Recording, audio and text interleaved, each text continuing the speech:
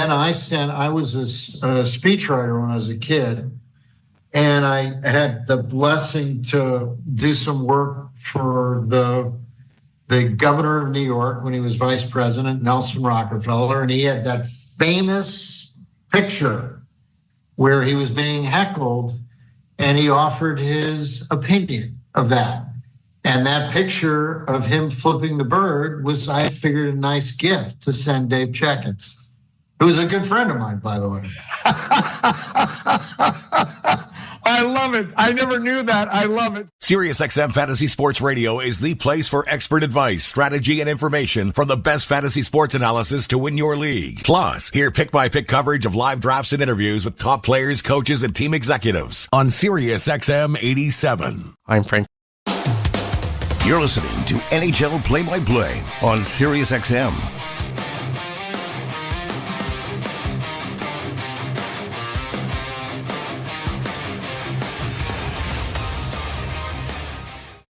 On the way to the opening faceoff, we should consider just what an elimination game means. Ryan Reaves is confident. Until the series is over, it's not over. This team gave up a lead last year, the exact same, 3-1 lead last year. So, sports is a crazy thing. I think we've all seen some crazy comebacks in our lives, and I've been part of a few. So, I think we're just excited to start up today. Morgan Riley does see a difference from earlier games in this series. It feels like there's more on the line for sure. I think obviously if you look at the big picture, you're fighting for your season. There's definitely more on the line, and the expectations of work ethic and execution go up. And Wall gets the start. Coach Keef sees something. He's very detailed in how he handles himself off the ice, takes care of himself. I think he's been outstanding in our practices that we've had here since, preparing for the playoffs and coming through. I think he's really looked at those as his games. To me, has been really, really good. He's ready for an opportunity to come in. Welcome to Leafs Game Night. Jim Taddy tonight. Mike DiStefano reporting. Joe Bowen and Jimmy Ralph getting things in order at TD Boston Garden. And Michael, it's Game 5 tonight. There's just so many things here that have gone wrong for the Leafs. I like how Coach Keef summed it up. Special teams, power play for Boston, PK for the Leafs. Obviously, those go hand in hand in the goaltending. I mean, those are significant differences, aren't they? 100%, Jim. Happy to be here doing the game. Hopefully the Leafs can keep it alive. And those are two things that definitely going to have to be better tonight. And I guess the way to change the goaltending, it's an easy change. You change the guy in net. So you bring in Joseph Woll, a player who at one point this season looked like he could have been the team starter, the number one. The injury obviously derailed his season, ended up losing the... Look, Joe Woll is a type of guy who has the ability to steal games. And they always say you got to steal at least one in a playoff series if you want to win it. And I think a game where we're not expected to see Auston Matthews play, you might need that goaltender to steal tonight's game. Yeah, and I guess the question that comes out of all that is, if the Leafs are to be successful tonight, what is that? Obviously, it's a win, but is it a thing that happens in the first period that turns the tide, or is it a gradual erosion of the Bruins? I'm leaning towards gradual erosion. I think that the Leafs got to come out playing, though. Like, the Bruins know exactly what they have to do. That's the thing. They just got to keep playing to their game, to their skill set, and keep the Leafs to the perimeter, much like they've done. So it's on Toronto to change how the game is played tonight. So it's up to them to go into the scoring areas, for them to go into the slot, the inner slot, get those high danger chances on net. They got to shoot more. That's a big problem with this team, is they haven't shot enough and in those high danger areas. So for me, if the Leafs want to come out and if they want to have a chance to win tonight and try and down the Boston Bruins, I think they're going to have to produce a lot more offense. What's the stat here? 11 straight games where they've scored 3 or less goals in the playoffs. Might have to do a little bit more than that tonight if it's possible. So I think the Leafs are going to have to be the team that's going to have to change it and not hope that Boston erodes. Well, maybe it could start in the power play. The power play numbers are just stunning. Boston is 6 for 13, Toronto 1 for 14. The Tavares goal in Game 2, we can all still see it because it's the only power play goal. What I found interesting was what creates the power play. A penalty to Matthews and Domi in Game 1, McCabe Game 2, Bertuzzi and Tavares in Game 3, Game 4 Domi. Those are the penalties that created the goals. So a lot of the top end Leafs getting, I don't want to say suckered in, but maybe should have been a little more restrained, and maybe we might have a different story. But the power play has to be solved. The power play, the penalty kill, special teams in general, Jim, is what really has plagued the Maple Leafs. They've been outscored 7-1 in special teams, and that's been the difference, right? Like we said, Sheldon Keefe came out and said this, I think it was, Monday after practice, and said the two things that we need to improve on is goaltending and in special teams. So they made the change in net. As for the special teams units, they do also say that your goaltender has to be your best special teams, your best penalty killer. Joseph Woll will have an opportunity to do that tonight. Here's a little stat for you. Little stat pack for you, Taddy. When it comes to Joseph Woll, though, if you want to look, a glass half full approach to the penalty kill and maybe where there could be some success tonight, Joseph Woll ranks 4th among all goaltenders this year in the NHL in save percentage while on the penalty kill. So I think that making that change could maybe help this team's PK. The team seems to play really comfortable with him in net. Hopefully that helps. Well, we're talking slim margins. I mean, 3-1, 4-2 were the last two Boston wins. The Leafs won 3-2 in Boston. But if you removed a power play goal from each one of those games, we might be still playing Game 3 or Game 4. Yeah, I mean, they've been so tight. That's all you need, right? Is just an extra goal or two from the Maple Leafs, and this could have been a completely different series. But obviously, they have not been able to get that. And it looks like we're getting some updates from down on the ice. Auston Matthews not on the ice for warm-up. Doesn't look like he's going to play tonight, Jim. Well, Chris Johnson on Overdrive said he wasn't even on the bus of the players coming from the hotel to the TD Boston Garden for tonight's game. So unless they had a reserved limo to sneak him in, it doesn't look very good. Well, but that means that, obviously somebody has to step up. I mean, he was playing hurt anyway. So somebody has to grab this thing by the horns and do well and pull everybody with them. That's the ultimate opportunity. I don't know who that guy is, but it's there for them. I think we all know who that has to be. To me, it's Mitch Marner. I think Mitch Marner's got to step up, and there's going to be a lot of pressure on him to, show up tonight. You're looking at a guy who, yes, he makes a lot of money, and a lot of people don't like to have that money conversation, but he got paid that to be a difference maker for this Leafs team, to be that guy who could step up in big moments and, put the team on his back. We've seen that at times out of Mitch Marner in the regular season where he looks like an all-star. I mean, this is a 2-time all-pro right winger. Have not seen that at all here in the playoffs. Keef has gone on record saying he's liked his game, particularly defensively, shutting down David Pastrnak and keeping him at bay. But now he's got to play on the other side of the ice. 2 points through 4 games is not good enough. He, in particular, is someone I'm looking forward to watching tonight, someone who I believe needs to step up in Auston Matthews' absence. I totally agree with that, and it's not just him, in my opinion. And the thing that will happen in this game, it's got to be absolutely, a team effort. Yeah. I mean, he tried to carry the team in the third period in the last game, and you can't fault him for the effort. But everybody else has to follow suit, and they did not. The narrative that will develop if things don't go well for the Leafs during the first part of this game will now switch to who's back next year. And I don't know, it's too early to go down that road, but people will, when they watch this game, will think about that, because unless it turns out positive for the Leafs, which will delay the whole procedure. Yes, 100%. I hope this is not going to turn out to be a post-mortem type of broadcast. I was texting. Save it for the post game. Well, that's what I'm saying. I hope it doesn't turn into that, because I really don't want to have that conversation today about what happens next with this team if they don't go out and win tonight. But I mean, it's do or die. Jim, it's do or die for the Maple Leafs. It's the season's on the line, and their best player isn't going to be in the lineup. So, the rest of the fellas who are going to be out there have to look themselves in the eyes and say, guys, we got to band together as a team, and we got to find a way to get it done, or we're all going home. And it could be, there could be some sweeping changes this offseason. So it's going to be a pressure-packed game tonight. Yeah, that's all put on hold for the post game if, in fact, we get there with a loss. But that's hours away. The thing that also jumps off the page for me is this team. The way we described this team this year was the moment you thought they were out, they were back in. They really responded to bad situations during the course of the season. Unfortunately, none of them happened against Boston, but they did do that a number of times. So here they are back in that corner again. We'll see what happens. It's interesting. I was having a conversation with Brian Hayes no more than a half hour ago, and we were discussing how this team, when you think they're going to zig, they zag. Right when you think that things are going well and they should go in and dummy a team, they lose and you're frustrated. And then the opposite happens when Riley went down, or when Marner went down, or some injuries started to pile up. When Auston Matthews missed that game in Pittsburgh, when both Marner and Tavares missed that game against Dallas or against St. Louis when they were last minute scratches because they were ill, the team banded together and they won those games surprisingly. So whenever you think this team's out of it, that's usually when they play their best. So if you're looking for a silver lining, I suppose that's it. There has been a trend of this team playing well when their back's up against the wall, or when you don't have much expectations on them. So hopefully they can do that again tonight. I think I saw the record when Matthews is out of the lineup is 35-19-2. So they've been able to put together some strong performances when he's out of the lineup and get some victories. Hopefully, they can do it again tonight to extend their season.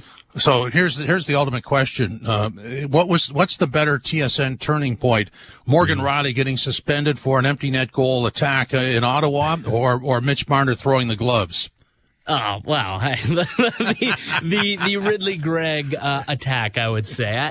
This Marner story. So far. Yeah, it's taken on a little bit of a story of its own. To me, that's not much. Like the spat, if anything, I think it's a good thing, the spat. I don't see it as a negative. If anything, it's even Sheldon Keefe alluded to it after the game in Game 4. He said, look, this is a group that in the past hasn't done that. They haven't had that on-ice communication where accountability was held and they were being held to a certain standard.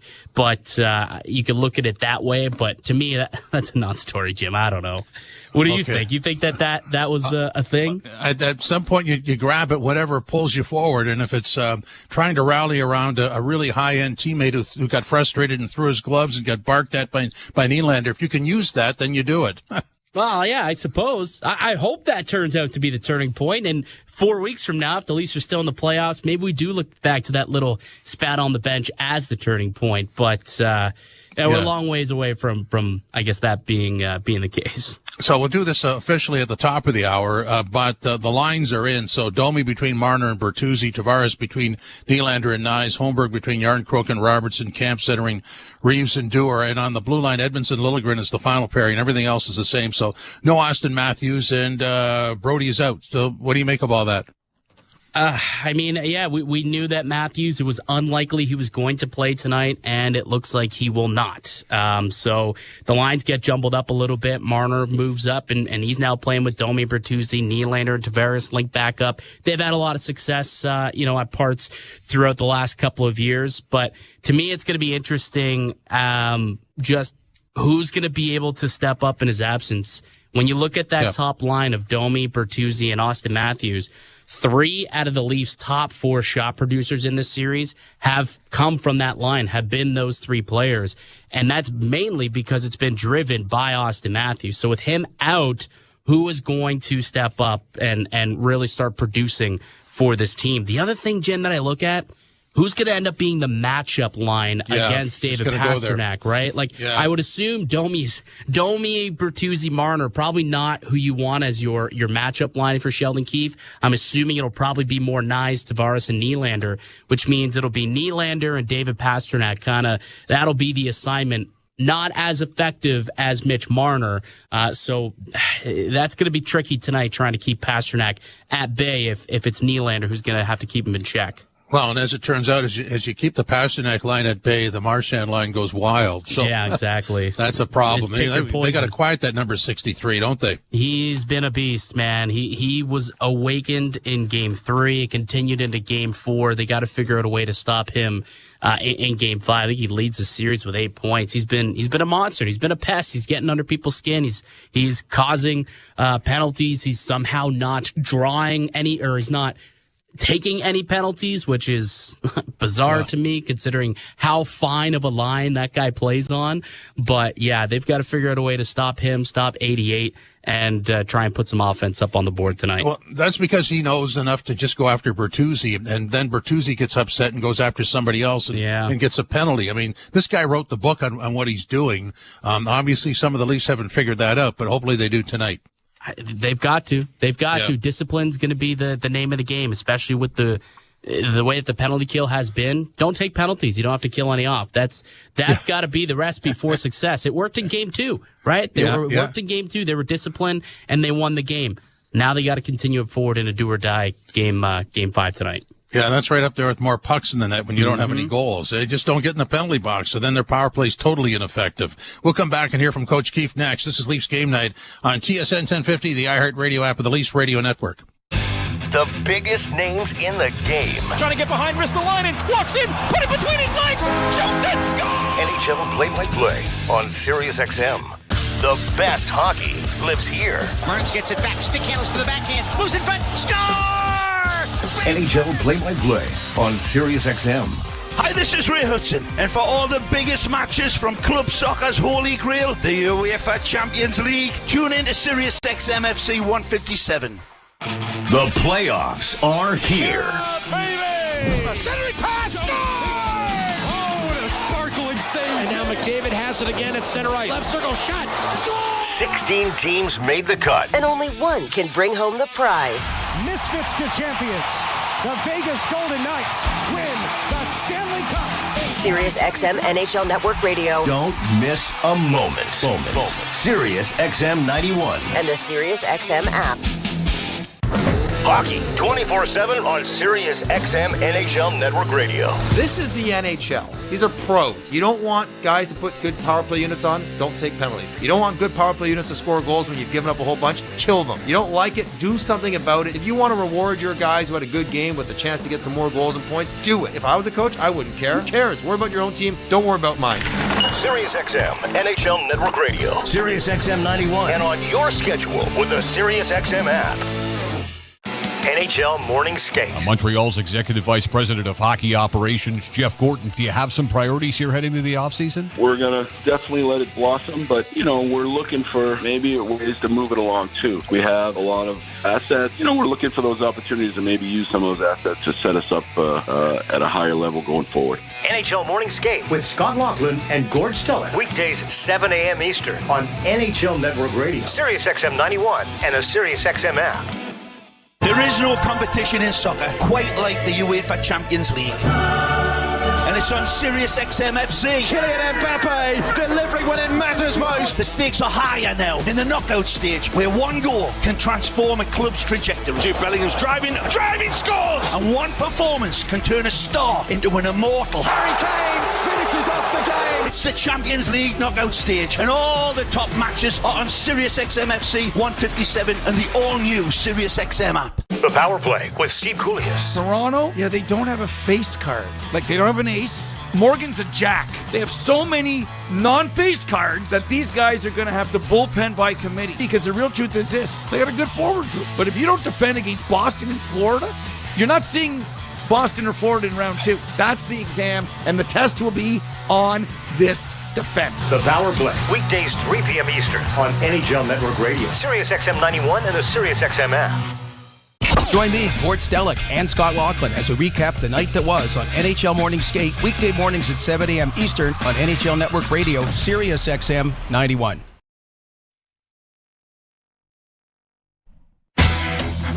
Leafs Game Night. Jim Taddy and Mike DeStefano with you, taking you up to the top of the hour, and then over to Bonesy and Ralphie at the TD Boston Garden. So let's just go back a couple of weeks ago. Everything was looking good when Auston Matthews get his 70th goal. Season ends without it, and optimism is there. And all of a sudden, Nylander goes out, and now Matthews is out, listed as an illness, according to reports from the rink tonight, and not talking about any injury, because if you did and the series was extended, the Bruins would exploit that, because that's what the NHL does. So here's Coach Keef on the frustration of losing Nylander and now Auston Matthews. It's part of the job. A lot of teams, or frankly all teams, go through it. Obviously, you're hoping the playoffs come around, you're going to be at full capacity, but that's not always the case. Started with us with Bobby McMahon and all of that, but teams deal with different things that come up. And we've won one game already in this series, in game 2 early on in the series without Willie and Bobby, and so no matter what the situation is. Boston had an injury on defense and made some changes on defense and got better in the series as a result. So, things happen, and good teams respond well to those situations, and we have all season. What's your sense of the group? How would you describe what you felt from them coming off the loss on Saturday? Well, I felt, you definitely felt the disappointment that the group had, but it was important. We got right back to it the next day. I'm bringing the guys in and talking through the situation. So there's still tremendous belief in the group, but we also know how, what the challenge is. So that's why you try to focus on just tonight and preparing for tonight. And then now we're here, and you go out and give everything you have to, earn another day on the schedule. What, if anything, has stood out about Wolves since the end of the regular season? Have you noticed anything about how he stayed sharp and ready for his next chance? Just that he stayed with his regular routines, and he's a very regimented guy. He's very detailed in how he handles himself off the ice, takes care of himself, maximizes his practice reps.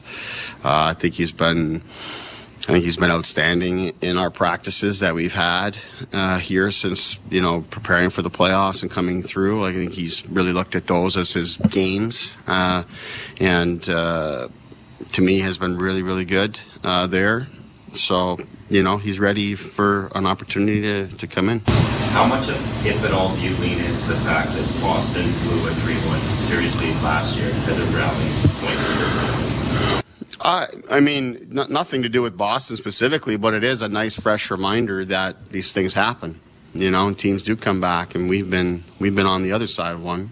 And these things happen. These things are possible. Well, obviously they're not possible if you don't start with one. So that's where we're at here tonight. Yes, one at a time. I'm glad that he brought Bobby McMahon, because we forget about him. He was sort of custom made for this series, wasn't he? Yeah, he's someone who definitely I think that the Maple Leafs have missed here. Just someone who was depth, and he went to the net and he won puck battles and, added secondary scoring to this lineup. And it's something that they've solely missed. Absolutely. And playing with Tavares, that was a nice fit. So everybody's sort of moved up under Bertuzzi. Nice in that second line now. And Robertson, who going into the playoffs, people wondered if he would play. Well, he hasn't missed a beat. Yeah, and he's someone who does need to step up too, right? He's in there to score goals. So you want to see, Nick Robertson finally pull through. And again, when we talk about Auston Matthews not being in the lineup, they're going to have to get offense from someone else out there. And Nick Robertson's kind of someone to circle as maybe he can score, a game-breaking goal if it's tied, 1-1 midway through the third period. Can he put the team ahead with a goal, go blazing down the wing late with that blistering shot? So, there's a reason why he is on this team, why he's in this lineup, and it's because he gives the, opportunity, he has the chance to score. Hopefully, sooner rather than later, they start to drop for him. My theory tonight, Michael, is if the Leafs are to win, it'll be by a slim margin. I mean, we haven't talked about him yet, but Swayman is just hard to contend with. Anything low, he's got. And in the last game, they fired a lot of pucks high and they missed. So, and there's not, I can't recall too many second chances, rebounds, or things like that. It was all one and done. Yeah, that has been a big problem with the Maple Leafs so far throughout the first few games. Like, if you are looking into Jeremy Swayman, the underlying number, he's got 8.5 goals saved above expected. So he's been unbelievable. He's only allowed 4 goals throughout the entire series. It's unbelievable. But you talk about the fact that this team hasn't mustered up a whole lot of second and third chances. Yeah, those rebound opportunities have not been there, and that's kind of where a lot of goals are scored in the playoffs, right? It's not often you see those pretty plays that we saw Matthews make in Game 2 for the game winner. A lot of times it's go to the net, score a garbage goal. That's how you're going to get pucks into the back of the net, right? Tyler Bertuzzi's somebody who has done that a lot this year. Max Domi has done that a couple of times. Matthew Nyes has done that a lot, just parking himself in front of the net, getting a piece of a puck either with a redirect or, again, banging away at rebounds. Those are the guys who I'm looking at tonight, that they're going to have to make a difference, go into those areas. Hopefully the shots that are going onto Jeremy Swayman, they can create some rebounds and those guys can take advantage, because that's going to be the way really that Toronto's going to have to find the scoreboard, because realistically, anything that Jeremy Swayman can see, he's going to save, right? See puck, save puck. He's that kind of goaltender. So you're going to have to get in his eyes. You're going to have to create traffic, bang out rebounds, maybe get a tip and a redirect, because you can't beat this guy cleanly. It just doesn't happen. So the Leafs on the road, totally in the underdog position here, which they seem to relish or have at least many times this season. Of all the people that spoke today, I think Ryan Reaves was the most optimistic, and here he is on returning back to the road.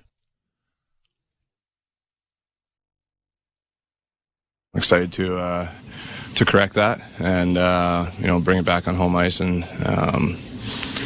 put a better foot forward in front of the home crowd. But, I think we're just excited about tonight. In moments like this, how much do you have to lean into the excitement and the optimism and kind of the opportunity that's here, not so much what's on the line? Well, I mean, you got to get excited for these ones. You got to, I think this group knows that there's always, until the series is over, it's not over. This team gave up a lead last year, the exact same, 3-1 lead last year. So, sports is a crazy thing. I think we've all seen some crazy comebacks in our lives, and, I've been part of a few. So, I think we're just excited to start it up today. How much was that collapse last year a talking point in this room, what they went through? Well, I mean, you mentioned it, but it's, last year. It's a different team. It's a different situation, two different teams going at it. So, it's possible by looking at last year, but again, it's just a different situation. So, we just got to take care of business tonight. What do you learn about Auston's ability to push through things this season? Yeah, I mean, he's a warrior. He's he's going to battle through whenever he has to. I don't have the information for you right now, but we'll see what happens tonight. Great to see him on the ice, though, this morning. Get it back out there. Just seeing him out there give you a bit of a... Always good to see him on the ice. What's the biggest thing you've learned about Joseph Woll since you joined this team? For a young guy, he's pretty steady. He's been really good for us. Obviously, was really keeping us afloat when before he went down. And then, he's come back and played some pretty good hockey when he's got in. So, I'm excited to see him play. I think he's excited to get in there and do his thing. So, I think we're a confidence bunch when he's in the net. You've been down 3-1 in a series before. What were the keys to clawing your way back? Not looking at the 3-1. It's, if you dwell too much on that, I think it kind of creeps in your mind a little bit. I think you just have to take it game by game. I think you got to look at what you've done in the regular season. You've put 3 games together before, right? It's it's not out of the realm to do it again.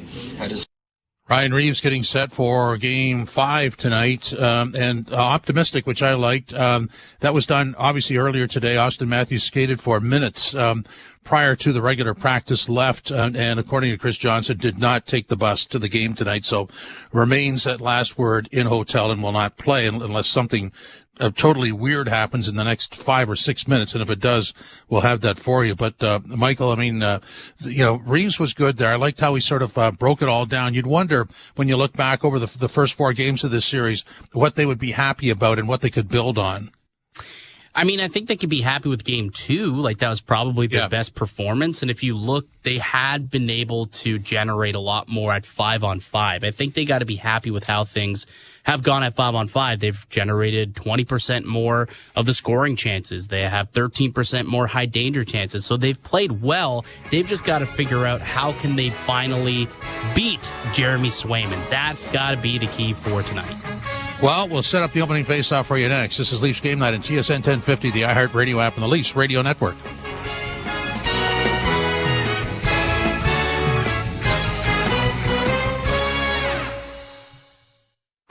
This Mother's Day, give Mom what she really wants. A day off. Recognize everything she does by giving her an invitation to do nothing. An escape to Thermea Spa Village. A wellness haven where she can unplug, unwind, and unmom. Mom deserves Mother's Day off. Mom deserves Thermea. Visit thermea.com/Whitby to book her escape or purchase a gift certificate today. We all have the power to shape the world. We're connected to the world we share to each other. I am future. I wait in the world of Echo. Discover the extraordinary with Echo, the spectacular new show by Cirque du Soleil. Opens May 8th under the Big Top at Toronto Lakeshore Boulevard West. Tickets at CirqueDuSoleil.com. The world is yours to create.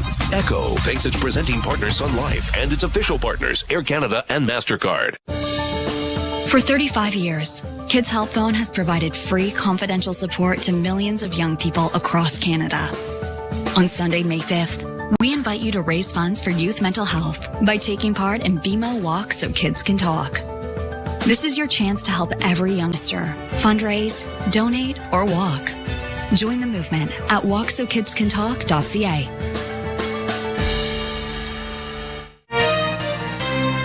Do you love deli meat but are careful about your sodium intake? Try new Schneider's Deli Meat with the delicious taste you've come to expect from Schneider's. Now with 25% less sodium than regular deli meats. They're crafted in Canada using only Schneider's premium cuts of meat, and they're an excellent source of protein. Try all 5 new deli meats, including smoked Black Forest ham and herb turkey from Schneider's. Trusted by Canadians for over 130 years. Brand power helping you buy better. Well. So it's down to this. A loss and the Leafs season is over. The math is there. The comeback can happen. Twice before in 13 and 18, the Leafs were in this spot with Boston. Took it to Game 7. Don't forget about Boston last year, up 3-1 and then out. In this series, Boston has outscored the Leafs 14-7. 6 of those goals in the power play, and the Leafs have only 1 power play goal. Joseph Woll gets the start tonight, but you can't hide from the ultimate question. Does the Leafs season end tonight? Well, let's find out. Molson Canadian Leafs hockey starts now. It's time for Molson Canadian Leafs hockey on TSN 1050 and the Leafs Radio Network. The Leafs live here. Oh, yes, they do. Welcome to Molson Canadian Leafs hockey on TSN 1050 and the Leafs Radio Network. The starting lineup is brought to you by Molson. Whether it's Canadian Ultra, Export, or Excel, there's a Molson with your name on it. And the Leafs will ice this team. No Auston Matthews, Domi centering Marner and Bertuzzi, Tavares centering Nylander and Nyes, Holmberg centering Yarncroke and Robertson, Camp centering Reaves and Dewar. And on the blue line, the pairings are Riley to Bushkin, Benoit McCabe, Edmondson, Liljegren, who's back in, and Wall starts in goal. Joe Bowen and Jimmy Ralph are standing by, getting their accounts and descriptions in order. And tonight, my co-host is Michael DeStefano. Mike, what do you make of that lineup? Well, obviously, you look at it and you see 34 is not in the lineup, and that is a daunting task for a team that's got their back up against the wall facing elimination tonight. It's a really interesting situation. It's a weird situation out due to an illness, although it sounds like there's now some reports that an injury could also be involved there. But when I look at that lineup, I see a bunch of guys who are going to need to step up if they want to keep the Maple Leaf season going. Yeah, it's pretty well on everybody. And I sort of came up with a scenario. Yours might be a little different. How do the Leafs win this game? Stay out of the penalty box, get a really grade A performance from Wall, and get a lucky bounce because Swayman has been that good. Yeah, honestly, I think those 3 definitely are going to have to help. And then special teams, right? Just special teams. If they can somehow win a special teams battle for once, I think that'll be, a good feather in their cap. But here, I think the Leafs need to score the first goal of the hockey game. The Bruins have scored first in each and every game so far in this series. Leafs have led for 8 minutes in total in the entire series. Score first, take control of the game, and then let the Bruins try and play catch up, because the Maple Leafs trying to play catch up without Matthews in the lineup, that might be a little tough. So I think scoring the first goal tonight will go a long way for the Buds. I like that. It's altering the script. So one of the components you want to alter is stay out of the penalty box, because the Bruins power play has been very effective and the Leafs penalty kill has been not very good at all. So you alter that. Don't take penalties and play with the lead, because Boston has really driven this series, haven't they? They certainly have, but the big change in net too. You look, Joseph Woll coming in for Ilya Samsonov. I mentioned it in the pregame a little bit earlier, but Joseph Woll, 4th in the National Hockey League this year, with a 913 save percentage or 903 save percentage on the penalty kill. So when they say your goaltender has to be your best penalty killer, Joseph Woll did that throughout the regular season. He was elite. And look, I think he's going to have a big time game. Last year we saw him come in relief for Samsonov. He played well against Florida, so it's not his first foray into postseason action, but there's going to be a lot of pressure on him to step up tonight. Yeah, and you're hoping that somebody leads the way, although we would all agree here that everybody has to give a little more. I mean, top to bottom. But if you can see a Mitch Marner respond from Saturday's game, the glove toss, if you can see Nylander pick it up or Tavares, I mean, if somebody could sort of jumpstart this thing, you'd feel optimistic, wouldn't you? 100%, because those guys haven't been good enough, especially Mitch Marner, just 2 points through 4 games. And, yes, he's actually done a good job defensively, and he's kept David Pastrnak at bay as much as possible. But it's on the other side of the ice where he needs to be impactful and effective, especially now that Matthews is not going to be in the lineup. So, Mitch Marner, I think this is probably the most important game that he's ever going to play in a Maple Leafs uniform. Like, we don't want to be having a post-mortem conversation in a few hours, because that guy, if they lose tonight and he's another no-show, it's going to be real loud. His mentions online are going to be flooded with a lot of negative speak, I would think. So I'm looking at him to definitely have a bounce-back performance. No shows not accepted, that's for sure. And they have to find a way to make Marchand less effective. Yeah, you know what though, Jim? Like, I think they've done a decent job keeping him off the score sheet at 5-on-5. Like, 5 of his 8 points have come on the power play, but he has been able to impact the game in other ways, right? Like, he's just the ultimate agitator, the biggest pest in the game for many years. So that's the way where the Maple Leafs need to make sure that they don't let into those antics and they don't take those dumb penalties, that Tyler Bertuzzi doesn't get upset, that Jake McCabe doesn't go and cross-check him in the mouth if he starts yapping off or if he starts, hitting him on the shin pads. They got to let him do his thing and don't let him toe the line, and hopefully eventually he goes over the line. If you're not baiting into those penalties, eventually he's got to take one here, Jim. The fact that we've gone 4 games into this series and this guy is yet to take a penalty, the way that he plays is insane to me. Absolutely insane. It is. You couldn't explain that to anybody because they go, what? I mean, he actually won game 3 for them with his antics. Legitimately, his antics. They get 3 points that night. He was outstanding. And, him, and that's actually the scary part is Pastrnak hasn't been tremendous. He's been good. He's been fine. I think he's got a couple of goals so far, but he hasn't been unbelievable. He hasn't been Pastrnak-like, a guy who is consistently up for player of the year, for the MVP, the highest goal scorers in the league. I think that tonight they got to make sure that they keep both of those guys in check. All right, the opening faceoff with Joe Bowen and Jimmy Ralph is next. This is Molson Canadian Leafs Hockey on TSN 1050 and the Leafs Radio Network. An American tradition for 150 years. They're off in the Kentucky Derby. And you can hear the Run for the Roses live on Sirius XM. And it is going to be Leafs to win the Kentucky Derby. Join us Saturday, May 4th at 10 a.m. Eastern for Down the Stretch with Dave Johnson. Then at 2, Steve Bick is live at Churchill Downs for the pre-race show. And at 5 Eastern, hear the 150th Kentucky Derby on NBC Sports Audio, Channel 85 in the car, and on the all-new Sirius XM app. The playoffs are here. Baby! Centering pass, score! Oh, what a sparkling save. And now McDavid has it again at center right. Left circle shot. Score! 16 teams made the cut. And only one can bring home the prize. Misfits to champions. The Vegas Golden Knights win the Stanley Cup. Sirius XM NHL Network Radio. Don't miss a moment. Sirius XM 91. And the Sirius XM app. Hockey 24/7 on Sirius XM NHL Network Radio. This is the NHL. These are pros. You don't want guys to put good power play units on, don't take penalties. You don't want good power play units to score goals when you've given up a whole bunch, kill them. You don't like it, do something about it. If you want to reward your guys who had a good game with a chance to get some more goals and points, do it. If I was a coach, I wouldn't care. Who cares? Worry about your own team. Don't worry about mine. Sirius XM NHL Network Radio. Sirius XM 91. And on your schedule with the Sirius XM app. NHL Morning Skate. Montreal's Executive Vice President of Hockey Operations, Jeff Gorton. Do you have some priorities here heading into the offseason? We're going to definitely let it blossom, but, we're looking for maybe ways to move it along, too. We have a lot of assets. We're looking for those opportunities to maybe use some of those assets to set us up at a higher level going forward. NHL Morning Skate with Scott Laughlin and Gord Stellick. Weekdays 7 a.m. Eastern on NHL Network Radio, Sirius XM 91, and the Sirius XM app. The doors on the regular season are shut. It's time for the playoffs to begin. 15 to go. Center pass advantage. Sagan, Duchesne, score! Stanley Cup playoffs. Every team, every game. Follow the action on the air. At SiriusXM NHL on X. Don't miss a moment. SiriusXM NHL Network Radio. SiriusXM 91. And the SiriusXM app. Hey Toronto, I'm David Morsuti, host of the daily Toronto Maple Leafs podcast, Locked On Leafs, part of the Locked On Podcast Network on the SiriusXM app. Every weekday, we bring you the latest Leafs news and analysis, break down all the action, including this game you're listening to right now, and preview the next one.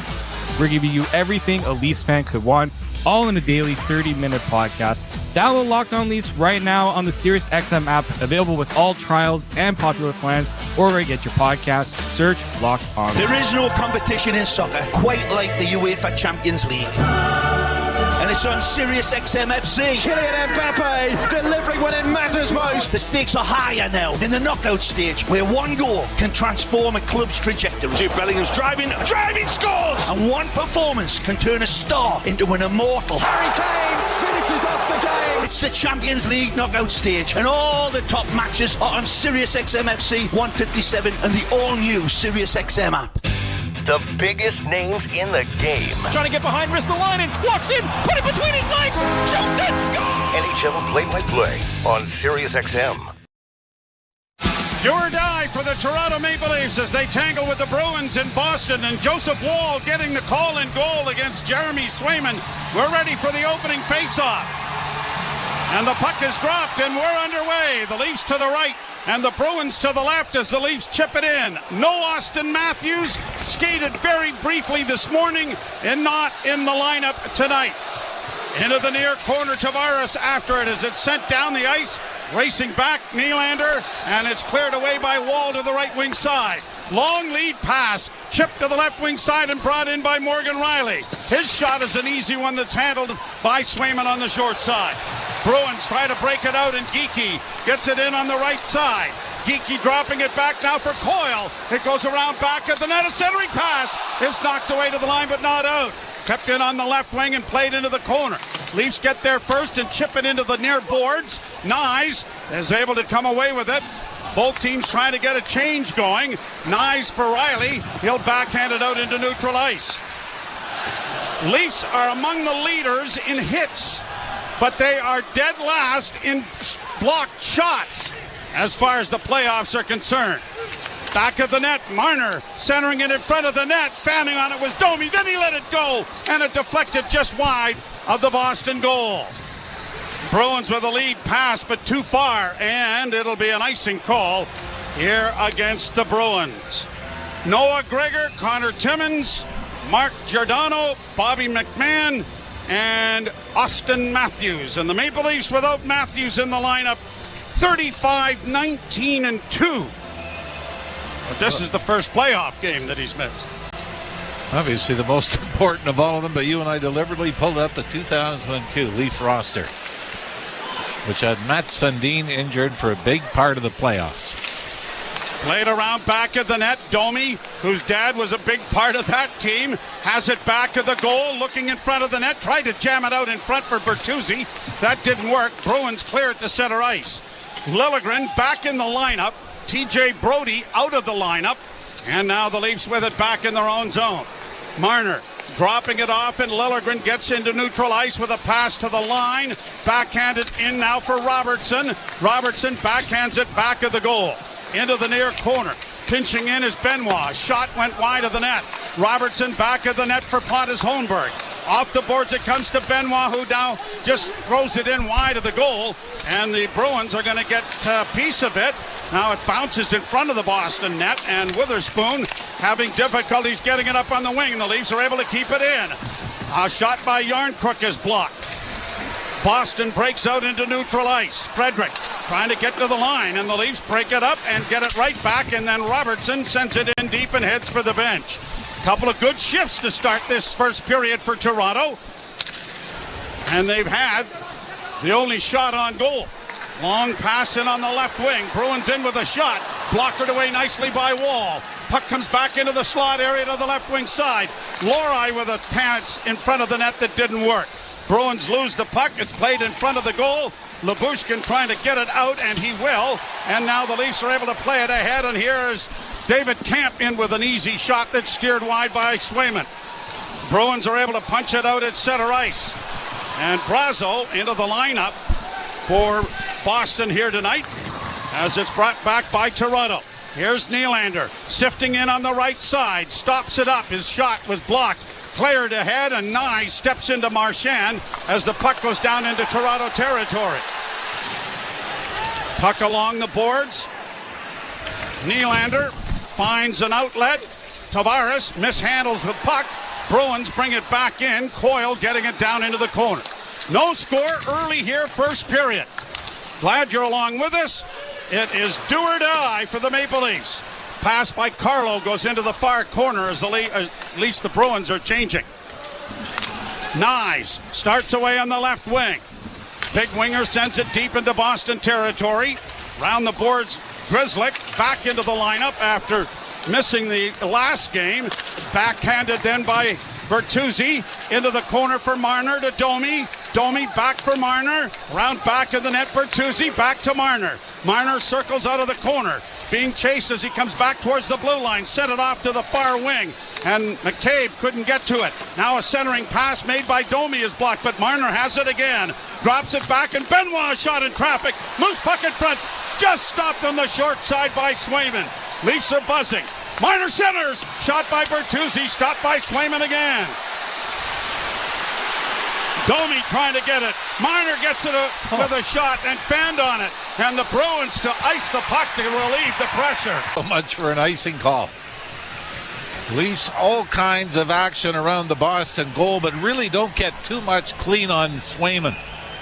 The puck is bouncing around, but you like the response, and let's face it, whether you think it's fair or not, there's probably as much pressure on Mitch Marner tonight than any other player on the ice. And Marner has had a couple of pretty impressive shifts, hasn't he, to start?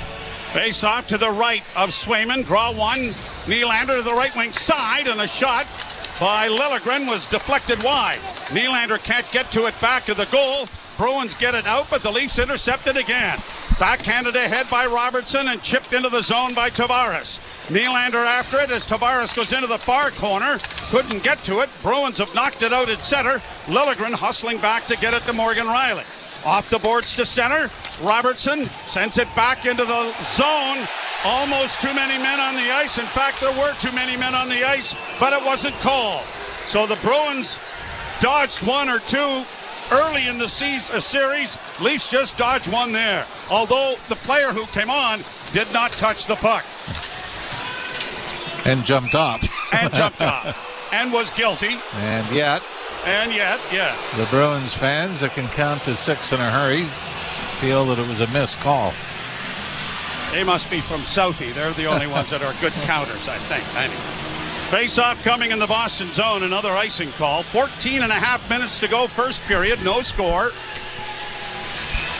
Derek Sanderson in the house was introduced. They do a great flag waving thing, and one of the alumni comes back and does the flag waving to get the crowd revved up prior to the game. And the Turk, affectionately known. Leafs win the draw. Marner got it back. They score! Point shot by Jake McCabe. And the Leafs open the scoring on something that they don't do very well, and that is one-time the puck from the point. Well, even up to now in this series, the goal from longest range for the Leafs. And, well, is there going to be some discussion here from the Bruins? They seem to be standing back looking for some. Are they looking for some sort of review?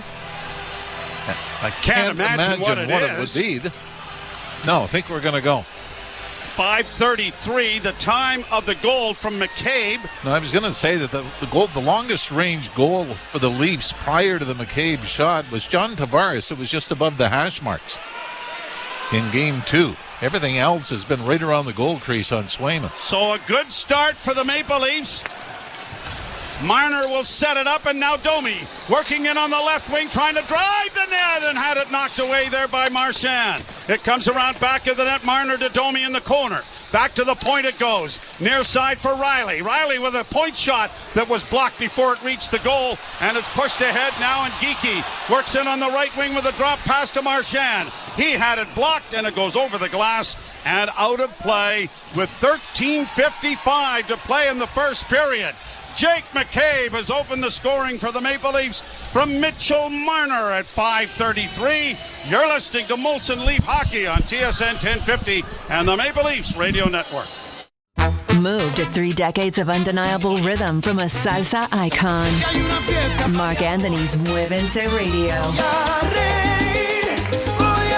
Essential hits, timeless influences, and personal stories from a star known for conquering the big stage and the big screen. Mark Anthony's Muévense Radio, a limited run channel starting tomorrow. Channel 107 and on the all-new SiriusXM app.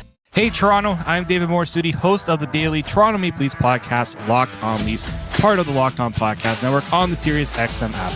Every weekday, we bring you the latest Leafs news and analysis, break down all the action, including this game you're listening to right now, and preview the next one. We're giving you everything a Leafs fan could want, all in a daily 30-minute podcast. Download Locked On Leafs right now on the SiriusXM app, available with all trials and popular plans, or where you get your podcasts. Search Locked On Leafs. The Power Play with Steve Koulias. Toronto, yeah, they don't have a face card. Like, they don't have an ace. Morgan's a jack. They have so many non-face cards that these guys are going to have to bullpen by committee, because the real truth is this: they got a good forward group. But if you don't defend against Boston and Florida, you're not seeing Boston or Florida in round 2. That's the exam, and the test will be on this defense. The Power Play, weekdays 3 p.m. Eastern on NHL Network Radio, SiriusXM 91, and the SiriusXM app. Join me, Scott Laughlin, and Gord Stellick, along with former NHLer Mike Johnson for NHL Morning Skate, weekday morning, 7 a.m. Eastern on NHL Network Radio, SiriusXM 91. Max Domi draws an additional assist, but kudos to Tyler Bertuzzi, who went to the front of the net, provided a great screen on Swayman, and Jake McCabe's point shot finds the back of the net. The Leafs with a 1-0 lead. Like you said, the Leafs do not do that often. Get shots through from the point. Carried to center ice now and flipped in over the line by Calle Yarncrook. He gets into the corner, knocked it around into an empty corner on the near side. Benoit chases down, but it is poked out at center ice. And then Maroon tackles McCabe. So never mind the too many men on the ice penalty. We'll get that one squared away. Now the official gets in the way of a pass, and the Leafs are able to take advantage of the extra room and time. And Dewar will send it on the backhand into Boston territory. Into the corner goes Camp with a fairly good hit. The puck along the boards. Dewar has it freed up. Shifting around outside is Nylander as it comes back to the point to Liljegren. Liljegren walks to the middle, then sent it off the skate of Nylander. The Leafs are changing, and the Bruins have the puck in their own zone. 1-0 Toronto here in the first. An errant pass down into Toronto territory, and an icing call again by Boston. Leafs with 4 of the 5 shots registered thus far in the period. A nice way for Joseph Wall to ease himself into this series, although he did get the third period of game number 4, just 5 shots faced in that. The Leafs, coming into this game, have only led for a grand total of 14 minutes and 21 seconds of the series. That was after the Matthews goal that put them in the lead in the third period of game 2. And then Matthew Nyes had the Leafs briefly in the lead in game 3 in the second period. Puck scrummed in the face-off circle, cleared by the Bruins to center. Liljegren works it back up the middle of the ice, brought in over the line by Nyes. He works to the left wing side, plays it to himself down into the left wing corner. It comes back to Riley. Riley's shot was blocked. Tavares now trying to work it back in along the boards. Bangs in there, and the puck is pushed ahead, and the Bruins are breaking with Pasternak, who overskated it. Could have been an odd man rush, but Pasternak got a little ahead of himself and then couldn't make a play as the Leafs turn the puck over and Tavares can't get it out. Stolen back by Nyes. Lifted high into neutral ice and down into Boston territory. It won't have enough to go for icing. Boy, that's a smart, difficult play by Matthew Nyes. The Leafs turn the puck over in their own zone. Stick on stick. He's able to pry it loose and get it out. Played down into the Toronto end. Labushkin sending it around on the boards. Marner chops at it. Got it freed up for Domi. Good play to get it out on the left wing for Joel Edmondson. Edmondson dropping it back for Bertuzzi. Lost the handle on it. And it's cleared to the far side. And now a long lead pass. Getting ahead and a shot. Whistles wide of the goal from Geekie. The puck into the near corner in the Toronto zone. Bruins get it back to the blue line, but they misfire on that. And it's all the way back into Boston territory. 11:38 to play. First period. 1-0 Toronto. Jake McCabe from Marner and Domi.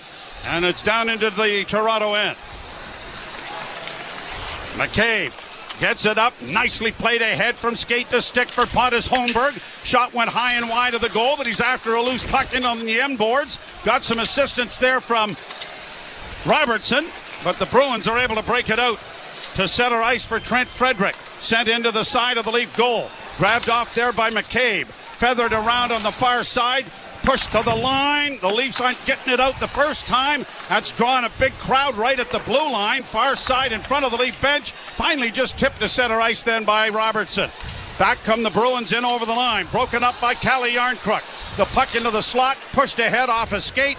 Robertson couldn't get to it. He needs to get off the ice anyways. Going to get the line change completed. Back into the Toronto zone. Brought on by Morgan Riley.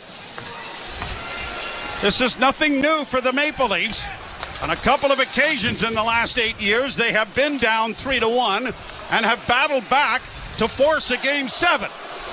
And we'll end the story there and not bring up any bad habits. Played around the boards, the Bruins in their own zone. Brought out into the neutral zone by Brandon Carlo.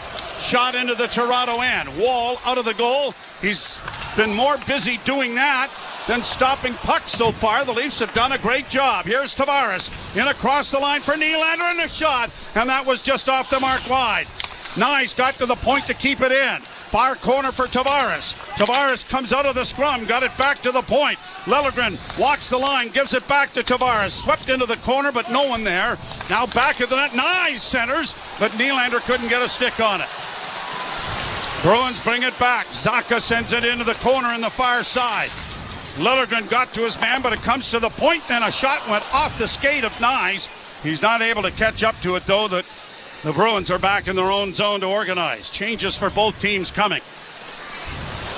To center and brought in by McAvoy. Rubbed out on a good hit there by Benoit.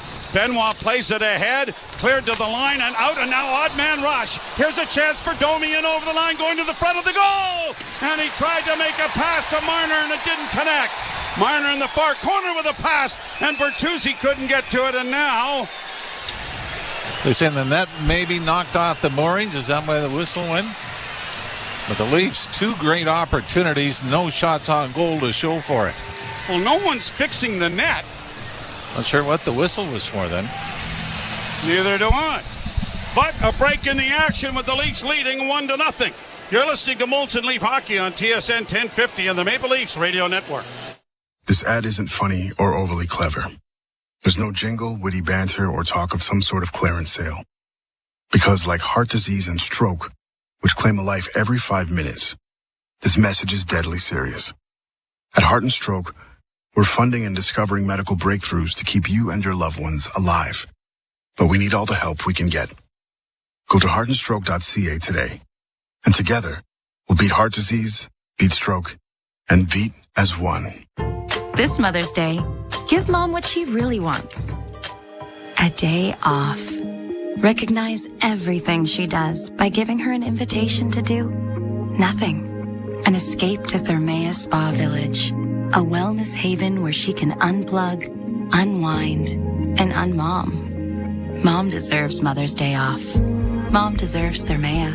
Visit thermea.com/whippy to book her escape or purchase a gift certificate today. Whatever the weather, CMC Markets is here to help. Planning for a rainy day? Enjoy $0 commission on U.S. and Canadian share CFDs.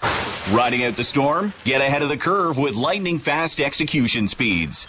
Blue skies ahead? Go with the trusted broker backed by over 30 years experience. Switch to CMC Markets and join over 275,000 global traders. Learn more at cmcmarkets.ca. FX spreads apply. CFDs involve a high degree of risk. Member Canadian Investor Protection Fund. Umbrella not included. Joe Bowen along with Jim Ralph, Jim Taddy, and Michael DeStefano will be along with our intermissions.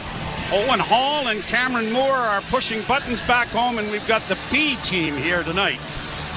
Bruce Lane is here. His brother gets the A job. He's at Fenway Park with the Red Sox, and we get stuck with the fill-in guy. Technically the B team. There's a big B right on the middle of the ice surface.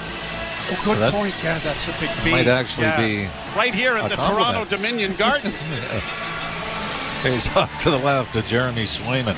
Still don't know what the stoppage of play, how it was caused, but the face-off to the left.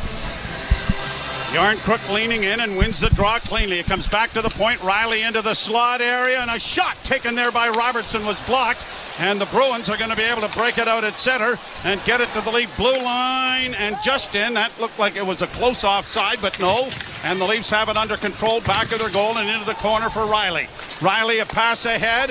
Yarncrook and now Pontus Holmberg play it down into the Boston end, and that's going to be an icing. Well, pretty generous one. Sure. Well, yeah, it'll be one of the few face-offs in the Leafs zone thus far in this period. 8:40 to go. We have not had a shot on goal for either team since Jake McCabe scored at 5:33. And now have 11 minutes and 20 seconds gone. Of course, the Leafs will take those numbers right now, won't they? Absolutely. Draw to the right of Wall. Draw one cleanly by the Maple Leafs. Played by Riley, but it went off the stick of Pasternak. Now Lyubushkin will try the other side. He's engaged. Couldn't help out there was Pontus Holmberg, but as it comes free, Yarncrook is able to get it out to the near wing, and Riley has to stop it up to get it ahead, and Robertson propels it deeper into Boston territory and heads to the bench. Bruins back in their own zone. Dropping it back for Pasternak. Head over on the left wing side for defenseman Mason Lowry.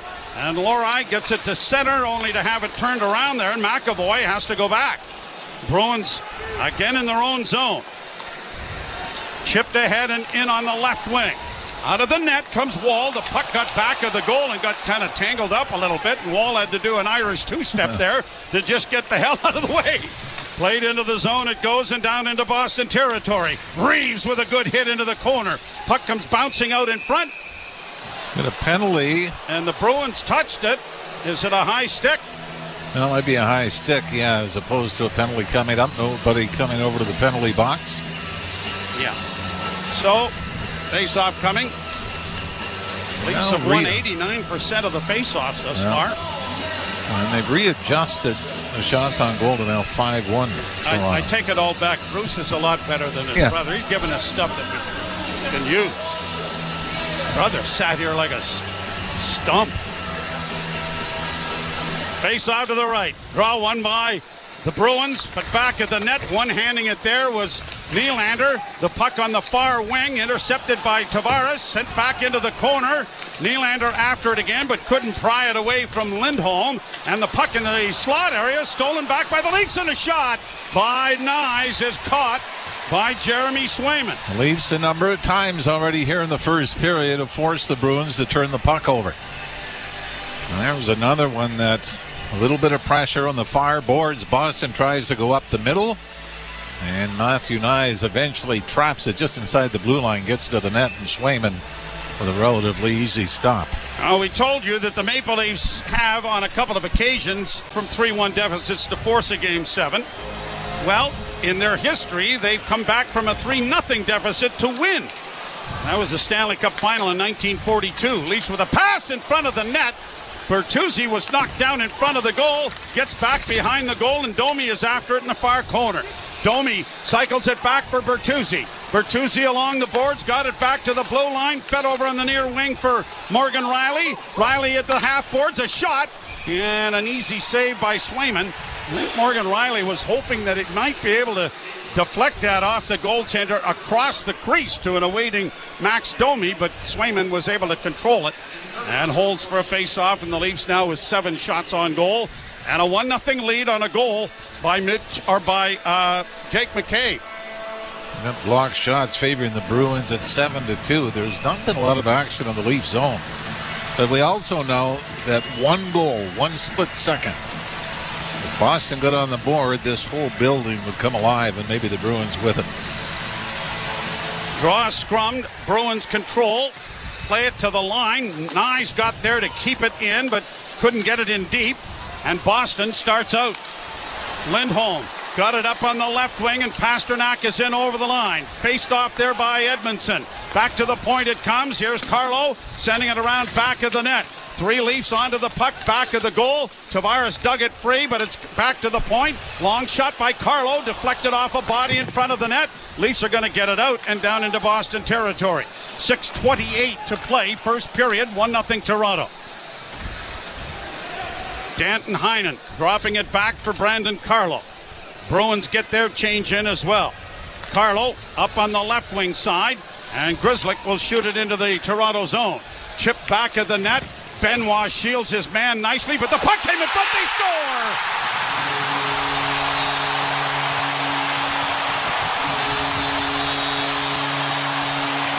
There's a split second. Simon Benoit tried to time it perfectly after Joe Wall set it up for him. But by the time he went to play it, he's on his backhand. There's pressure coming, and this goes off his skate. And I believe it's Patrick Maroon's skate. And right out in front of the net. And Trent Frederick has his 3rd goal of the season on what wasn't even a scoring chance for the Boston Bruins. Nothing Wall could do about this. Bounces right out in front, and Frederick just sweeps it in. So a fluky goal ties the game at 1s and electrifies the crowd here at Toronto Dominion Garden. Leafs continue the press with a pass to the side of the goal. Yarncrook trying to carry it out on the wing. It comes to the point, kept in by Toronto. Far side now backhanded by Robertson. Pontus Holmberg back of the net. Has some time and space, but now runs out of it. Got it into the corner. Here's Morgan Riley down low, getting it back to the point. Robertson with a shot in traffic, and Swayman is able to swallow that up and holds for a face-off. Well, to say that the Leafs have not gotten a lot of good breaks, you could add that one to it, I suppose. But it was a really unfortunate goal that ties this game at 1s. You're listening to Molson Leaf Hockey on TSN 1050 and the Maple Leafs Radio Network. An American tradition for 150 years. They're up in the Kentucky Derby. And you can hear the Run for the Roses live on Sirius XM. And it is going to be Leach to win the Kentucky Derby. Join us Saturday, May 4th at 10 a.m. Eastern for Down the Stretch with Dave Johnson. Then at 2, Steve Bick is live at Churchill Downs for the pre-race show. And at 5 Eastern, hear the 150th Kentucky Derby on NBC Sports Audio, Channel 85 in the car, and on the all-new Sirius XM app. The doors on the regular season are shut. It's time for the playoffs to begin. 15 to go. Center pass to Vanacek. Sagan, Duchesne, score! Game over! The Stanley Cup playoffs. Every team, every game. Follow the action on the air. At SiriusXM NHL on X. Don't miss a moment. SiriusXM NHL Network Radio. Sirius XM 91. And the SiriusXM app. Hey Toronto, I'm David Morsuti, host of the daily Toronto Maple Leafs podcast, Locked On Leafs, part of the Locked On Podcast Network on the SiriusXM app. Every weekday, we bring you the latest Leafs news and analysis, break down all the action, including this game you're listening to right now, and preview the next one. We're giving you everything a Leafs fan could want, all in a daily 30-minute podcast. Download Locked On Leafs right now on the SiriusXM app, available with all trials and popular plans, or where you get your podcasts. Search Locked On Leafs. Join me, Gord Stellick, and Scott Laughlin as we recap the night that was on NHL Morning Skate, weekday mornings at 7 a.m. Eastern on NHL Network Radio, SiriusXM 91.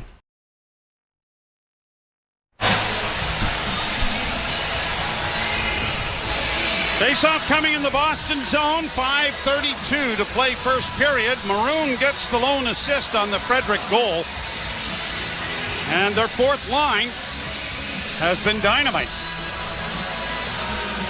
And there, Benoit trying to go up. Instead of going right around the boards, he tried to throw it up the middle, and Maroon, putting the brakes on, just had to go off the skate blade. Now, if you would have told me this morning it'd be 1-1 late in the first, you'd be thinking that's great for the Leafs.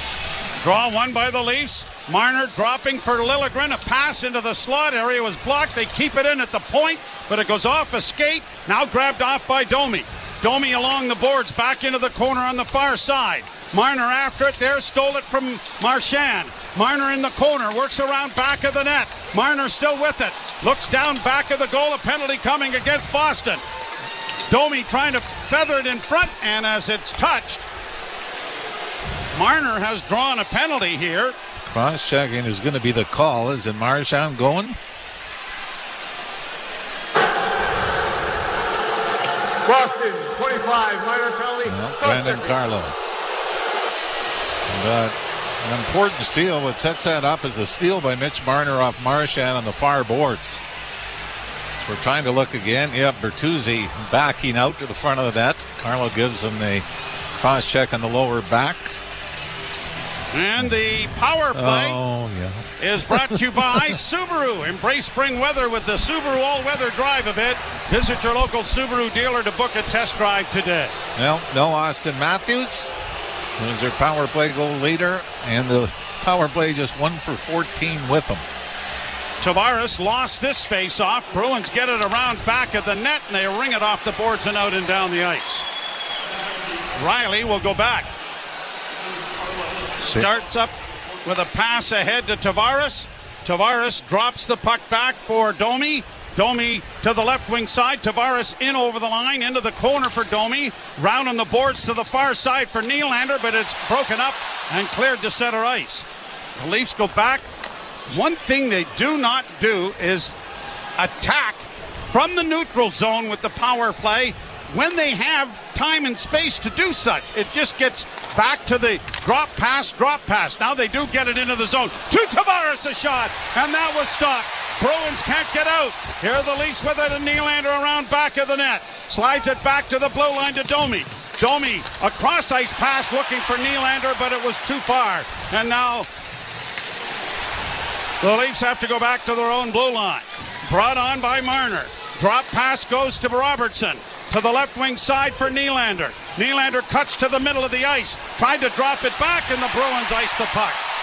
And again, the power play is a momentum swinger the other way, as this crowd is starting to draw some energy from the Leafs' inability to create anything with the extra man. And an errant pass has sent the Leafs all the way back in their own end again. Now just 34 seconds left. Bertuzzi drops the puck back again, brought on by Robertson. Robertson leaves it on the wing. It comes up to Bertuzzi. Cross-ice speed, looking for a pass in front of the net, and fanning on it completely was Liljegren, and it's shot down the ice by Boston. 16 seconds left. The Leafs are 1 for 14 on the power play in this series. And when you consider Boston is 6 of 13, what a big swing in the games that would be. A pass in front of the net by Dewar went wide. Bruins got knocked down in the goal crease, and there's no penalty, and that's drawing the ire of the fans. The Leafs had just one shot on goal in that power play. Pass up the middle. Comes to center ice. Reaves backhands down into Boston territory, trying to get a hit in. He kind of rubbed out his man Grzelcyk there. The puck into the corner, grabbed off by the Bruins and pushed out at center ice and down into Toronto territory. Overall, it has been an excellent first period for the Maple Leafs. The score does not flatter them, but they have outplayed the Bruins and outshot them 9-2. Hit by Reaves by Nyes in the offensive zone. Now Pontus Holmberg brings the puck in. That's definitely offside. But this play going on as it's chipped into the far corner. Pontus Holmberg got it freed up for Nyes. Back to the point. It's over here to the left wing side. Riley back to the point again. Walk to the middle of the ice. Left wing side for Riley, and a shot gloved by Swayman. I'm with you. I'm just glad they didn't score because I was sure that was about a foot offside. 2 minutes to go exactly. So right now you break the period down like this. The Leafs have had the territorial advantage, the shots on goal advantage, one turnover in their own end that ended up in the back of the net, and one power play that charged the crowd up because of the Leafs' inability to create anything.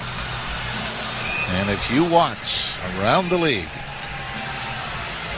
what the best players are doing with the man advantage, whether it's Barkov, Tkachuk, McDavid, Draisaitl, Hyman, they are game changers. And for the Leafs, it's been the opposite. Leafs win the face-off. Riley sends a shot in wide of the goal. Chopped at it. Comes in front. Swayman lost his goal stick, but was able to get a glove on that rolling puck coming from behind the net. And a face-off coming in the Boston zone. Minute 54 to go in the first period.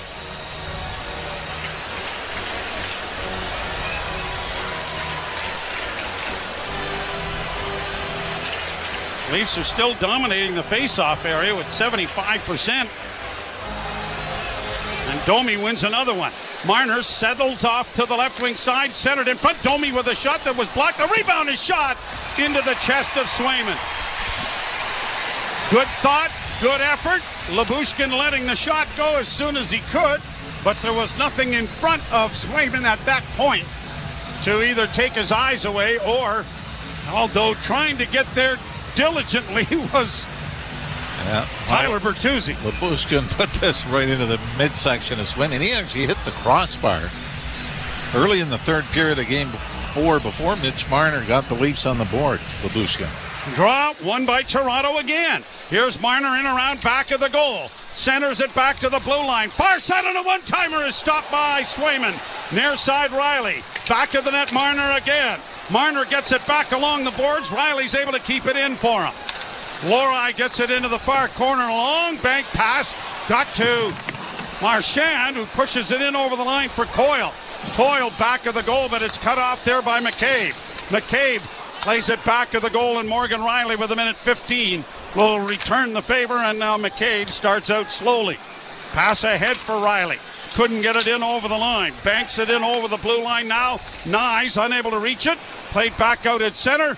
Riley will regroup it back into his own zone. Less than a minute to go. Liljegren plays the puck ahead in on the right side. Pass by Nylander was intercepted as it was intended for Nyes. Bruins back in their own zone, starting out. Pasternak swinging, and the puck was into the left wing corner for him to chase. Liljegren got there first. Got it around for Edmondson. His pass blocked, but the Leafs were able to get it out. Tavares, a little saucer pass looking for Nylander, but it didn't reach him. Bruins back the other way, but an errant pass. Going to be an icing call against Boston. And with 26.2 seconds to go in the period, face-off coming in the Boston zone. Game 6 will be in Toronto on Thursday night. 7 o'clock start. Scotiabank Arena. Tentatively. He said with as much authority and confidence as he can. One thing the Leafs are going to need, we've got the Domi combination with Marner and Bertuzzi out right now. But I think you're going to need a moment from Nylander, Tavares, Matthew Nyes in this game as well. Draw to the right, scrummed, but Domi comes away with the puck and gets it back to the blue line. And McCabe had it bounce on him, and he had to try to keep it in, but it just bounced over the blue line. It was close. Might have been one of the loudest offsides I think I've heard as everyone in this building. Lots of people helping out. Yep. Thank God they don't hand out whistles instead of towels. 22 seconds to go here in a 1-1 tie. Leafs have had 12 shots, and the Bruins have blocked 10.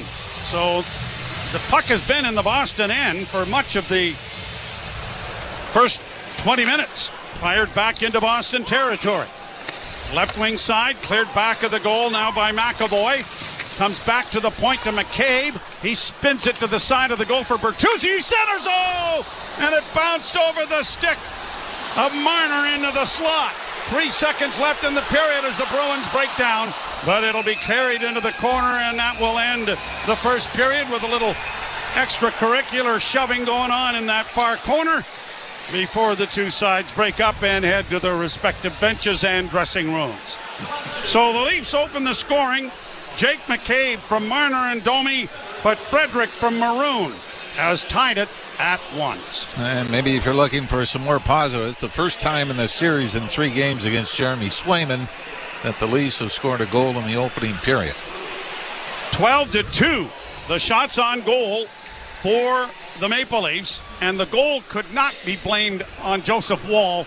The turnover, it was so quick that came out. Frederick was all alone. Yeah, and then very similar to how the Boston Bruins scored the goal James Van Riemsdyk in Game 4. Ryan Reaves tried it up the wall, off a stick, bounces perfectly out to the slot to James Van Riemsdyk. So far the Bruins have had a little more puck luck, but the Leafs just have to be satisfied with the first period. So we're happy to get out of the Tide and the way we play. 1-1. We'll ship it off to Jim Taddy and Michael DiStefano. You're listening to Molson Leaf Hockey on TSN 1050 and the Maple Leafs Radio Network. Join me. Hey, insiders. It's Joe Bowen, the voice of the Toronto Maple Leafs here. And holy Mackinac, another great night here on TSI. First and foremost, Mike wanted me to thank you all for being here and helping create this amazing community that we have here at Toronto Sports Insider. Just by listening to this message, you are a part of something very, very special. Mike has asked me to help in his goal of making a difference to Sick Kids Hospital with this great group of Toronto sports fans. Now, Sick Kids Hospital is very near and dear to my heart. My son Sean was diagnosed with leukemia when he was just a year old, and he's 30-some-odd years of age now and a big strapping lad because of their magic that they work at Sick Kids. Toronto Sports Insider is donating 100% of the channel's revenue through the Leafs 2024 Stanley Cup Playoffs run. Now's the time for this community of Leaf fans to make a real-world difference together. Now, the best way for us to increase the amount of the donation is to please share the link to Toronto Sports Insider right here on YouTube to bring more Leaf fans into this amazing community. Changing the world, one insider at a time. We'll see you in the chat. And holy Mackinac, go Leafs, go. What's up, insiders? TSI Mike. It's Game 4, Leafs Bruins in Toronto. Tonight's the night. Go Leafs, go. Thanks for hanging out with us, guys. Don't forget to hit that like button down below. Make sure you hit that like button so that more Leafs fans can join us here in the chat. And hit that share button as well. All right? And if you're new here, hit that subscribe button. Now we got all that stuff out of the way. Let's have some fun. Our buds tonight, Game 4, do or die. This is it. You don't want to be going back to Boston down 3-1. With that being said, let's get after it, guys. Go Leafs, go. We'll see you guys in the chat.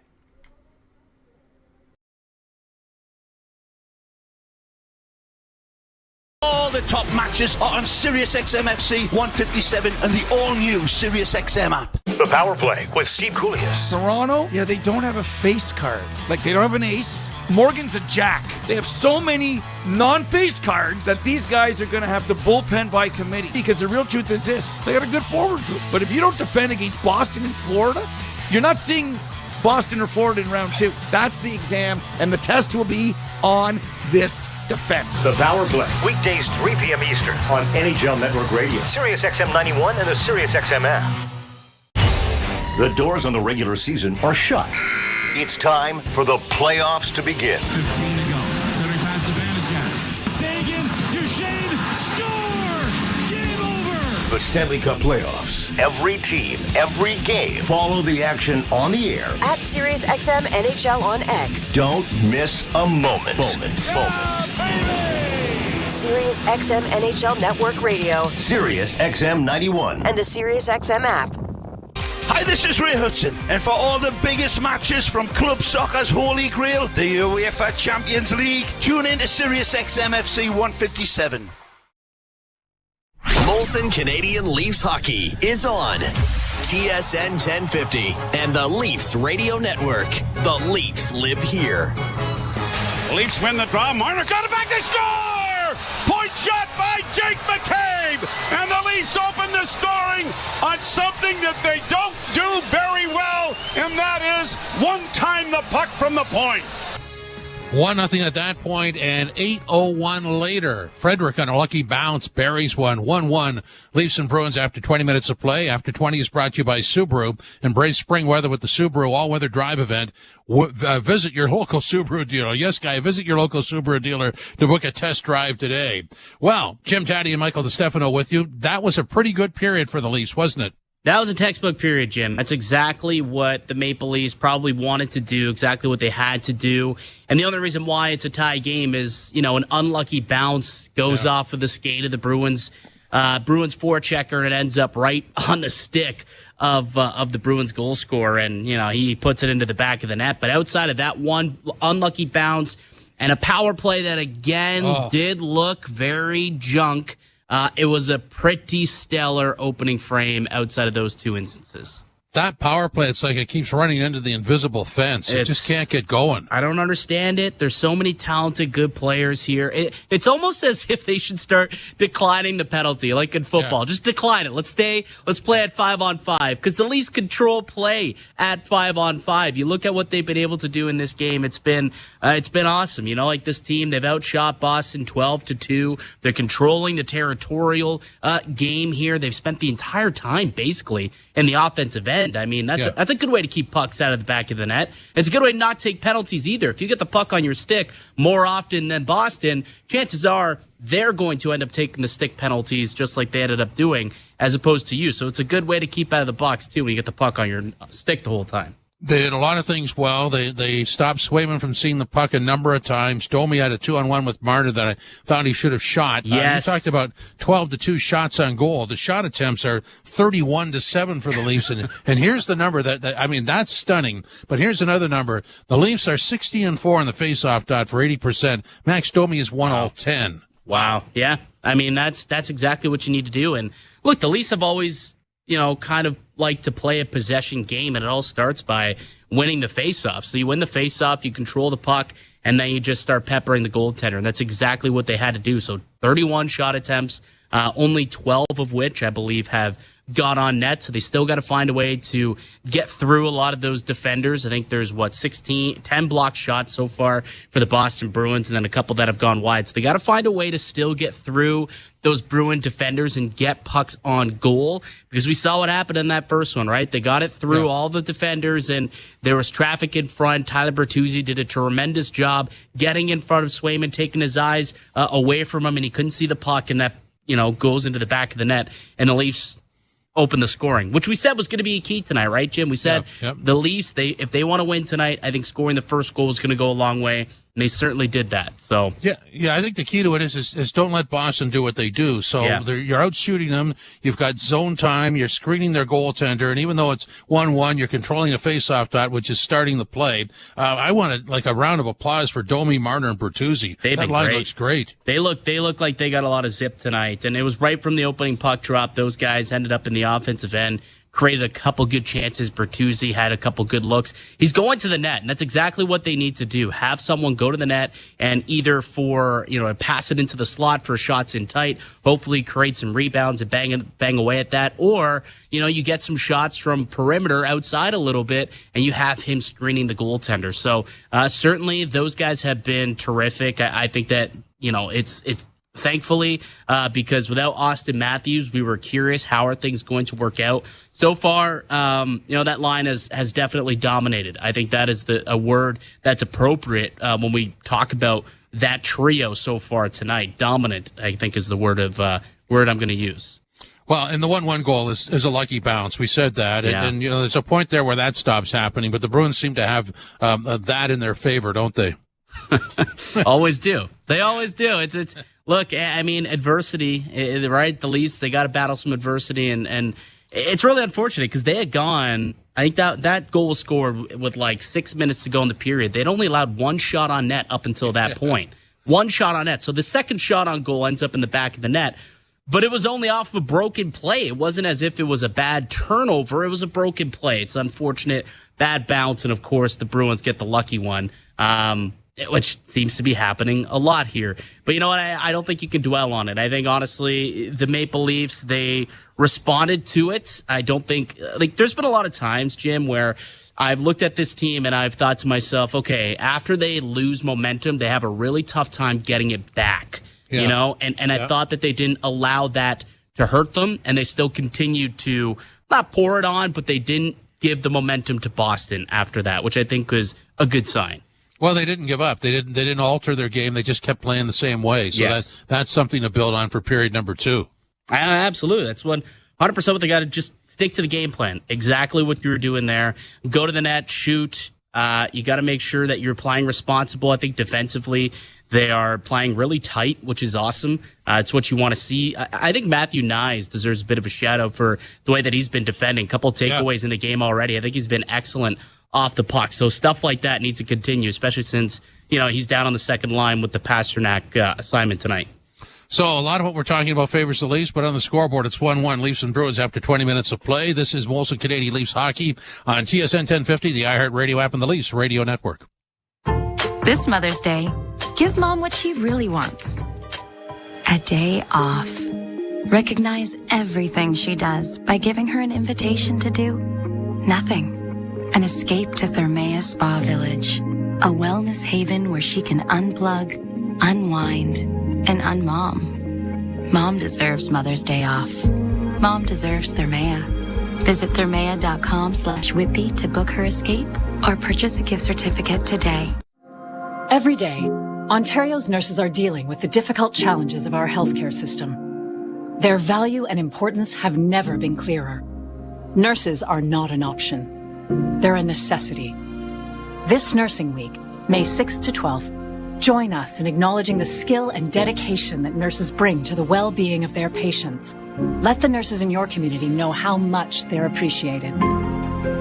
A message from the Ontario Nurses Association. Sewer backed up? In some cases, natural gas lines may cross through sewer or septic pipes. These are called crossbores. Left undisturbed, crossbores are harmless. But if you or your plumber accidentally hit a natural gas line while clearing a sewer blockage, it can lead to the release of natural gas and cause an explosion or fire. Before you clear it, contact Ontario One Call at 1-800-400-2255 to get a free sewer inspection. For more essential tips, visit enbridgegas.com/safety. We all have the power to shape the world. We're connected to the world we share, to each other. I am future. I wait in the world of Echo. Discover the extraordinary with Echo, the spectacular new show by Cirque du Soleil. Opens May 8th under the Big Top at Toronto Lakeshore Boulevard West. Tickets at CirqueDuSoleil.com. The world is yours to create.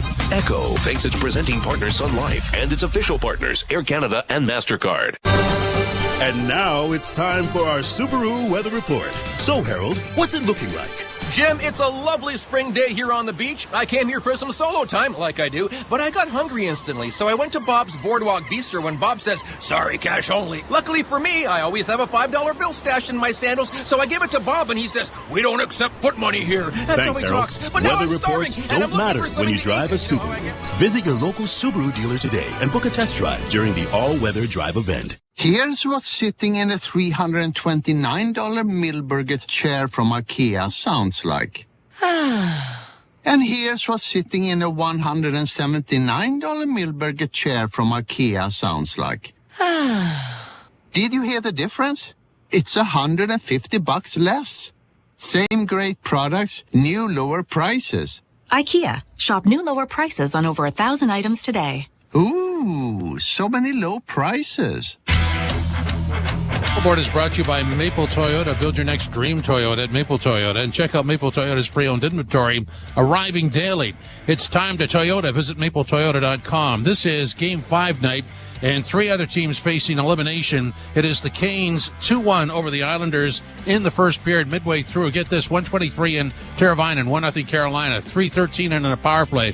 Svechnikov, 2-0 Carolina. 3:54 on a power play. Riley scores, and that's why it is 2-1 Carolina over the Islanders. Later on tonight, the Jets facing elimination at home to the Avs, and after that, it'll be the Preds facing elimination in Vancouver against the Canucks. And our game Even though the Leafs did everything right in that first period, it's tied at 1. Oh, yes, guy, the second period is next. This is Molson Canadian Leafs Hockey on TSN 1050, the iHeartRadio app, and the Leafs Radio Network.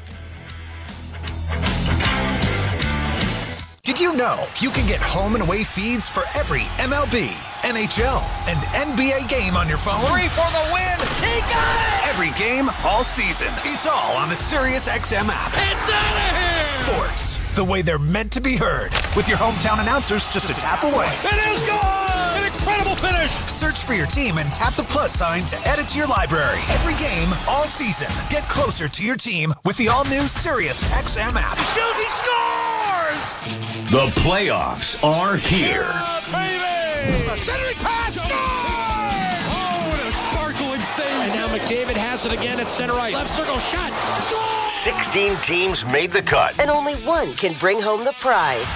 Misfits to champions. The Vegas Golden Knights win the Stanley Cup. SiriusXM NHL Network Radio. Don't miss a moment. Sirius XM 91. And the SiriusXM app. There is no competition in soccer quite like the UEFA Champions League. And it's on Sirius XM FC. Kylian Mbappe delivering when it matters most. The stakes are higher now in the knockout stage, where one goal can transform a club's trajectory. Jude Bellingham's driving scores! And one performance can turn a star into an immortal. Harry Kane finishes off the game. It's the Champions League knockout stage, and all the top matches are on Sirius XM FC 157 and the all-new Sirius XM app. The Power Play with Steve Koulias. Toronto, yeah, they don't have a face card. Like, they don't have an ace. Morgan's a jack. They have so many non-face cards that these guys are going to have to bullpen by committee. Because the real truth is this, they got a good forward group. But if you don't defend against Boston and Florida, you're not seeing Boston or Florida in round 2. That's the exam, and the test will be on this defense. The Power Play. Weekdays 3 p.m. Eastern on NHL Network Radio. Sirius XM 91 and the Sirius XM app. Join me, Gord Stellick, and Scott Laughlin as we recap the night that was on NHL Morning Skate, weekday mornings at 7 a.m. Eastern on NHL Network Radio, Sirius XM 91. Joe Bowen and Jim Ralph back here at the Toronto Dominion Garden. I wanted to bring up one thing that we are extremely proud of. Markham Mariners baseball. I coached for many, many years, and a young man that I had, who's the same age as my son David, made his major league debut tonight. Tyler Black, the offspring of Rod Black and Nancy Black, called up by the Milwaukee Brewers this day. And although he didn't start because a left-hander was on the mound, my son David says he's into the game now, Dad. So congratulations to Tyler and the Black family. Of course, Rod, a long-time employee of TSN Television. And, well, now Tyler can help with the Bills. I think maybe my son should have played baseball. And I'm sure he's listening. No, face off at center ice. Leafs defend the goal to our left. By the way, the reason we brought up 2002, that's when Matt Sundin, Darcy Tucker were all injured in the playoffs, and Ellen McCauley and Gary Roberts were sensational in getting the Leafs through to the conference finals against Carolina. So the teams are at center ice. The Leafs have won 80% of the draws in the first period. Outshot the Bruins 12-2. And overall, chances were 30-12.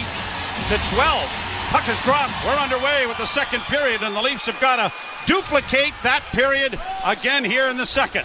Cleared down into the zone, and Tavares rubs his man out. Labuskin is able to pinch down the boards and carry it down into the corner. Puck comes free. Nyes working along the wall, trying to get past his man, had it blocked, then steals the puck back, centers in front of the goal. Oh, and Nylander couldn't handle the pass, it was so hard. Nyes with a shot, blocked in front. Tavares a shot. This is Willie Nylander going to play the puck on the rebound. Takes down Charlie McAvoy, and it's going to be a penalty. And I hate this. Penalty number 88 has a minor penalty for tripping. Oh, this is a point shot. Nylander is trying to get to the puck. And usually if you're playing the puck, you don't pick up a tripping penalty. We'll see it again. It dropped. Oh, boy. Joe. Yeah, tough this. Penalty kill brought to you by CMC Markets. Take your trading to the next level with $0 commission on stocks. And this area has got to have a major improvement, but they don't clear. Pasternak works it down the left wing boards. Down back of the net for DeBrusk. Into the far corner for Marchand. Back to DeBrusk. DeBrusk working back of the goal. Played it into the corner. Intercepted by David Kampf. And Kampf will send it out and down the ice. DeBrusk has 3 of the 6 power play goals the Bruins have scored in the first 4 games. Brought out now by DeBrusk. He gets the pass on the left wing and in. Flipped it into the right wing corner for Pasternak. Pasternak rubbed out on the boards. Pontus Holmberg got it freed up. The Leafs get it ahead. And now pushed ahead by Marner and brought to center ice.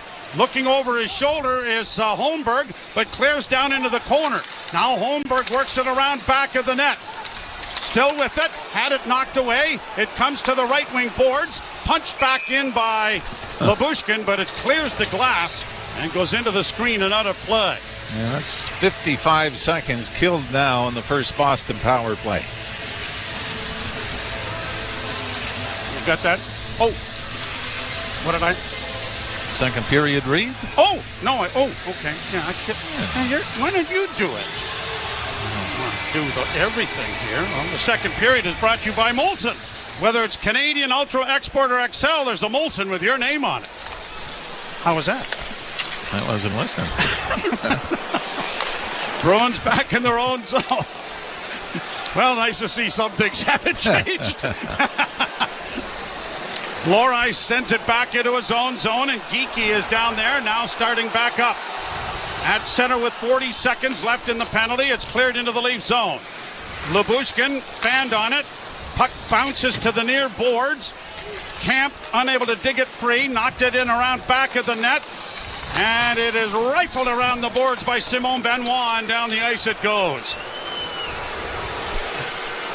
Booing. 20 seconds left in the Bruin power play. No shots. Brought out now by Boston Zacha. Hits the line on the left wing. Cleared in by Van Riemsdyk. Round on the far side. It'll be cut off by Danton Heinen. Heinen on the far half boards. Down back of the net. Trying to come out in front of the net. Poked away nicely there by Joseph Woll.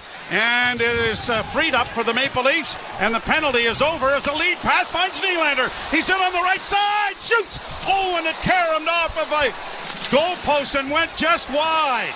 Bruins counter the other way. Here's Frederick into the zone, and it's whistled down. We got a penalty, and it might be a Boston penalty. Yarncroc went down behind the play when the puck went back up ice. But there was a long delay before Pat Boston 61 interference. Got nailed with it. It wasn't until Yarncroc got down, Joe, and looked back at the official that the arm went up in the air. But before that, Nylander comes out of the box. Bruins don't like it, as Yarncroc may have gone down a little easily. Power play brought to you by Subaru. Embrace spring weather with the Subaru all-weather drive event. Visit your local Subaru dealer to book a test drive today. And that was sold pretty well by Yarncroc. Draw pushed out at center ice and down into the Toronto zone. Riley will go back. Bruins still with just 2 shots on goal. You would think by a fluke the Leafs should get a power play goal at this point. And over the line, Marner overskates the puck, then is able to get it in over the line. I'm going to call it offside. Domi had not anticipated the unfortunate happenstance. And had he been able to stay on side, the Leafs had about a 3-on-1 going in the right direction. So the face-off is outside the Boston blue line. But that's what's been incredible, is their zone entries on the power play have been such a struggle. And yet their zone entries 5-on-5 have been much better. Yeah, yes. They've been down there the whole 24 minutes or so. And the Bruins win the face-off and play it back into the Toronto end. There doesn't seem to be an alternative to the drop pass. And this is drop past, and Nylander comes to center. In on the left wing to Tavares. Tavares dropping it back. Leafs trying to set up. Half boards again for Tavares. Far side and back to the point to Riley. Returned into the corner for Nylander. Nylander circles out. Still with it. Back to the point to Riley. Down low for Domi. Domi holds. Back to Riley. Riley to Nylander. A centering pass was blocked. Nylander back of the net. Swings it into the far corner. Tavares back to the blue line. Morgan Riley back to Tavares. Tavares with a pass in. Loose puck to the side of the goal. Another jam play by Marner. That doesn't work, but Riley's able to keep it in. Riley into the corner and back of the net for Marner. Centering pass. Tavares shooting. Blockered away by Swayman. Leafs to the rebound. Centering pass. Domi. Near side Riley. Swayman a brilliant save and he hangs on.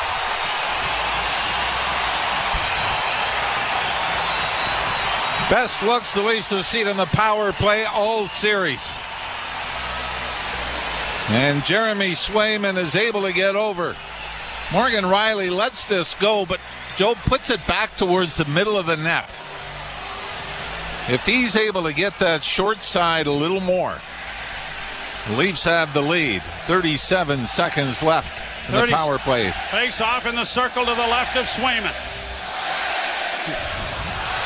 And Swayman being saluted for his efforts as the Bruins ice the puck. Toronto with 16 shots on goal to the Bruins 3. Brought on now by Yarncrook. Up on the left wing, a pass kicked in over the line nicely there by Bertuzzi. Drop pass to the blue line. Back into the slot area, knocked away. Bruins get it out and narrowly miss a break with Danton Heinen having it go off his stick. Now on the right wing side, it's brought in by Liljegren. Drop pass for Bertuzzi. Bertuzzi tripping it ahead, but now pushed out at center. Pavel Zacha with Bertuzzi, the lone defender, but the pass breaks down as a pass, and then Bertuzzi blocks the pass from Maroon. But it comes back to the point. Heinen with a shot. Kick save made by Joseph Wall. Rebound back into the corner. Maroon trying to come out with it. Had it knocked away and now played ahead, and Robertson looks to elevate and gets it high to center ice and into Boston territory. Leafs changing on the go. 0 for 2 on the power play, 1 for 16 on the series. Pasternak gets it down into the corner for Frederick. Centering pass comes back to the point. Heinen a shot knocked away by Wall into the corner. Dewar couldn't do much with it. Played to the line. Leafs are going to bat it out at center for Reaves. He couldn't come up with it. Boston sends it right back in the back of the net. Wall playing it off in the corner now for McCabe. McCabe to Liljegren. Up ahead for Reaves. He couldn't get it into the zone. Good hit by Liljegren to stand up Trent Frederick. Puck in the zone, no. Brazo, former Leaf hand, gets it across the goal crease. Nobody home. Bruins back to the point. Kept alive there by McAvoy. McAvoy works it into the near boards. Pass across by Brazo. Centering pass blocked away and knocked into the corner. And the Leafs dodge a bullet there and get it out over the line. Stolen back. Dewar can't get to it. Van Riemsdyk sending it back into the Leaf zone. But the Bruins gaining momentum here in the second period. Puck along the boards. Connor Dewar taken out of the play. Poked high in the air, and McCabe has it to safety back of the net. Looks up ice, he sees Reaves, but then goes the other way. Chipped in over the line by Dewar. Leafs will get a change going. Brought out by Lindholm. Lindholm on the left wing, dropping for Marchand. Cross ice pass. Danton fell, and now brought out at center ice by the Leafs to the line and flipped into the zone. Swayman out of the goal. Played it around the boards, cut off by Nyes. Nyes down in along the wall. Had it knocked away, but gets it back. A point shot then is whistled wide of the goal there, taken by Nylander, who was filling in on the defense side. Now brought back in over the line by Marchand. A passing for big save made by Joey Wall. He goes post to post. The Leafs bringing it back with Nylander. Long shoot in, and Swayman's going to cover up. Boy, Joseph Wall bails out Willie Nylander. Nylander caught the puck up right at the Boston line. Odd man rush back the other way. Only 6 shots on goal for the Bruins, but Joseph Wall has made a couple of great ones and has had some fortunate bounces to go with it. You're listening to Molson Leaf Hockey on TSN 1050 and the Maple Leafs Radio Network. Lately, times have been challenging, with many people facing increased interest rates, inflation, and rising credit card debt. Everyone needs a little help from time to time, but it can be hard to ask for help when it comes to your personal finances. But you're not alone. Millions of Canadians share that feeling with you. 500,000 Canadians have found help with their debt, and so can you, with Consolidated Credit Counseling Services of Canada. They are one of the largest non-profit credit counseling organizations in the country, with an A+ rating from the Better Business Bureau. They can help you consolidate your bills.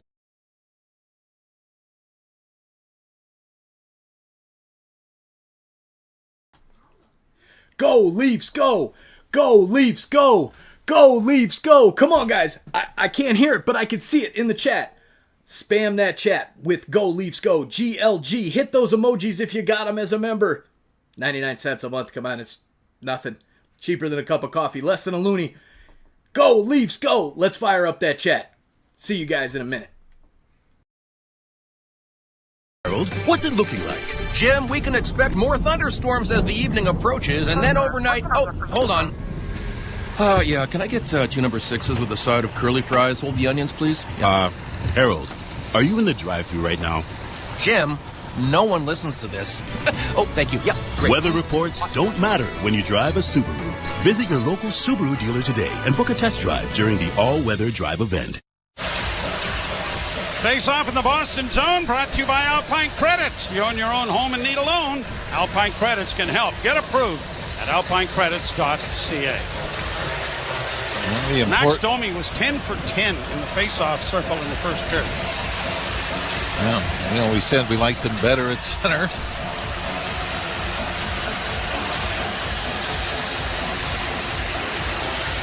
Domi, Bertuzzi, and Marner. Lyubushkin and Riley face off to the left of Swayman. The score is 1-1 here in the second period. 12:39 to play. And the Bruins, I just jinxed them. The Bruins win the face-off. Clear ahead now for Pasternak. Rink wide for Danton Heinen. That was broken up, and it's cleared back down into Boston territory. Marner trying to rub out McAvoy. The puck comes around the boards on the near side. And it's carried out at center, stolen by Domi. He's got Bertuzzi with him. Domi dropping it back for Marner. Shot blocked, rebound! Center defense, they bang away at it. Bertuzzi down. Marner trying to dig it out. It's still free. Cleared to the line, but not out. Marner with it once more. Sends a shot, blocked, played it high, knocked down by Boston. Played to the blue line, but not out again. Domi in with a weak shot. That was stopped by Swayman.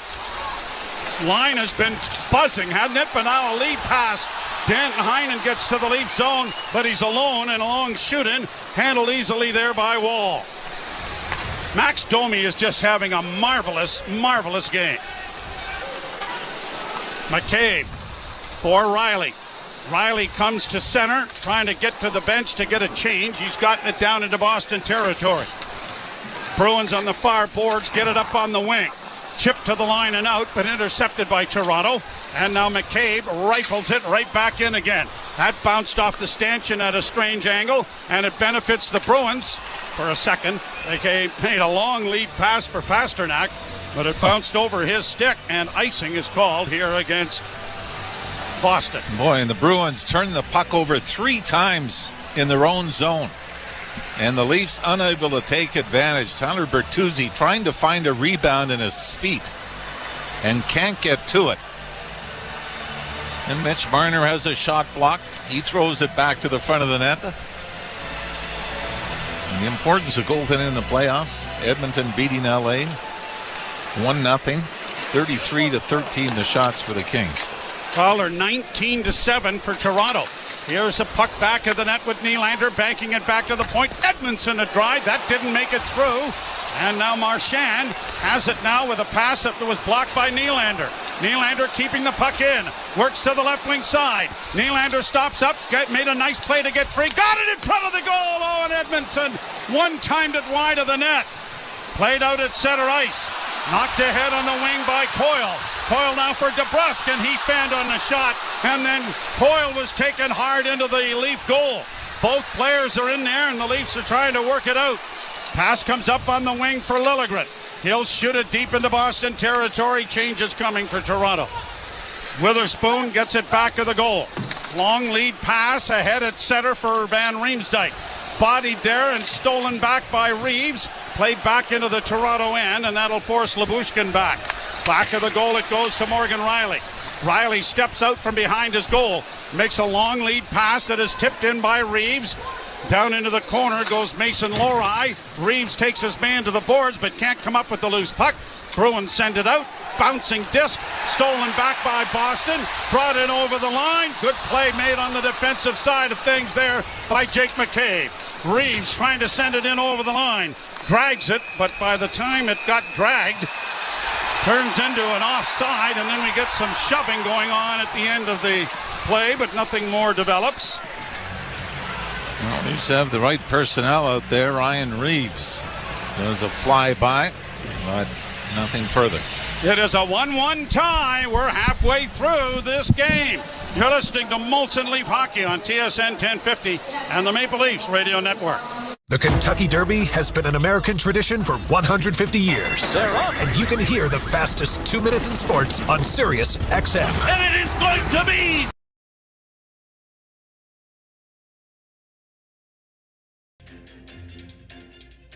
Hey, insiders! It's Joe Bowen, the voice of the Toronto Maple Leafs here. And holy Mackinac, another great night here on TSI.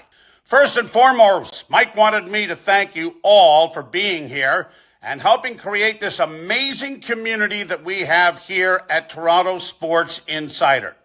Just by listening to this message, you are a part of something very, very special. Mike has asked me to help in his goal of making a difference to Sick Kids Hospital with this great group of Toronto sports fans.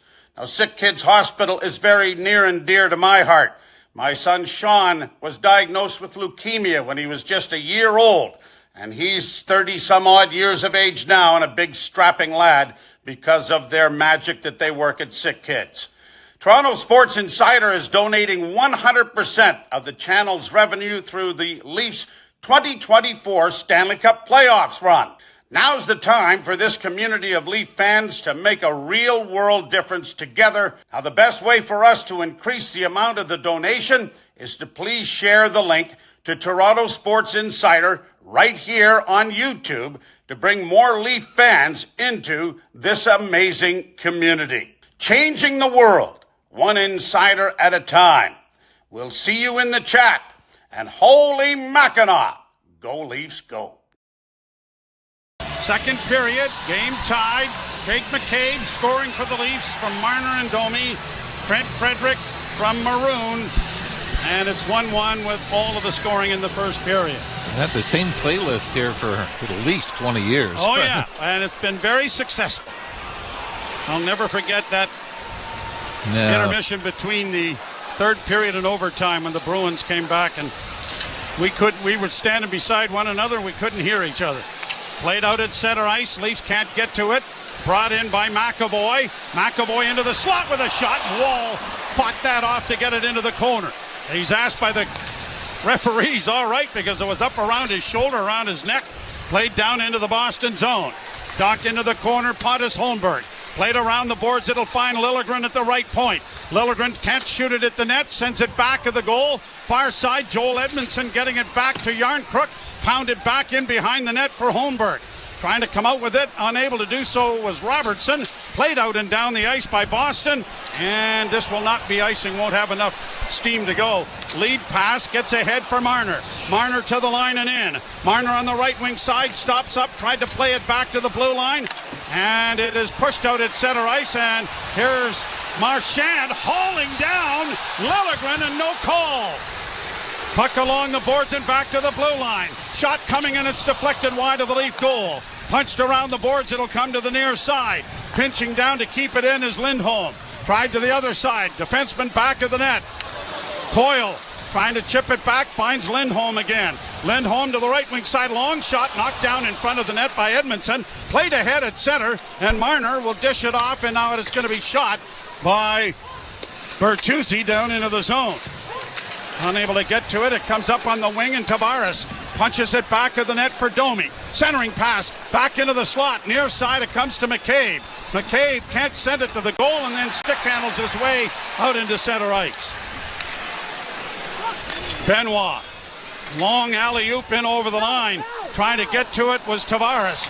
Couldn't get to it, but then steals it back. Centering pass, no one home, and the Bruins break it back the other way. Nyes into the back check as it comes into the slot, and a shot. Pad save and a dandy made by Wall. And the puck comes back the other way. Nylander to center. Nylander in across the line, had it knocked away. Cleared back into the Toronto end. McCabe looks up ice, goes D to D. Brought forward now by Riley. Got it to Nyes at the blue line, but he had no momentum going. Bruins backhanded back into the Toronto end. Wall punching it around the boards nicely to find Nyes. He breaks down the left wing, flips into the left wing corner, and Dewar goes in after it. Can't come up with it. Bruins with it. Off a stick into center ice, and Lyubushkin will regroup for Toronto. Edmondson played it ahead, but it didn't touch anybody, and it's going to turn into an icing call. Coming back, shots are 7-6 in favor of Boston in this second period, but 18-9 favoring the Leafs overall. And both goaltenders have come up with some spectacular stops in this period. Just to finish that little thought about Tyler Black, his first at bat, his first major league hit, a ringing double into right field. So congratulations to Tyler and the Black family. Must be an easy league. That doesn't sound too difficult. Just great coaching, though, Mr. Rob. I'm taking full credit for this. You never do that. No, I know that. So, a face-off in the Toronto zone. Wall adjusting his mask after taking that shot off the shoulder. I think it may have had some effect on it. Draw to the right. Scrummed.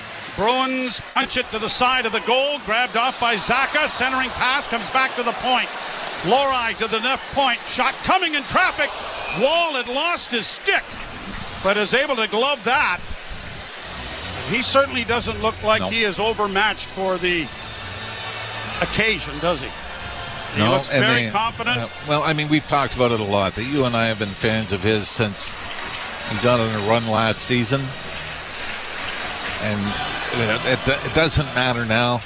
But you get that kind of goaltending in game 3 and 4, you never know. Now, you could also make the case that the Leafs are out shooting Boston 18-10. That didn't happen in the first 4 games of the series either. But just the confidence that I think he brings, right? He's in position, square, good rebound control. Face off to the right of Wall. Frederick scrum the draw. It comes to Pasternak. He gets it back to the point. Just kept in. Saucer to the side of the goal. Maroon chipped it, and it came to the side of the net. Wall is down there to put a glove on it, stop play, and bring a face-off in the Toronto end. Benoit and Maroon having some words. It's amazing how, you do games for one team and you have such a strong dislike for opposing players. And I hate to say this, but the more I've seen him in interviews and everything else, Matthew Tkachuk seems like a really good kid.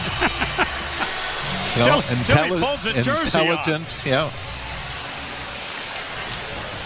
Leafs face-off dominance slipping a bit, 62% now, but they won this, get it down into Boston territory. Swept around the boards to the far side, chipped out at center ice. McCabe upended. Could have been a penalty there, but none called, but he gets it down into Boston territory. Yarncrook unable to reach it. Leafs are able to keep the puck in there momentarily. McAvoy gets it out. Ahead for Boquist. On the left wing for Frederick. Played to the side of the Leaf goal. Swept around by goaltender Wall. And the Leafs outlet pass too far for Liljegren and Nylander. It's down to the Boston blue line. Bruins get it ahead. Boquist got around Liljegren. Sharp angle shot, hit the side of the goal. Back of the net, DeBrusk trying to free it up. Liljegren skates into the corner. Got it ahead for Marner in the slot. And Marner now just wasting time in his own end, waiting for teammates to change. But got it ahead, and Liljegren gets it on the left wing for Bertuzzi. Bertuzzi will swing it around the boards, and Marner hustles in there after it. Took a bump in there on Marchand played high to center ice, forcing the Leafs. Lyubushkin back in his own zone, got it ahead, but Domi couldn't handle the pass. Lyubushkin overskated the puck, but then pushed it ahead. Domi couldn't move past Marchand, who gets it ahead to DeBrusk. DeBrusk in on the backhand, centers into the goal crease. Lyubushkin shoveled it into the far corner for the Leafs. Back to the point it comes, and a point shot deflected just to the side of the goal. Chipped around the boards, it'll find defenseman Witherspoon. Back in for Marchand. Marchand trying to make a centering pass, had it blocked. Then Domi had his stick lifted, but the Leafs are able to play it high to center ice to get it out. Brought in offside by Boston. And Witherspoon. And Lyubushkin. Lyubushkin having a little push and shove, but nothing more to follow. And we will go to a commercial break. Oh, wait a second. Maybe something will start. Now Bertuzzi is in the middle of it with Justin Brazeau.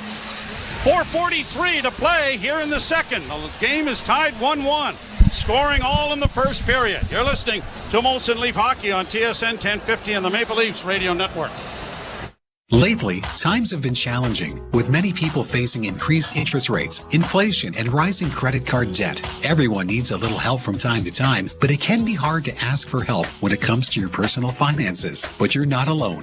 Millions of Canadians share that feeling with you. 500,000 Canadians have found help with their debt, and so can you, with Consolidated Credit Counseling Services of Canada. They are one of the largest non-profit credit counseling organizations in the country, with an A+ rating from the Better Business Bureau. They could help you consolidate your bills into one affordable payment, minimize your interest rates, and get you out of debt fast. No matter how much you owe, you don't need to do this alone. To get help, call 1-800-656-7129. That's 1-800-656-7129. Let Consolidated Credit get you back to a debt-free life. Call 1-800-656-7129. Call toll-free today for a free consultation. 1-800-656-7129. Ontario license number 4705786. And now it's time for our Subaru weather report. So, Harold, what's it looking like? Jim, it's a lovely spring day here on the beach. I came here for some solo time, like I do, but I got hungry instantly, so I went to Bob's Boardwalk Bistro when Bob says, "Sorry, cash only." Luckily for me, I always have a $5 bill stashed in my sandals, so I give it to Bob, and he says, "We don't accept foot money here." That's Thanks, how he Harold. talks. But now weather I'm starving, reports and I'm don't looking matter for when something you to drive eat. a Subaru. Visit your local Subaru dealer today and book a test drive during the all-weather drive event.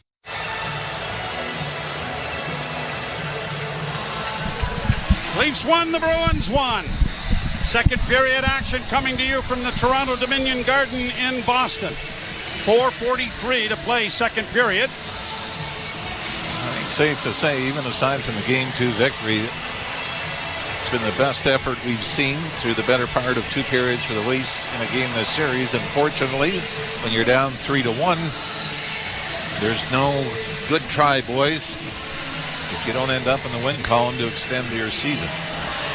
Little puck luck would be kind of nice to get here too, wouldn't it? Yeah. Draw won by the Maple Leafs. Near side for McCabe. Dished it back. Benoit comes up the middle, but his pass was intercepted by Boston and shot down into the Toronto zone. And that is going to be whistled down. I love Simon Benoit for a lot of the physical play, but even that last one, I don't think you want to be trying to go right up the middle from your own zone. Boston picked it off. Unfortunately for the Leafs, they don't pay for it. Boston goes offside. Face off outside the Toronto blue line. And it is scrummed and played back. And Benoit has it again, carrying it to center, chipped it to the line. Nyes couldn't deflect it in further, and the Bruins play it back to the Toronto blue line. McCabe, rink wide, deflects off Nylander's stick. Nyes couldn't come up with it. Chases his man deep into the zone. McAvoy got it up on the wing. Played out at center. Intercepted then by the Leafs and played in over the line, but it was offside. Nyes failing to get out of the zone. And the faceoff will come outside the Boston blue line now. And the Leafs need more from this line, don't they?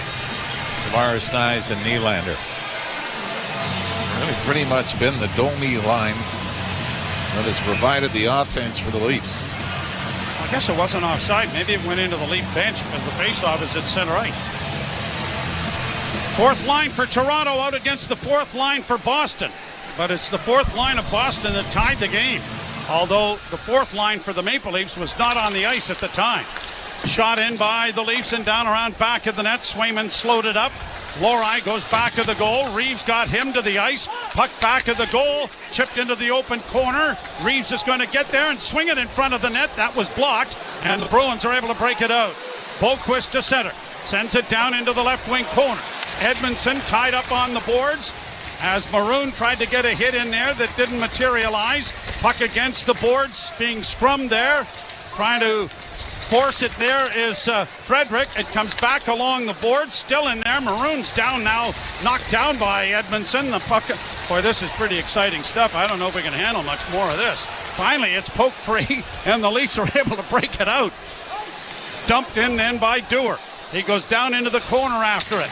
Dewar along the boards. Now they're going to do the same in the opposite end of the rink. Around the far side it goes. Marner cutting it off. Marner back to the point. Riley to the near side. Labushkin back to Riley. Riley across ice pass on the left wing for Domi. Shooting! Rebound rolls through the goal crease and was knocked out and down the ice by Boston. Boy, if the Leafs aren't in the middle of a line change, somebody might have been there to wrap it in. By Charlie Coyle. Coyle with Marchand on the wing for DeBrusk. Back into Coyle. Coyle holds, looks in front of the net, sends it in front off a skate, and DeBrusk was so startled it went right by him. Back to the far side. Talk about your puck luck there, right? Knocked into the slot area. Leafs are breaking it out with Bertuzzi skating to center. Got it ahead for Labushkin, and he tried to knock it in front of the net to Domi, and that didn't work. Bruins will flip it down into Toronto territory. McCabe on the boards, far side for Pontus Holmberg. Up for Marner. Backhanded to the line, but not out. Fed back in by Boston. Leafs are able to get it up on the right side, and a pass in over the line. Pontus Holmberg works down into the corner. Holmberg around back of the net. Drags the puck with him. Freed it up for Bertuzzi, and as he tried to center, it was too close to the net.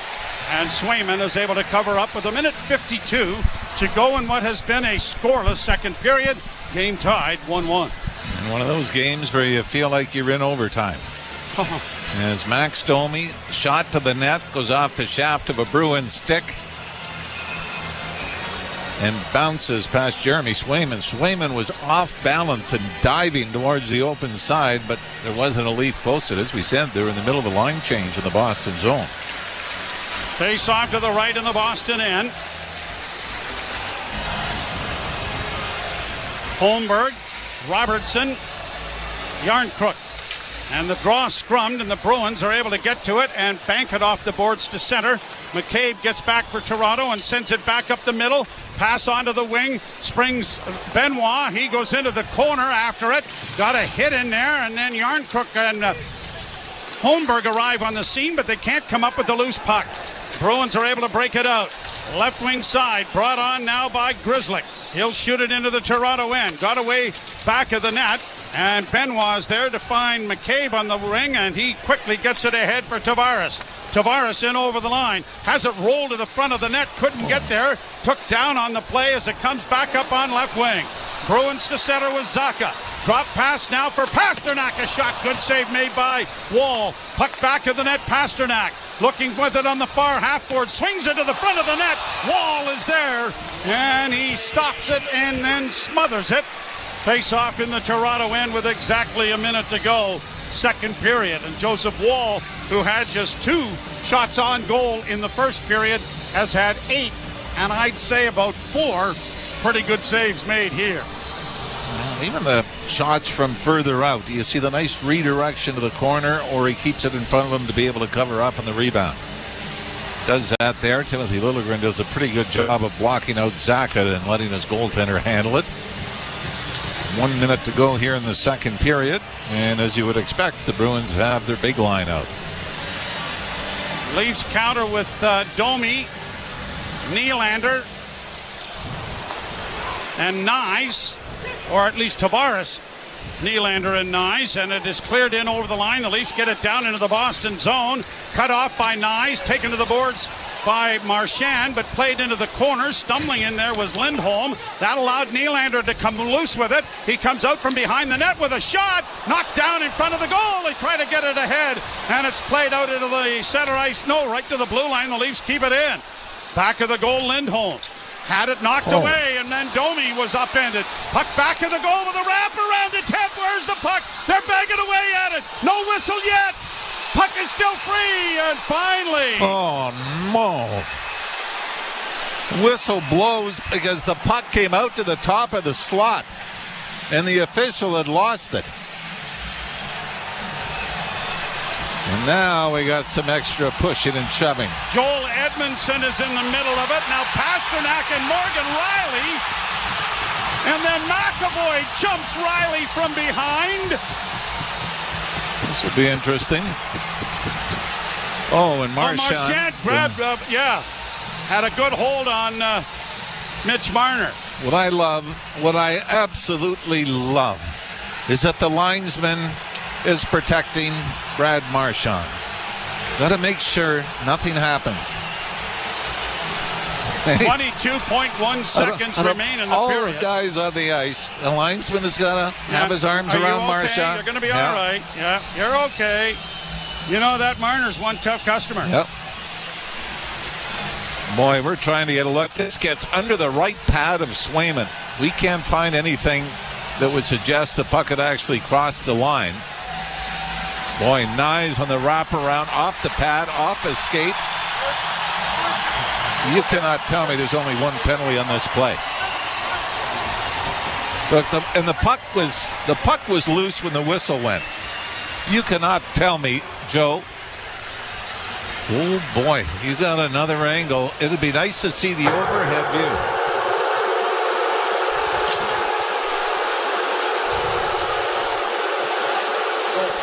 All right, looks that's like unfortunate. Boston number 13, Boston number 63. 2 each for roughing. Charles number 20, he's got 2 for roughing. Leafs are going to get a power play out of this. Yep, 2 minutes on the board. Well, 22.1 seconds to go here in the second to get it started. And Brad Marchand, I think, for the first time in recent memory, is getting called for it. And did Pasternak get the additional one as well? I believe it was Coyle, Joe. Oh, okay. Yep. Now Edmondson is going to the Leafs dressing room, I believe. Yeah, so is Marchand. It's going to be a 5-on-4. And the power play. And really, Edmondson didn't do a whole lot. Even Pasternak was throwing punches at Morgan Riley. Power play brought to you by Subaru. Embrace spring weather with the Subaru All-Weather Drive event. Visit your local Subaru dealer to book a test drive today. There's just 22 seconds left in the period. Because of the scrum, the faceoff is coming outside the blue line. And so Coyle. And Marchand, I don't believe, has gone to the dressing room yet. Is he not standing in the hallway? Yeah, he's just standing in the hallway over there. Yeah. That's got to be a bench penalty. Is it not? I would think. Draw one by Toronto. Leafs to Nylander. On the wing to Marner. Marner back in with a shot. A big rebound in front of the goal. And it was knocked wide. It comes to the side of the goal again to Nylander. Unable to get to it. Time to 6 seconds left in the period. Bruins have rung it out and down the ice to end the period. I cannot believe Brad Marchand was allowed to stand at the end of the Boston bench for the remainder of the period. I mean, he's sent to the dressing room. Yeah, I mean, that's a bench penalty. Sure it is. At any rate, or just shoddy workmanship. Huh. So, at the end of 2, it remains as it was at the end of 1. The Leafs won, and the Bruins won. We'll ship it back for our intermission. You're listening to Molson Leaf Hockey on TSN 1050 and the Maple Leafs Radio Network. 4 clubs remain in the battle for European soccer supremacy. And all the drama of the UEFA Champions League semifinals is on Sirius XM FC. This year's Cinderella hails from Germany, but PSG's superstar striker is out to prove that fairy tales are merely works of fiction. Kylian Mbappe has the final say, surely. Dortmund versus Paris, Wednesday at 3 Eastern on Sirius XM FC 157 and streaming on the Sirius XM app. The playoffs are here. Centering pass, score! McDavid has it again at center ice. Left circle shot. Score! 16 teams made the cut. And only one can bring home the prize. Misfits to champions. The Vegas Golden Knights win the Stanley Cup. Sirius XM NHL Network Radio. Don't miss a moment. Sirius XM 91. And the Sirius XM app. Hockey 24/7 on Sirius XM NHL Network Radio. This is the NHL. These are pros. You don't want guys to put good power play units on, don't take penalties. You don't want good power play units to score goals when you've given up a whole bunch, kill them. You don't like it, do something about it. If you want to reward your guys who had a good game with a chance to get some more goals and points, do it. If I was a coach, I wouldn't care. Who cares? Worry about your own team. Don't worry about mine. Sirius XM NHL Network Radio. Sirius XM 91. And on your schedule with the Sirius XM app. NHL Morning Skate. Montreal's Executive Vice President of Hockey Operations, Jeff Gordon. Do you have some priorities here heading to the offseason? We're going to definitely let it blossom, but, we're looking for maybe ways to move it along, too. We have a lot of assets. We're looking for those opportunities to maybe use some of those assets to set us up at a higher level going forward. NHL Morning Skate with Scott Laughlin and Gord Stellick. Weekdays, 7 a.m. Eastern on NHL Network Radio, Sirius XM 91, and the Sirius XM app. The doors on the regular season are shut. It's time for the playoffs to begin. 15 to go. Center pass to Vanacek. Sagan, Duchesne, score! Game over! The Stanley Cup playoffs. Every team, every game. Follow the action on the air. At Sirius XM NHL on X. Don't miss a moment.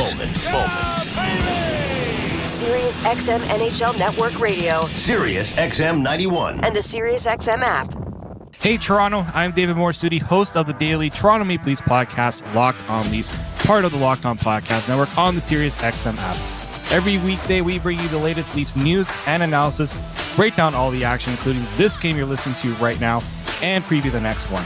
We're giving you everything a Leafs fan could want, all in a daily 30-minute podcast. Download Locked On Leafs right now on the Sirius XM app, available with all trials and popular plans, or where you get your podcasts. Search Locked On. There is no competition in soccer quite like the UEFA Champions League.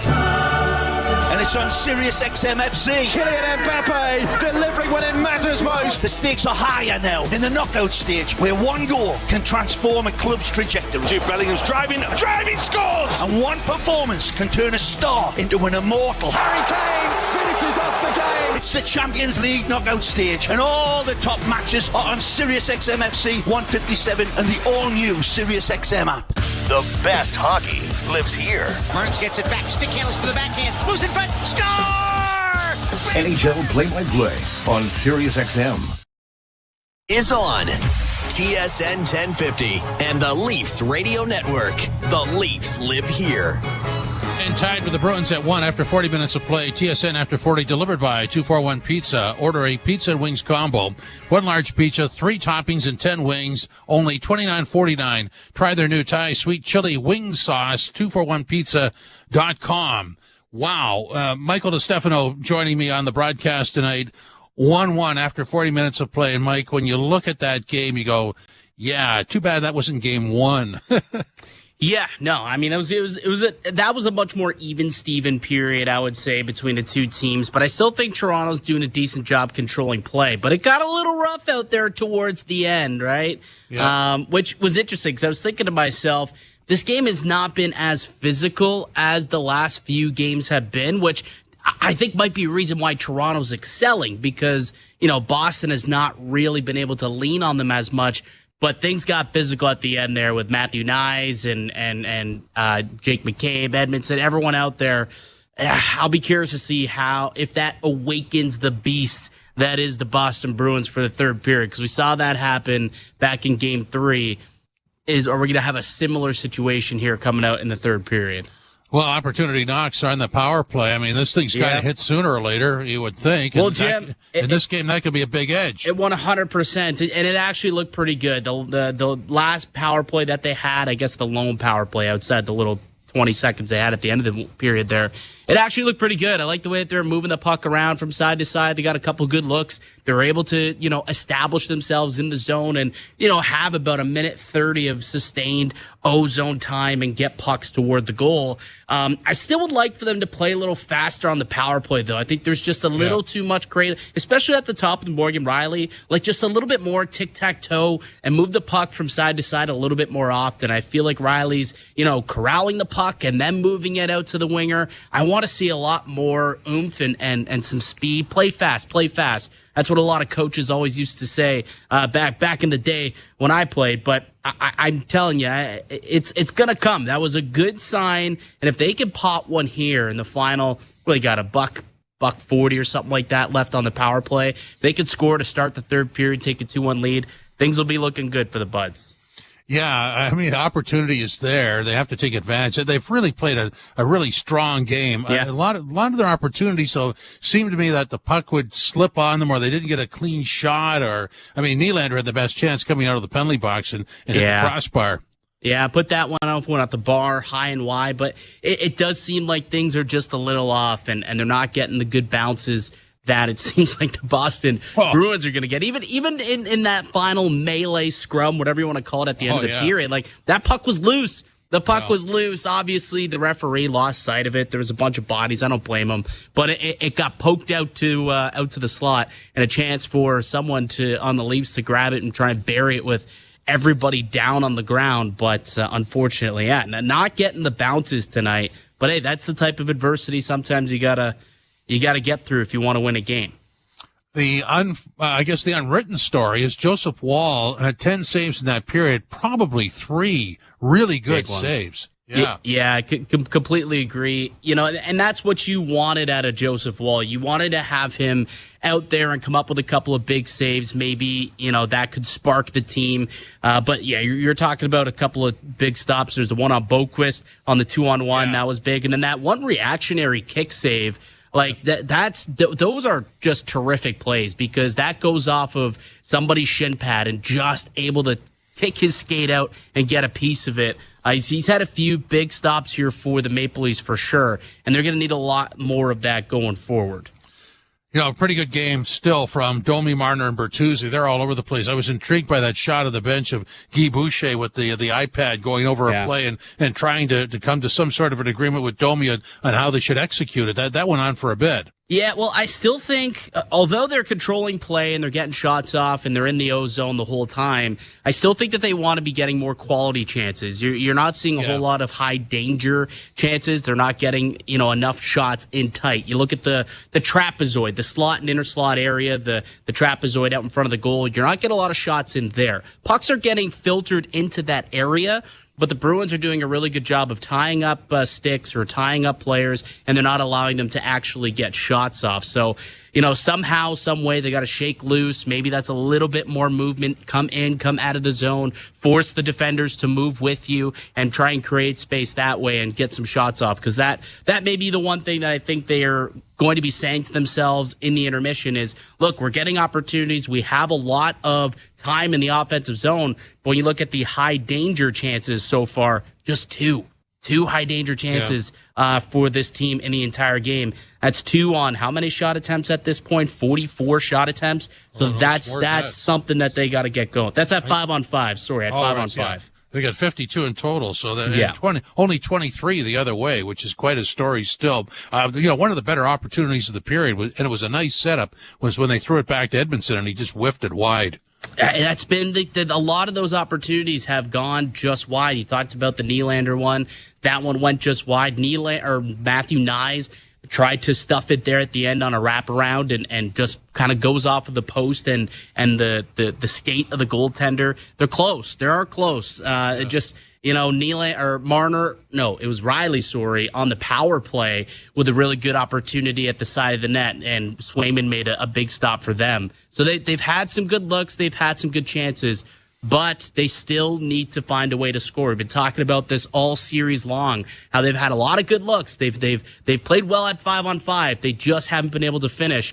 And part of it is Jeremy Swayman. He has been outstanding, and he's been good again tonight. But part of it also is that they're not getting to those high percentage areas on the ice and getting enough looks in there. That's what I think going into the third period they're going to have to try and do.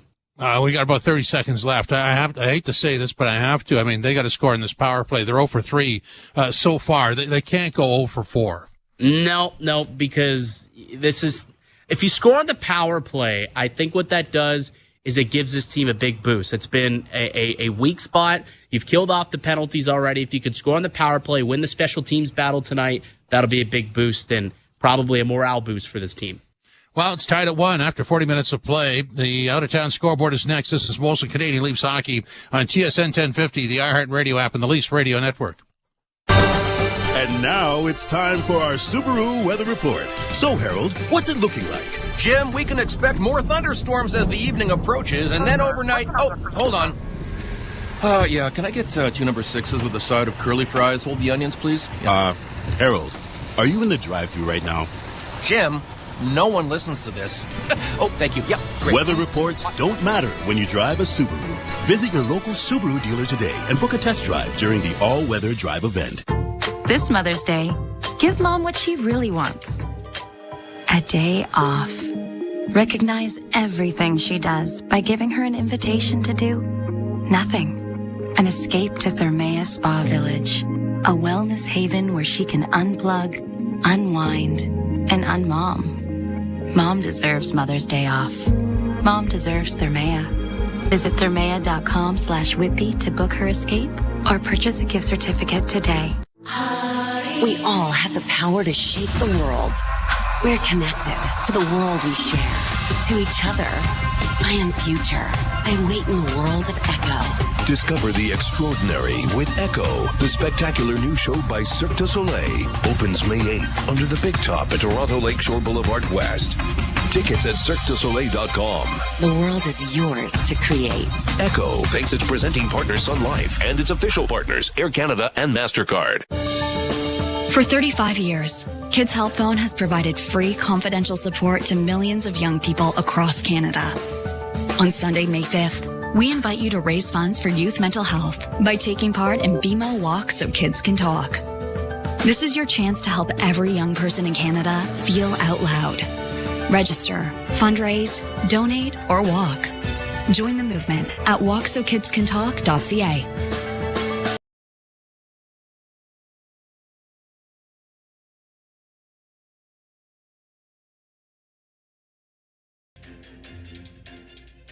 Hey, insiders! It's Joe Bowen, the voice of the Toronto Maple Leafs here. And holy Mackinac, another great night here on TSI. First and foremost, Mike wanted me to thank you all for being here and helping create this amazing community that we have here at Toronto Sports Insider. Just by listening to this message, you are a part of something very, very special. Mike has asked me to help in his goal of making a difference to Sick Kids Hospital with this great group of Toronto sports fans. Now, Sick Kids Hospital is very near and dear to my heart. My son Sean was diagnosed with leukemia when he was just a year old, and he's 30-some-odd years of age now and a big strapping lad because of their magic that they work at Sick Kids. Toronto Sports Insider is donating 100% of the channel's revenue through the Leafs 2024 Stanley Cup playoffs run. Now's the time for this community of Leaf fans to make a real-world difference together. Now, the best way for us to increase the amount of the donation is to please share the link to Toronto Sports Insider right here on YouTube to bring more Leaf fans into this amazing community. Changing the world, one insider at a time. We'll see you in the chat. And holy Mackinac, go Leafs, go. Nashville in Vancouver. Predators facing elimination. And our game is tied at 1. Oh, yes, guy. The third period is next. This is Molson Canadian Leafs Hockey on TSN 1050, the iHeartRadio app, and the Leafs Radio Network. Queen Bee's reign had just begun. B, Pac, Dre, and J. And everything was fly.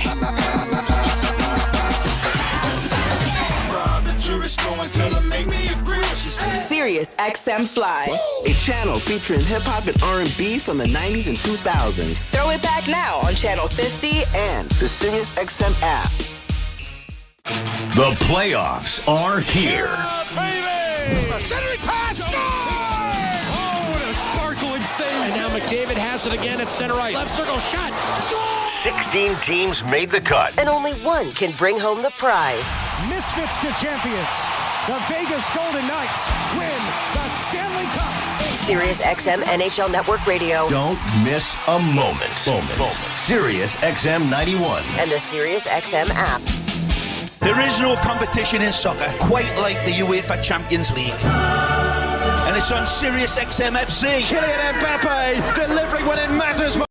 My club's trajectory. Jude Bellingham's driving, scores! And one performance can turn a star into an immortal. Harry Kane finishes off the game. It's the Champions League knockout stage, and all the top matches are on Sirius XM FC 157 and the all-new Sirius XM app. The Power Play with Steve Koulias. Toronto, they don't have a face card. Like, they don't have an ace. Morgan's a jack. They have so many non-face cards that these guys are going to have to bullpen by committee. Because the real truth is this: they got a good forward group. But if you don't defend against Boston and Florida, you're not seeing Boston or Florida in round 2. That's the exam, and the test will be on this defense. The Power Play. Weekdays 3 p.m. Eastern on NHL Network Radio. Sirius XM 91 and the Sirius XM app. Join me, Gord Stellick, and Scott Laughlin as we recap the night that was on NHL Morning Skate, weekday mornings at 7 a.m. Eastern on NHL Network Radio, Sirius XM 91. Well, here we go. Third period, a 1-1 tie. Leafs have to win this game to force Game 6 back in Toronto on Thursday. And they start the third period on a power play for a minute 38. With that much time, and a special hi to Mr. Ralph up in Sault Ste. Marie. Yeah, my father, Doug. Doug is listening to the game. Stepmother, Marlene, are listening from the Sioux. Hey, guys, whatever you've got as far as lucky underwear, get it on for the third period, would you please? We're ready to go. The Leafs are 1 for 16 on the power play. They have out-attempted 50-23, the Bruins, at attempts at goal. Had 9 scoring chances. The Bruins have had 4. And the Bruins will defend the goal to our left and the Leafs to the right. The referees tonight, Kyle Raymond and Steve Kazari, haven't mentioned them yet. Andrew Smith and Johnny Miller are the linesmen. And we're getting set for the face-off. Puck is dropped and we're underway. Leafs bring it back into their own zone.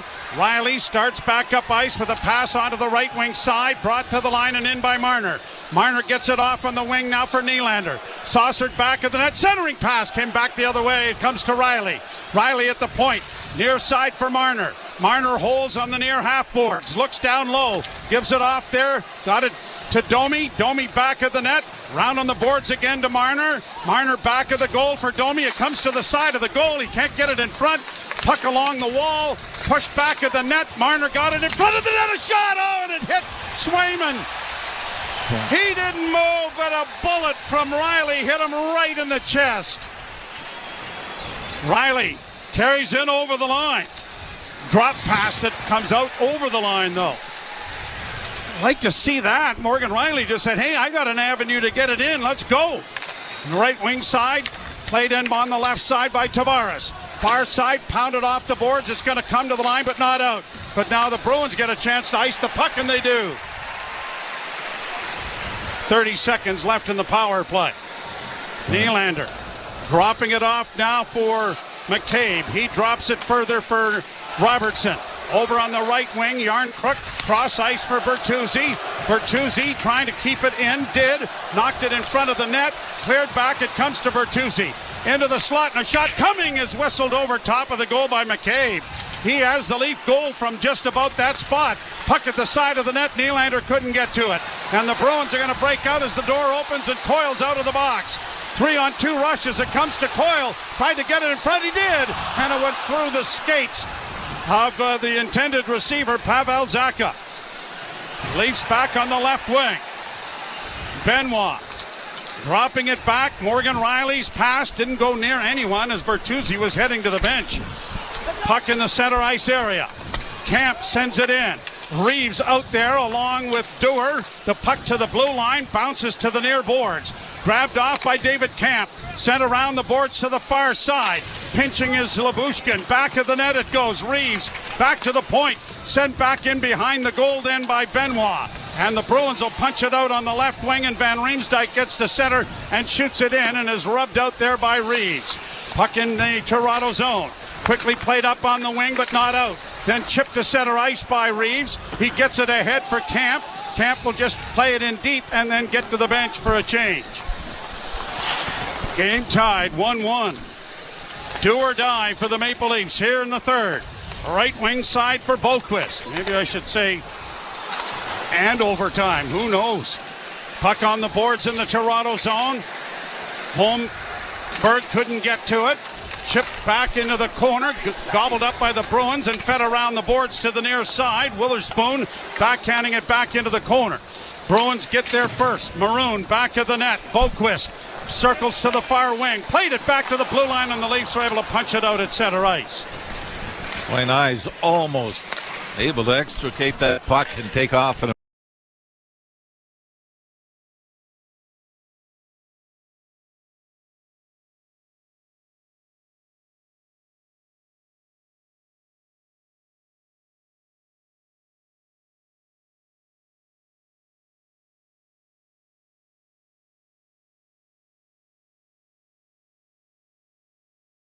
breakaway. Here's Lori back in his own zone. Start.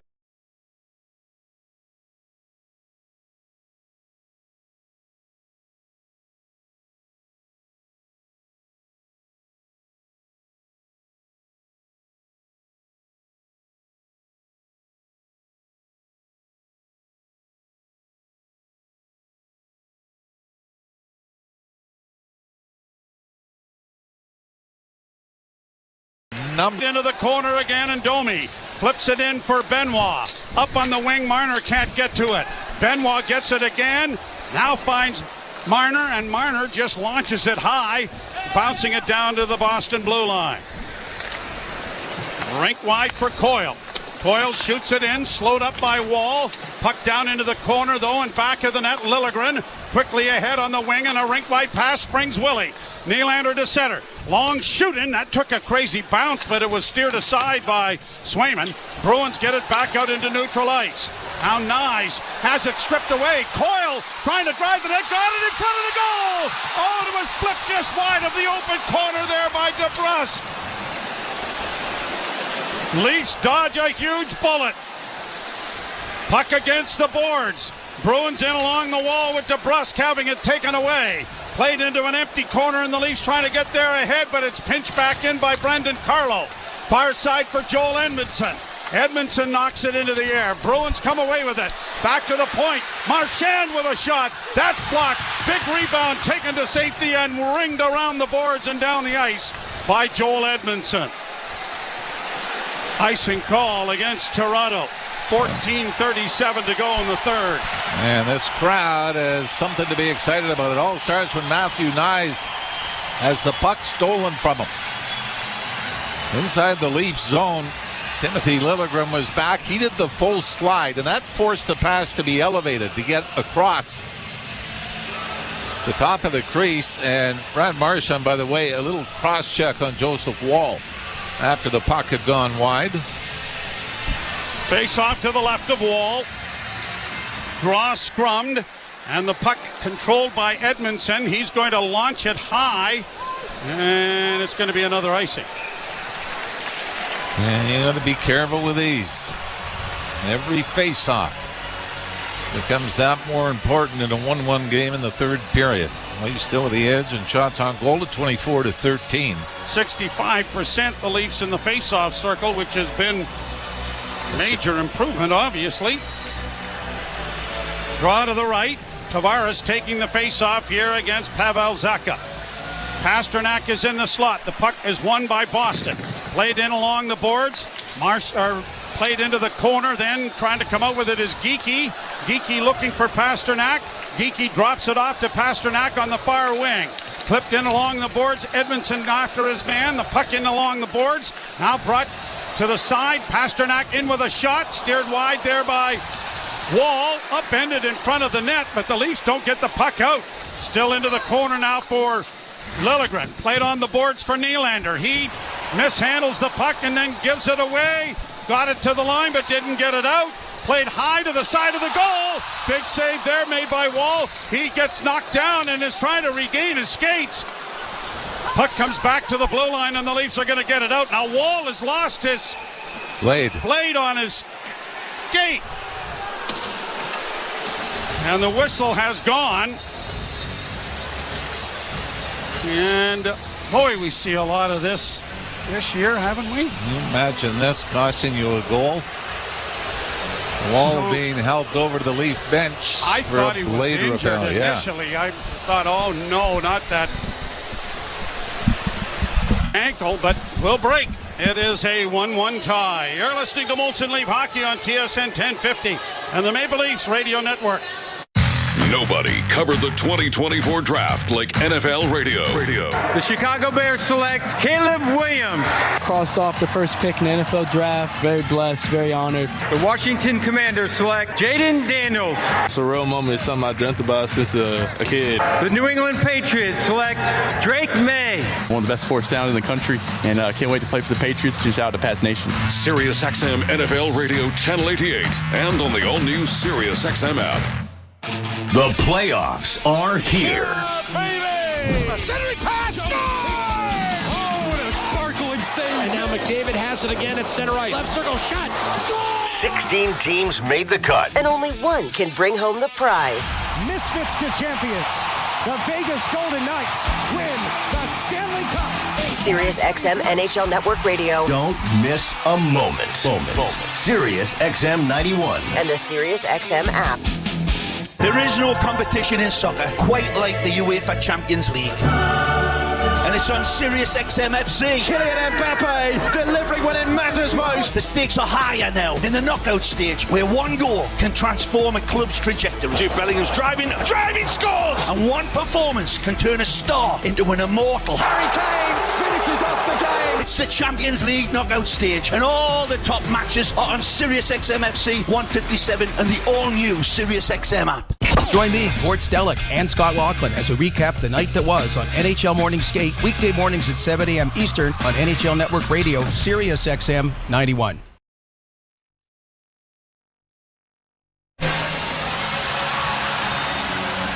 The Leafs won and the Bruins won, third period with 13:38 to go. Leafs facing elimination.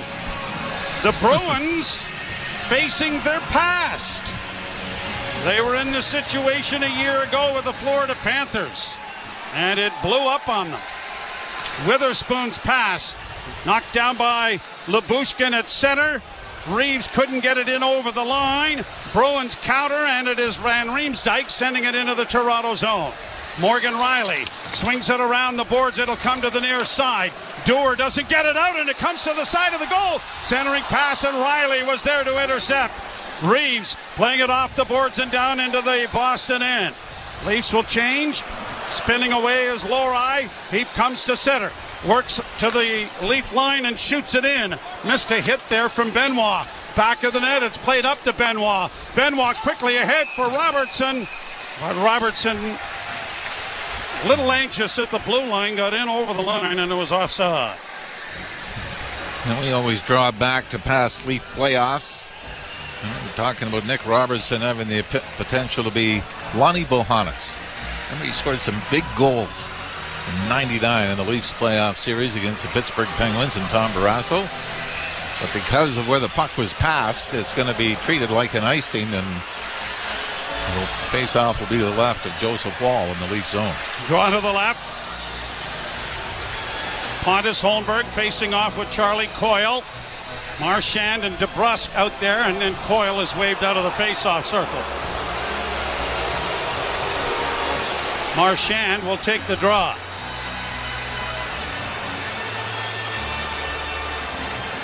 And the draw won by Marchand. Here's McAvoy working in on the right side. Carries around back of the goal. Works his way out. Losing his stick was nice. He gets it back. A point shot is knocked down in front of the Leaf goal. Marchand after it. Working it back to the blue line. Fell. Able to keep it in. And then Marchand tackles the Toronto player. And then both of them go down. And Holmberg are both going to go off. Wow! And then the referee clobbers Marchand. Well, I hope he's okay. I do too. I think he's all right.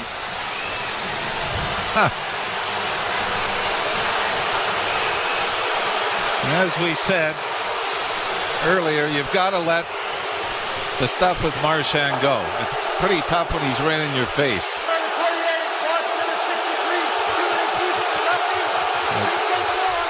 All right, so 4-on-4 play. But I don't know how Nyes gets a penalty here.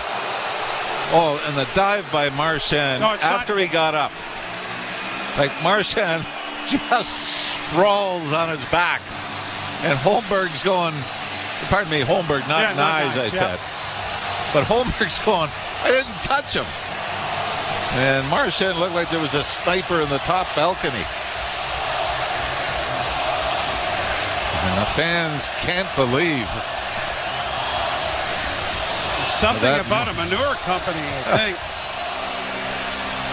At any rate, face off in the Toronto zone. The one thing, though, we're going to go 4-on-4. The one thing we can say is can't necessarily complain the Leafs don't get another power play because they've been better, even strength. The draw won by Tavares, poked along the boards by Benoit. McCabe trying to dig it free and does, but it's out of the reach of Nylander. Far side gobbled up by Lindholm. Played back of the Toronto goal. Benoit tying up his man. McCabe is in there as well. Nylander hoping for a loose puck to materialize, but the scrum continues. And now it comes out in a wraparound attempt to stop by Joseph Woll. Puck back of the net. Benoit to McCabe. McCabe swinging it back to the far corner for Tavares. Tavares starting out of his own end. Looks back for Willie. Pass comes ahead and scooped aside, and McCabe will start out as the Leafs are getting a change started. Nylander going to the bench. Marner out there now with Riley. Riley starts out, goes back into his own zone to Domi.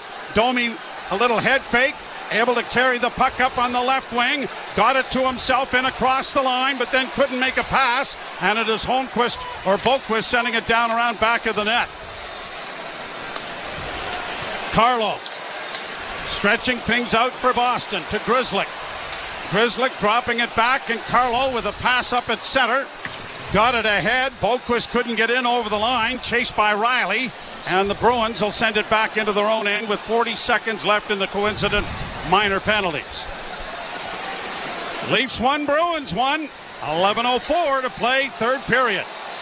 Pass ahead and across the line. Coyle driving the net. He rang it off the goalpost. No rebound comes to the line. Brought out by Toronto. Yarncrook works to the line and in. Left wing side. McCabe. A drive, and that was knocked wide of the goal. Bouncing puck on the far boards. Bruins lose it. Trying to get to it is the Leafs. Yarncrook gets it back to the point. Joel Edmondson. Now to Marner, into the slot. Marner needs to shoot the puck, and he tried to flip it, and it was blocked. Now he gets it in a one-timer by Yarncrook was blocked. Out at center ice, the Bruins work in on the left wing with DeBrusk shooting. Knocked away and smothered by Wall. Took about a minute and a half before the teams got onto the 4-on-4 offense side. Oh, wait a minute. Stop the game. Marchand wants to talk to the referee. I am. I think we're all right now. We're getting things under control again. He is an interesting character. He really is.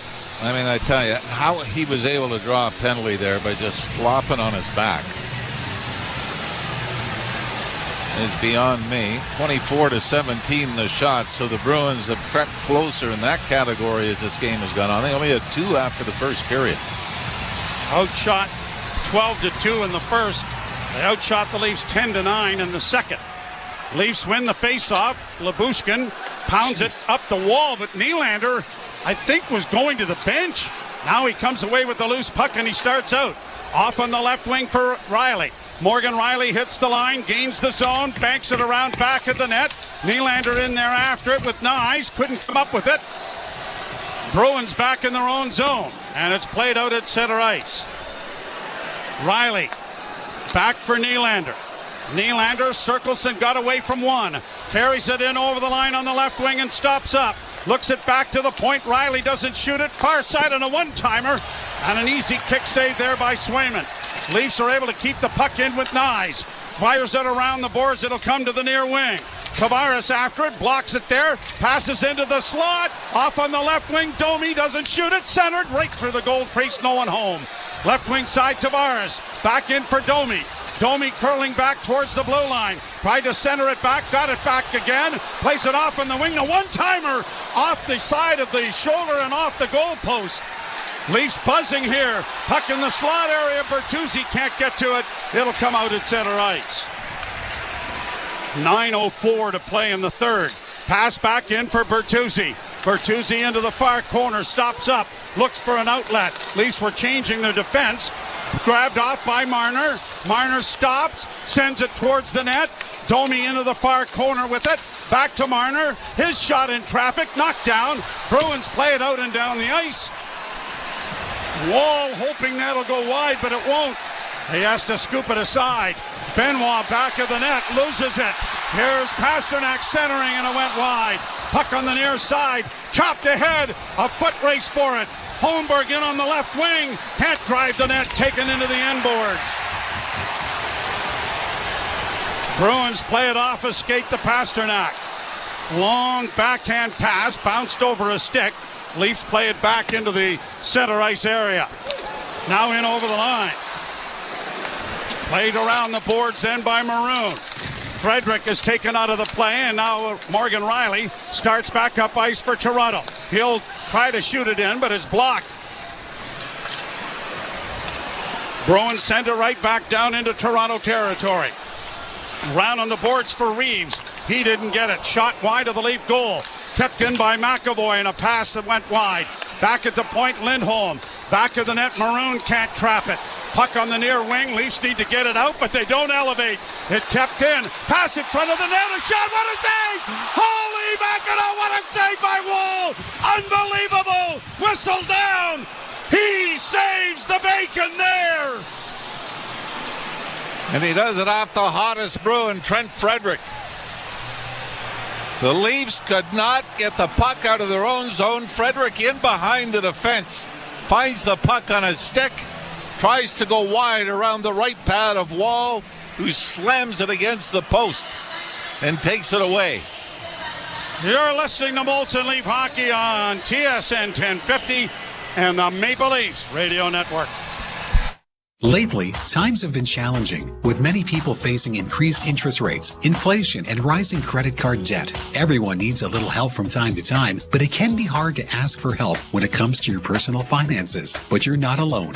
Millions of Canadians share that feeling with you. 500,000 Canadians have found help with their debt, and so can you, with Consolidated Credit Counseling Services of Canada. They are one of the largest non-profit credit counseling organizations in the country, with an A+ rating from the Better Business Bureau. They could help you consolidate your bills into one affordable payment, minimize your interest rates, and get you out of debt fast. No matter how much you owe, you don't need to do this alone. To get help, call 1-800-656-7129. That's 1-800-656-7129. Let Consolidated Credit get you back to a debt-free life. Call 1-800-656-7129. Call toll-free today for a free consultation. 1-800-656-7129. Ontario license number 4705786. And now it's time for our Subaru weather report. So, Harold, what's it looking like? Jim, it's a lovely spring day here on the beach. I came here for some solo time, like I do, but I got hungry instantly, so I went to Bob's Boardwalk Bistro when Bob says, "Sorry, cash only." Luckily for me, I always have a $5 bill stashed in my sandals, so I give it to Bob, and he says, "We don't accept foot money here." That's Thanks, how he Harold. talks. But now weather I'm reports starving, don't matter when you drive a Subaru. Visit your local Subaru dealer today and book a test drive during the all-weather drive event. Joseph Wall has just come up enormous here to make a huge save off Trent Frederick. And a face-off in the Toronto zone with 7:27 left in the third period. And I know you're without your 69 goal scorer from the regular season in Auston Matthews. But the Leafs, again, find it so hard to get to the 2-goal mark in a game in the postseason. 3 or fewer in the last 11 playoff games. Right now, 2 would be delightful. Yeah, we'd take 2 now, wouldn't you? Played back into the Boston zone. Bruins bank it out at center. Partially blocked. Tavares played it in over the line, but the Bruins have it there. And it is Grzelcyk getting it up on the left wing, and Heinen will play it into the Toronto end. Nylander goes back to the loose puck. Circles in front of his own goal. A backhand pass to the right wing side. Tavares muscles his way to the line and in. Tavares trying to split the defense, but couldn't. McAvoy sends it around the boards. Nyes got it back to the point. Lyubushkin thought better of shooting it at the net, then has trouble keeping it in, but Nylander is able to steal it. Nylander down low. Oh, and Tavares couldn't come out in front, and then when he backhanded it, no one home in front. He could have stepped right out. At the point, Nylander a shot. A save, rebound. Nyes trying to get it away. Swayman gives Nyes a good slash with the stick. No call. Riley lifting it into the left wing corner. Max Domi into the corner after it, and it comes back to the point. Riley couldn't keep it in. Joel Edmondson stretches things out, plays it high to center. Marner couldn't tip it. Shot by Boston back in. Wall couldn't trap it. Far side it goes to Coyle. Back of the net, Marchand. Marchand gets it back to the point. The wrist shot is deflected. Where's the puck? Down his Wall. Puck is underneath him. I don't know if he knew. I hope he heard you. What are the chances of that? Pretty good.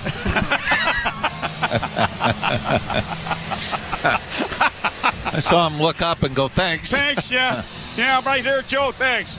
Red is 5:59 to play, third period. 1-1 is our score. Leafs have to win. You're listening to Molson Leaf Hockey on TSN 1050 and the Maple Leafs Radio Network. Ann and Nancy Wilson together again trek across America on Heart's Royal Flush Tour.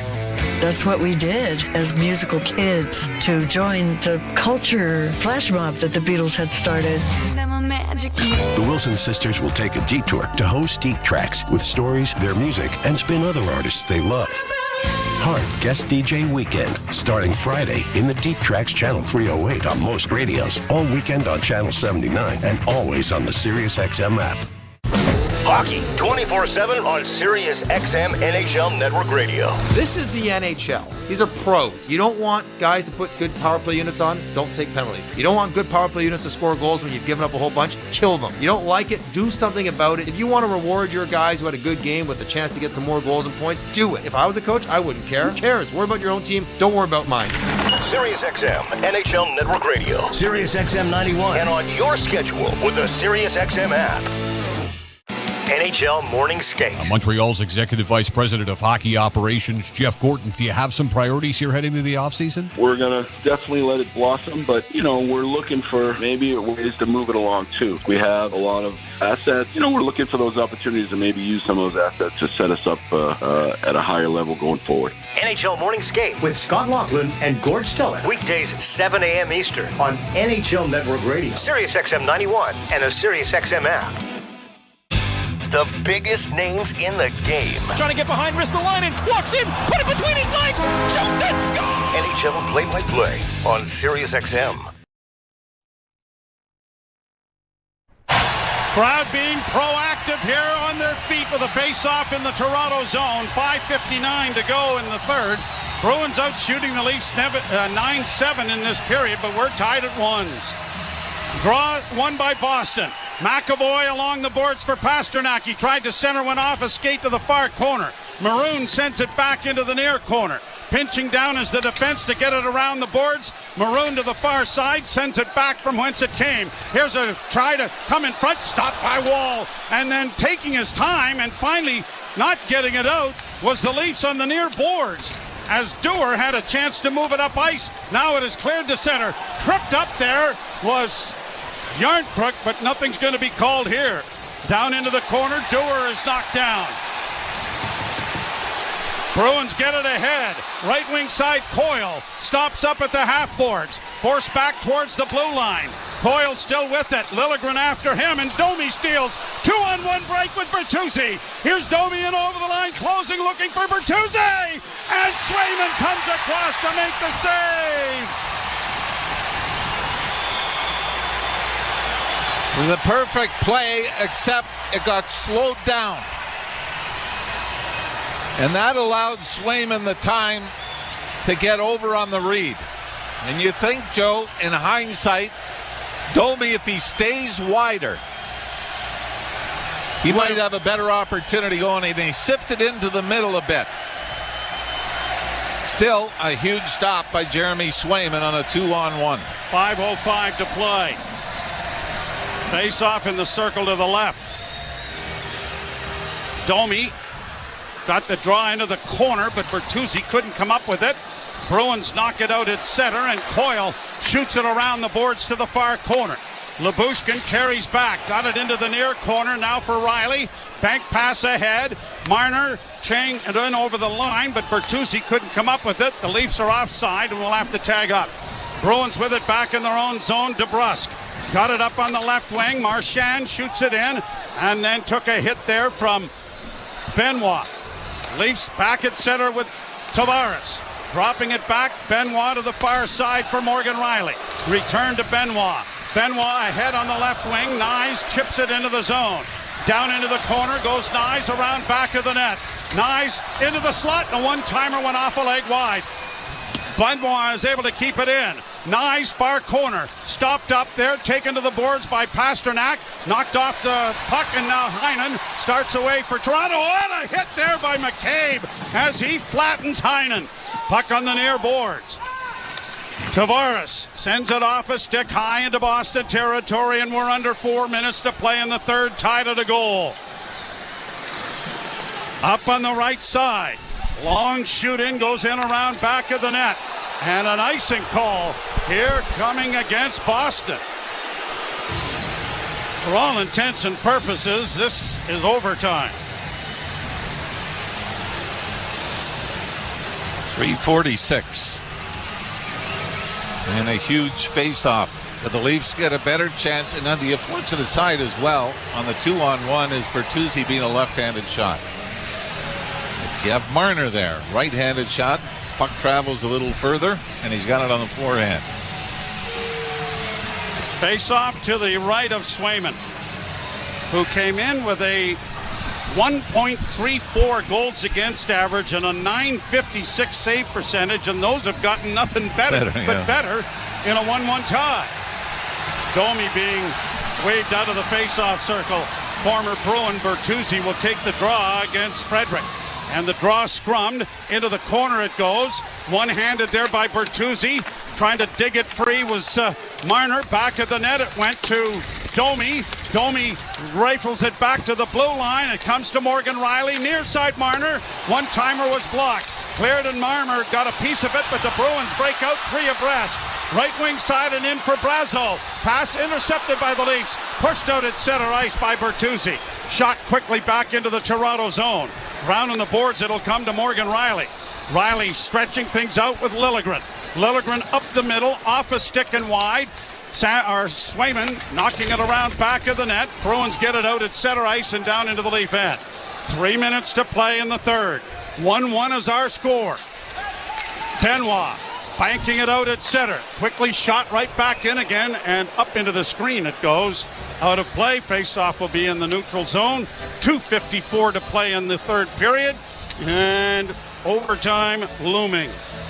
I like everything about this game for the Leafs except the margin of error.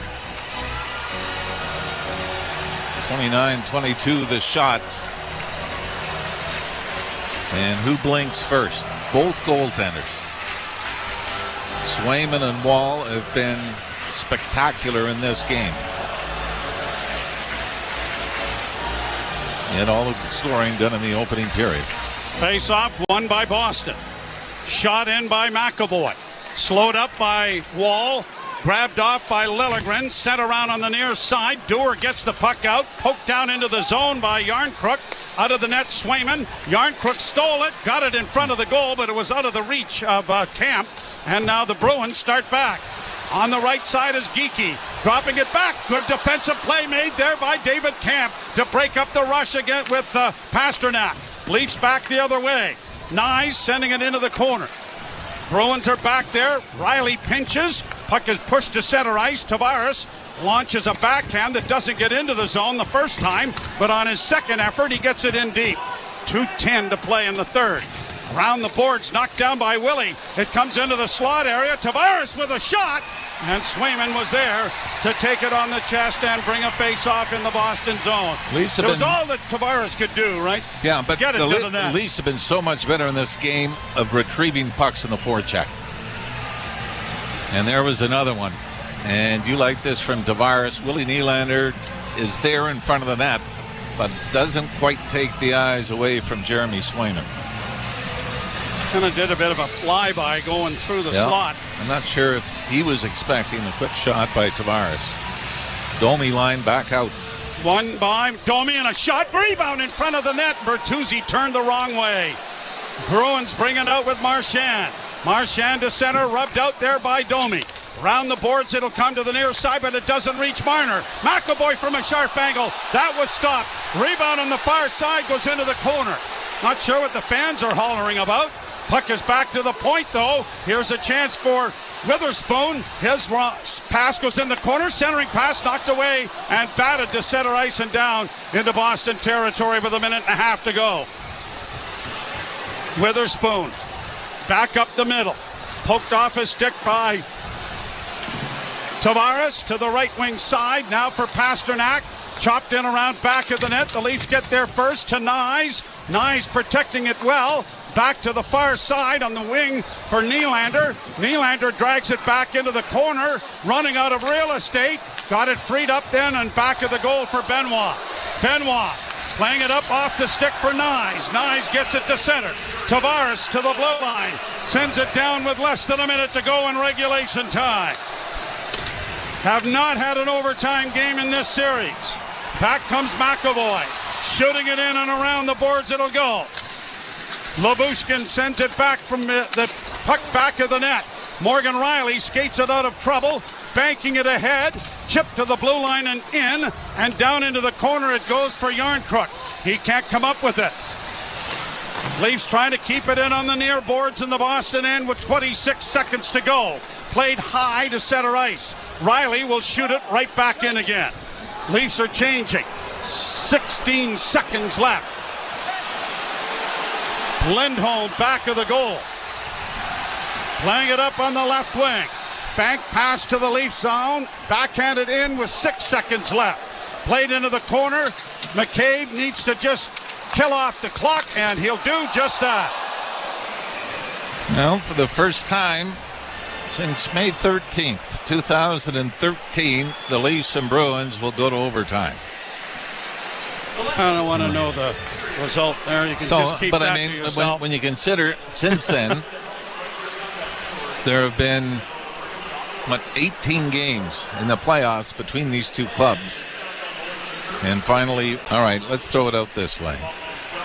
Bruins lost in overtime, Game 5 in this building to the Florida Panthers a year ago. Can we run with that? Yeah, I like all that. Right. We'll run with that. The shots on goal in the third period, 12-9 Boston.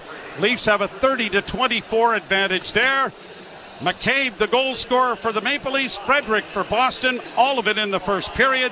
And we're going to overtime. We'll ship it off. Michael DiStefano to join Jim Taddy. You're listening to Molson Leaf Hockey on TSN 1050 and the Maple Leafs Radio Network. Perfection.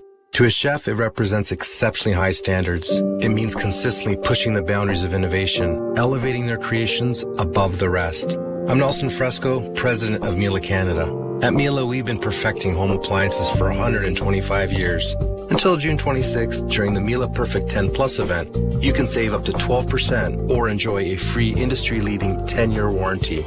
Visit a Miele retailer or Miele.ca to learn more. Elevate your home with Miele. Have you ever walked into a room and forgotten why you went there? Do you ever experience brain fog? Improve your memory and think clearly again with Clear Brain from New Nordic. Clear Brain is specifically formulated to help maintain cognitive function and help support memory. Using a powerful combination of clinically proven all-natural ingredients like ginkgo and walnut extract, New Nordic's Clear Brain is Scandinavia's #1 selling cognitive health supplement. Available at Shoppers Drug Mart, Walmart, Loblaws, Jean Coutu, and London Drugs, or online at Amazon and newnordic.ca. Check out Diabetes Canada's Drive Up and Donate event every Saturday and Sunday from 9 a.m. to 4 p.m. all summer long. Gather your gently used clothing and small household items, then drive up and our staff will take care of the rest. Your donations help fund research, send kids to camp, and keep items out of landfill. Visit us this weekend and every weekend from 9 a.m. to 4 p.m. at the Bramalea City Center parking lot at 25 Peel Center Drive, Bramalea. Learn more at declutterfordiabetes.ca. Do you have an invention idea but don't know what to do next? Call InventHelp now for free information on how to get started today. InventHelp provides invention services that help everyday inventors get started with their idea. We have representatives nationwide who will explain the InventHelp process step by step. Over 10,000 patents have been secured through InventHelp's patent referral services. Our services include professional materials needed to showcase your invention and 3D animation and prototype modeling that help you demonstrate your idea. Get down to the details of your idea with a technical drawing.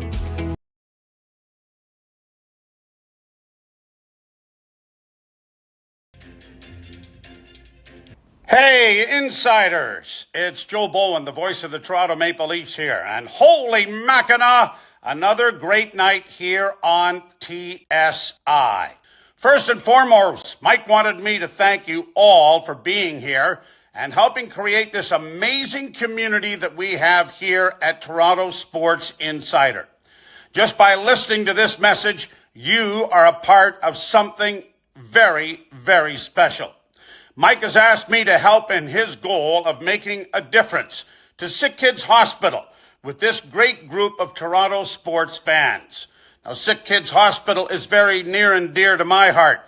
My son Sean was diagnosed with leukemia when he was just a year old, and he's 30-some-odd years of age now and a big strapping lad because of their magic that they work at Sick Kids. Toronto Sports Insider is donating 100% of the channel's revenue through the Leafs 2024 Stanley Cup playoffs run. Now's the time for this community of Leaf fans to make a real-world difference together. Now, the best way for us to increase the amount of the donation is to please share the link to Toronto Sports Insider right here on YouTube to bring more Leaf fans into this amazing community. Changing the world, one insider at a time. We'll see you in the chat. And holy Mackinac, go Leafs, go. Here. When they're tied at 1 at the end of regulation, what a game. Game 5. Jim Taddy and Michael DeStefano with you to go over this. And Mike, you can boil the game down to this. There's Domi on a 2-on-1 with Bertuzzi looking pass all the way. I was praying he would shoot. And then there's that Frederick play where, and Wall makes a great save. I'm not taking anything away from either goaltender, but in a normal game, those are 2 goals, aren't they? Well, I mean, the Domi one, you kind of, everyone knows he's going to pass it off. Everybody knew it was coming. Even the goaltender allowed Swayman to maybe cheat a little bit to be in better position for the Bertuzzi shot. You got to give a lot of credit to Joseph Wall on that save, though. That was a season-saving stop that he made there. Like, that's not hyperbolic if that's in the back of the net. Clearly, the Leafs didn't score after that, so that would have been it. I'm watching it right now. And, he just gets there, just gets a toe on it, and literally saves the season. So, a big-time stop. And he had to make a few big saves in this game. Like, that was the biggest one, but he had to make a couple more throughout the rest of the period. The Leafs got lucky a couple of times. The Boston Bruins, a couple shots that went wide or high. Boston started to take control in that game in the third period, though, Jim. I don't know if you felt that way, but it seemed like the Bruins started to wake up there. Well, Marchand for me, I mean, you see that exchange with Holmgren, Holmberg actually, and so the whole time he's with Holmberg, you understand that he picks himself up and gets back in the play. He knows exactly what he's doing. 100% he does, and he forced Holmberg to take a penalty so that it's 4-on-4 instead of a 5-on-4 situation. But at least we know now that Marchand is allowed to go into the penalty box, Jim. It's twice we've seen him in the box, right? That's the first time all series. So now we know there's no league mandate to make sure he doesn't go to the sin bin. He's allowed in there, so maybe it'll happen again. I don't know. For me, though, I'm looking at one guy here as we get into this overtime frame to keep the season alive for the Toronto Maple Leafs. I'm looking at Johnny Toronto as my overtime goal pick. Scored a big one for the Maple Leafs last year to send this team to Game 2. I think the captain scores another big one here to keep their season alive.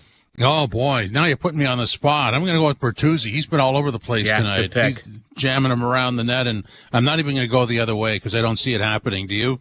I cannot confirm or deny, because I don't want to be the guy that jinxes things. You use my catchphrase, the check is in the mail, or the bill is in the mail, as you like to say, guy. Yes, guy. Well, we'll see. We'll come back and do the out-of-town scoreboard. This is Molson Canadian Leafs Hockey on TSN 1050, the iHeartRadio app, and the Leafs Radio Network. And now it's time for our Subaru weather report. So, Harold, what's it looking like? Jim, we can expect more thunderstorms as the evening approaches, and then overnight... Oh, hold on. Yeah, can I get 2 number 6s with a side of curly fries? Hold the onions, please. Yeah. Harold, are you in the drive-thru right now? Jim, no one listens to this. Oh, thank you. Yep, great. Weather reports don't matter when you drive a Subaru. Visit your local Subaru dealer today and book a test drive during the all-weather drive event. This Mother's Day, give Mom what she really wants. A day off. Recognize everything she does by giving her an invitation to do nothing.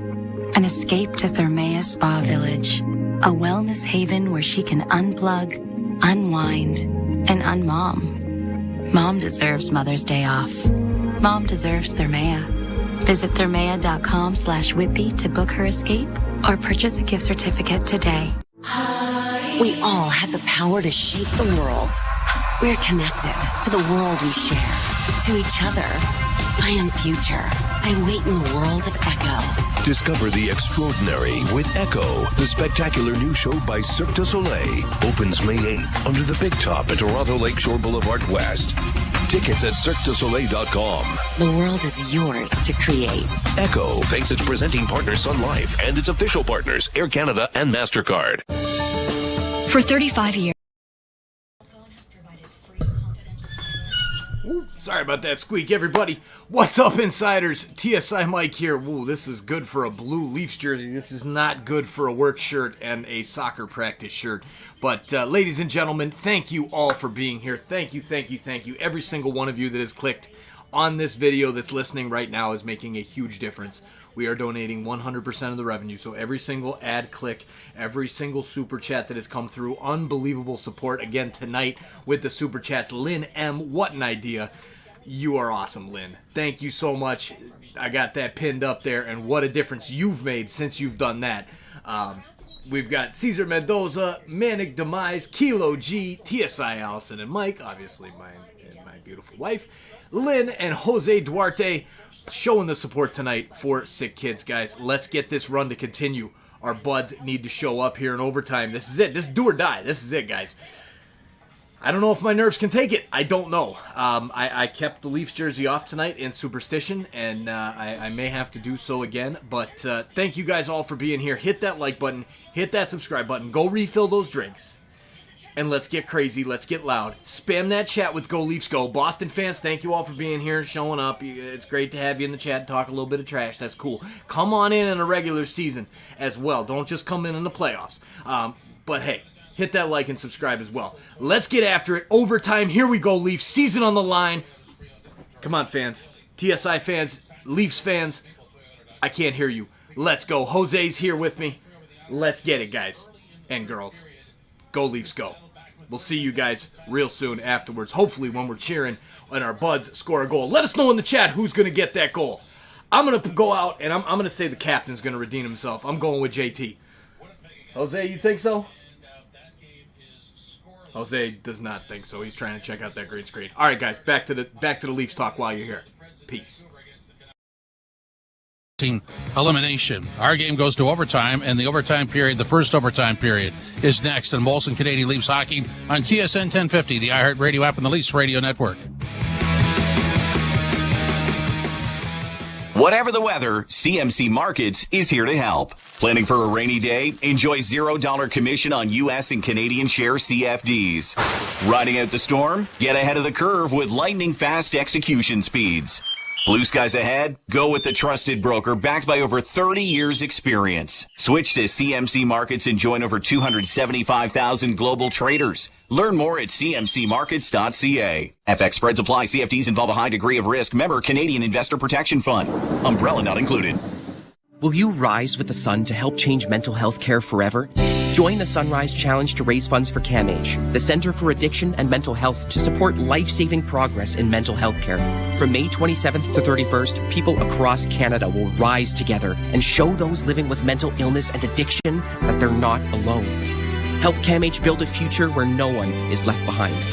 So, who will you rise for? Register today at sunrisechallenge.ca. That's sunrisechallenge.ca. In business, service is everything. Cintas delivers what you need to better serve your customers. Whether it's freshly laundered work apparel for almost any job imaginable, first aid and safety supplies, professionally installed AEDs and eye wash stations, floor mats, or mops and restroom products, stocked and ready when you need them. Better work days happen together. So visit Cintas.ca and get ready for the workday. The world is changing, and Upskills for Work Get Started resources can help you adapt, learn new skills, build confidence, and move forward. Get Started workbooks are free and easy to use, online, anytime and anywhere, so you can learn at your own pace. Whether you're looking for a job or want to move up in your field, Get Started empowers you with skills like collaboration, adaptability, and problem solving. Improve your skills for work and life. Get started today at upskillsforwork.ca. First up with Korolnik and Koliakovo. Weekday mornings 6 till 10 on TSN 1050. You ain't first, you're last. We are headed to overtime. The game tied 1-1. The Bruins trying to win the series in 5 games. The Leafs trying to force a game 6 back at Scotiabank Arena on Thursday. Both goaltenders have been outstanding. Leafs with 66 attempts at goal. Bruins with 47, but a lot of it was in the first period when the Maple Leafs outshot Boston 12-2, but all of the scoring was then. McCabe from Marner and Domi at 5:33, Frederick from Maroon at 13:54. And if you want to draw on recent past, Boston lost in Game 5 at home to the Florida Panthers 4-3 and then eliminated in Game 7 in overtime by the same 4-3 score. The Leafs lost both overtime games against the Florida Panthers.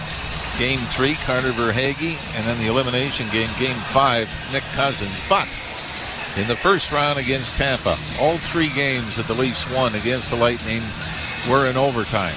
The goal scorers were Morgan Riley, Alex Kerfoot, and John Tavares.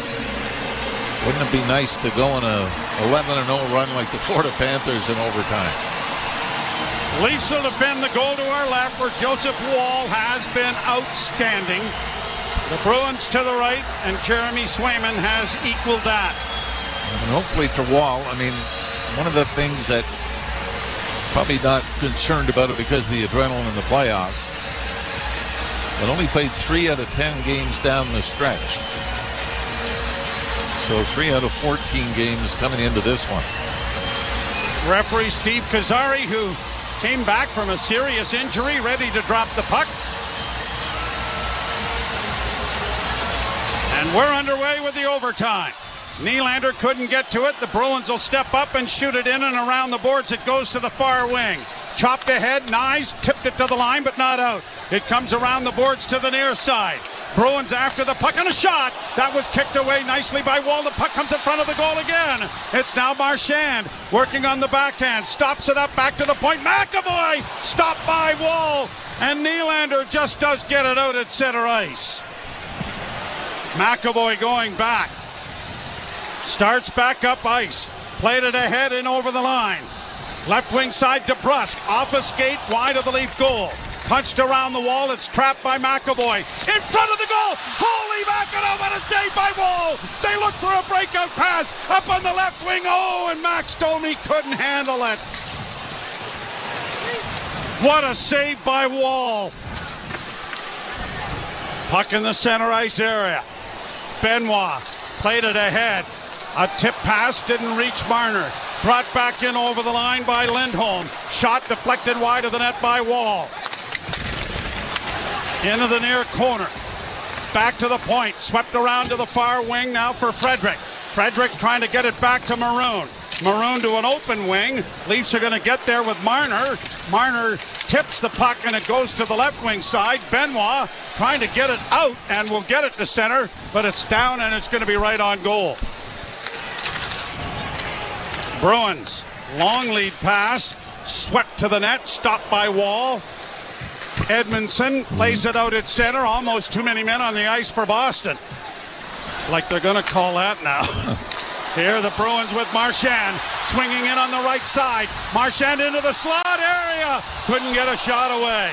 Leafs chip it high, knocked down by Yarncrook, brought on at center, and across the line, David Camp, oh, and he just missed that left post. Yarncrook back to the goal, trying to hold it off, and it is taken to safety by Coyle. Coyle's pass, too far for Marchand. Riley to the rink, far side, now to Tavares. Tavares down the right wing, trying to barge to the front of the goal. He does! They score! They score! The Leafs have won the game! Nice jumping it in as Tavares one-handed in front. The Leafs are coming home, and they've won Game 5 by a score of 2-1. Holy mackerel, what a play!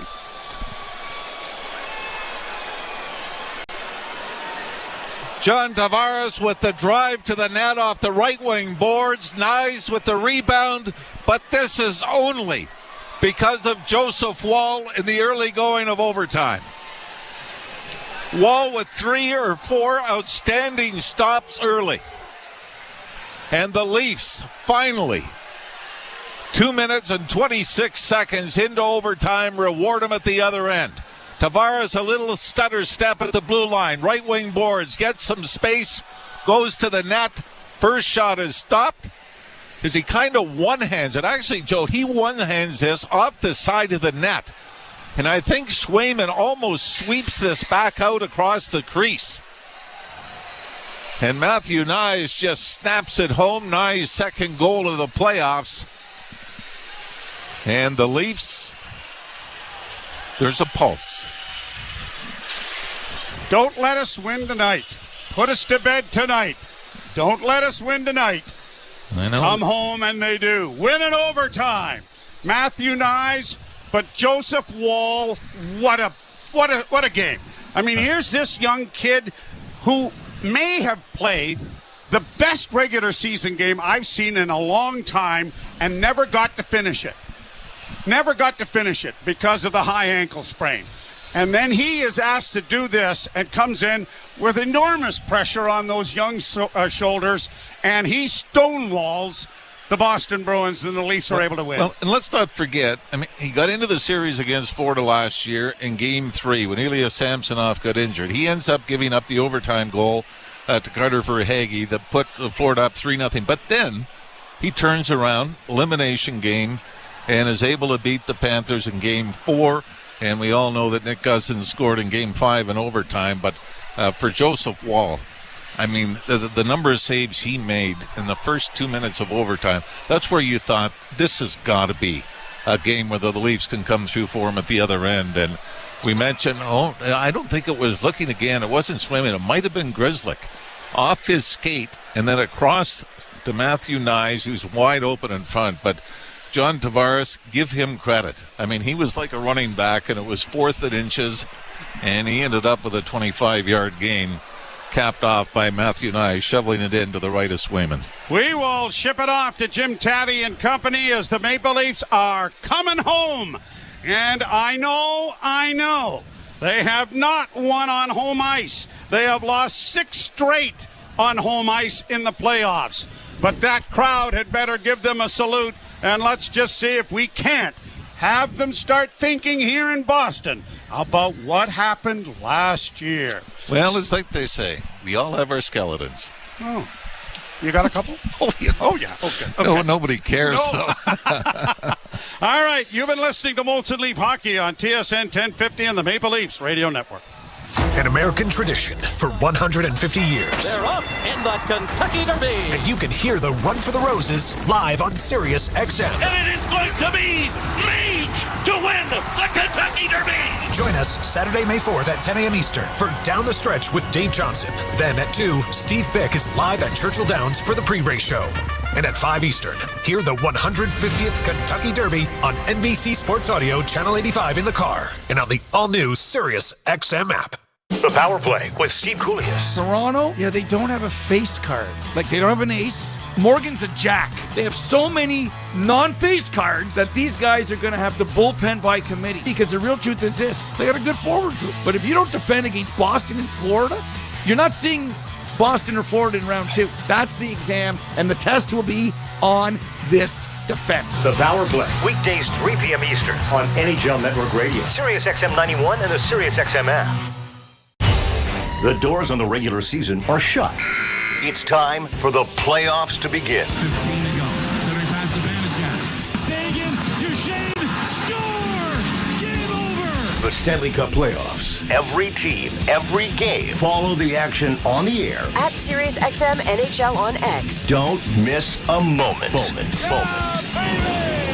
Sirius XM NHL Network Radio. Sirius XM 91. And the Sirius XM app. Hey Toronto, I'm David Morsuti, host of the daily Toronto Maple Leafs podcast, Locked On Leafs, part of the Locked On Podcast Network on the Sirius XM app. Every weekday, we bring you the latest Leafs news and analysis, break down all the action, including this game you're listening to right now, and preview the next one. We're giving you everything a Leafs fan could want, all in a daily 30-minute podcast. Download Locked On Leafs right now on the Sirius XM app, available with all trials and popular plans, or where you get your podcasts. Search Locked On. There is no competition in soccer quite like the UEFA Champions League. And it's on Sirius XM FC. Kylian Mbappe delivering when it matters most. The stakes are higher now in the knockout stage, where one goal can transform a club's trajectory. Jude Bellingham's driving scores! And one performance can turn a star into an immortal. Harry Kane finishes off the game. It's the Champions League knockout stage, and all the top matches are on Sirius XM FC 157 and the all-new Sirius XM app. Join me, Gord Stellick, and Scott Laughlin as we recap the night that was on NHL Morning Skate, weekday mornings at 7 a.m. Eastern on NHL Network Radio, Sirius XM 91. Hockey lives here. Suzuki sweeps it. There's a chance. Rebound, Caulfield shoots and scores. NHL play-by-play on Sirius XM. Join me, Scott Laughlin, and Gord Stellick, along with former NHLer Mike Johnson for NHL Morning Skate, weekday morning, 7 a.m. Eastern on NHL Network Radio, Sirius XM 91. Hi, this is Ray Hudson, and for all the biggest matches from club soccer's holy grail, the UEFA Champions League, tune in to Sirius XM FC 157. This is Leafs Game Night on TSN 1050 and the Leafs Radio Network. The Leafs live here. Welcome to Leafs Game Night. The Leafs win 2-1 in overtime. Series is alive. Game 6 Thursday night in Toronto at Scotiabank Arena, and sometime during the next half hour we'll be able to tell you how you could win tickets to that game. Jim Taddy, Michael DeStefano, and Jimmy Ralph kind enough to hang around at the TD Boston Garden. Ralphie, you've said many times this year two things that have stuck to the wall for me, at least two, that Joe Woll would be a key part of this at some point, and that was tonight, and the Leafs, the moment you think they're out, they're back in, and that was tonight. Yeah, and I mean, not the most comfortable of formulas that work tonight. But I would say this, and there's no sense going back, to what happened. You're in a series now. It's 3-2. You've got to find a way to win on home ice. But I think with that kind of goaltending, you might be up 3-2 in the series. And that's like I said, not going back. And certainly the Leafs played better.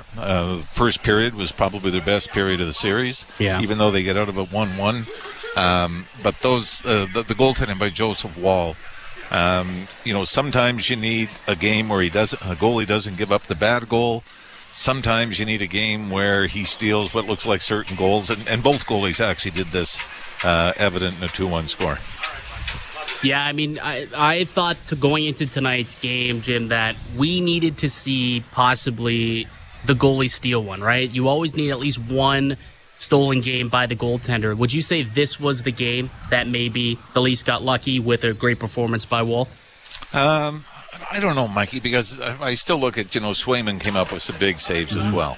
And I know Morgan Riley just rifled it into his chest, but that opportunity he had on the Leaf power play in the third period was a game saver.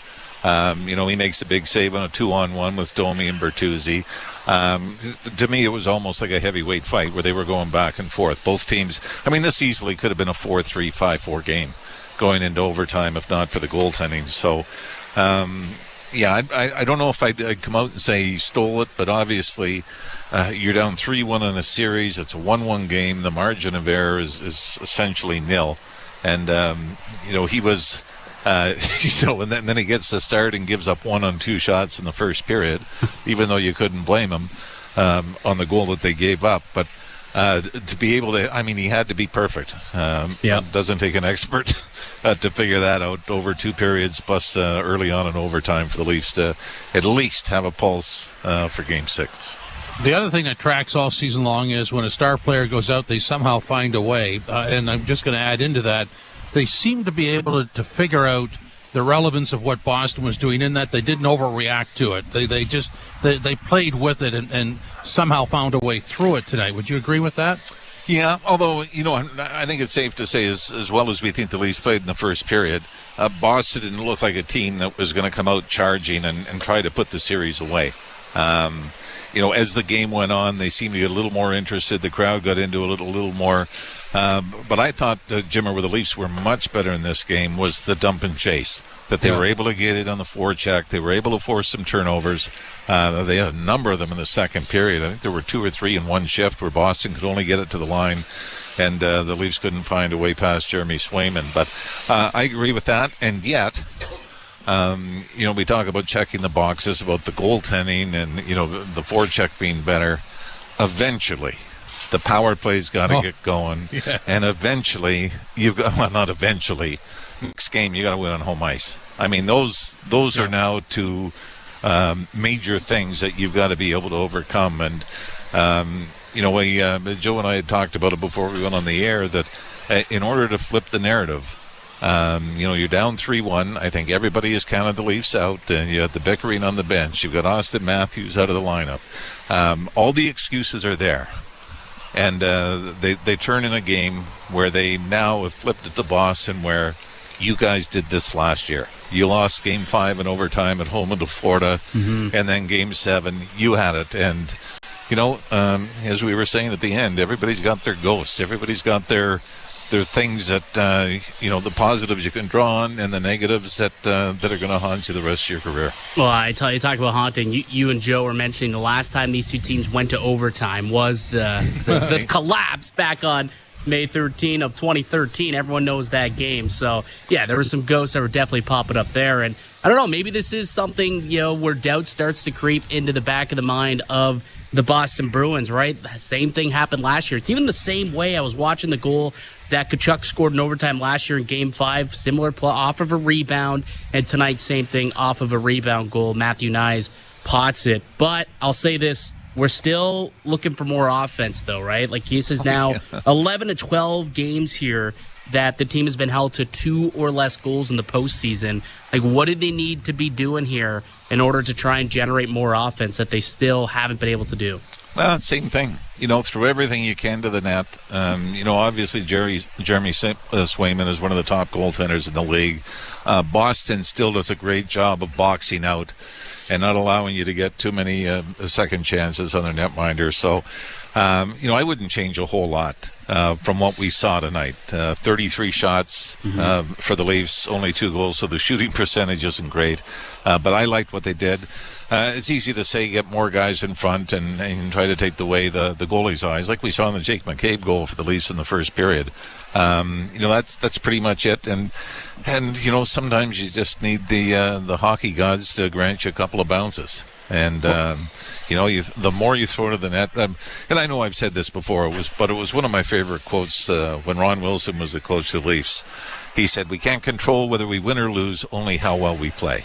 And sometimes it comes down to certain bounces, and it did look like that the overtime goal went off Grzelcyk's skate as Tavares tried to one-hand it towards the net, and the perfect redirection across the blue paint onto Matthew Nice stick, and that was the bounce that you're hoping for to stay alive. Hey, I was half right, Taddy. I thought Tavares was going to get the game winner. I was half right. He set it up with a nice drive to the net.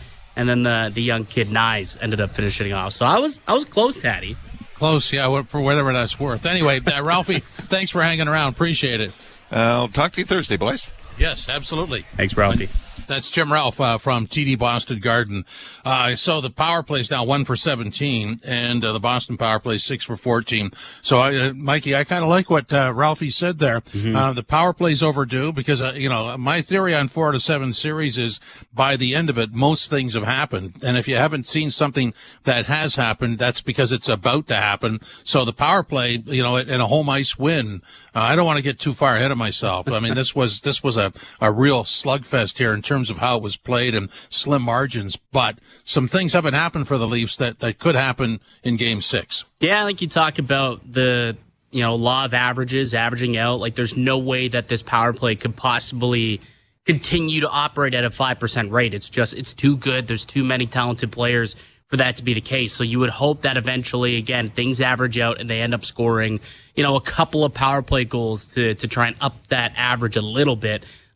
You saw, I think, some progression tonight, though. Like, Morgan Rielly had a really good opportunity. There was a couple good scrambles. Tavares had a shot. So there were some chances. You saw them moving the puck a little bit. It wasn't as stagnant and stale as it typically is.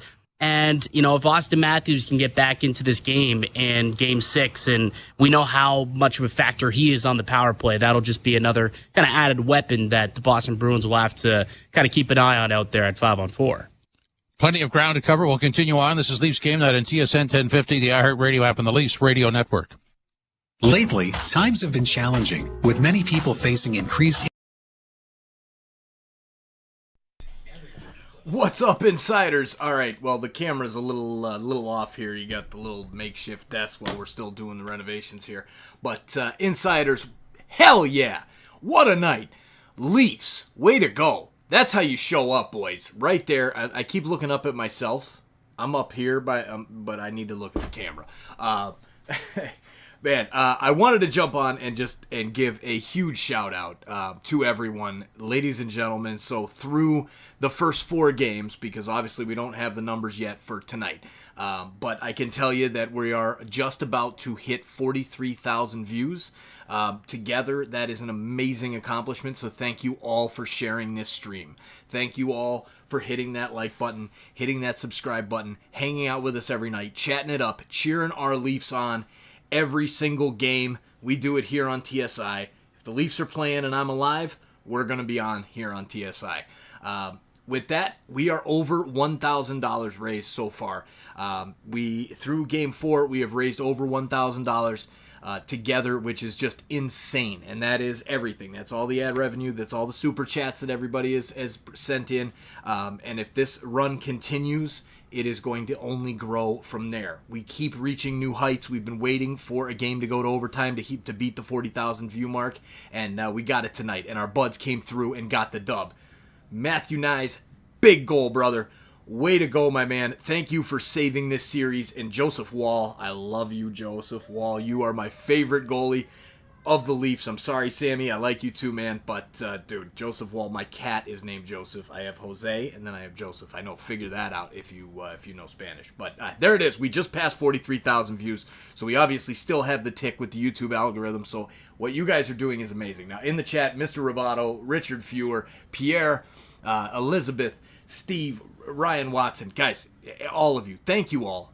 This support is amazing. I mean, I'm just a guy. I'm just a dad of 4 working the regular real life 9-to-5 job, and I had an idea, and look at it now. Look at it now. We're gonna make a crazy difference in the world together, because this is just the first playoff run. We're gonna do bigger things with the next playoff run.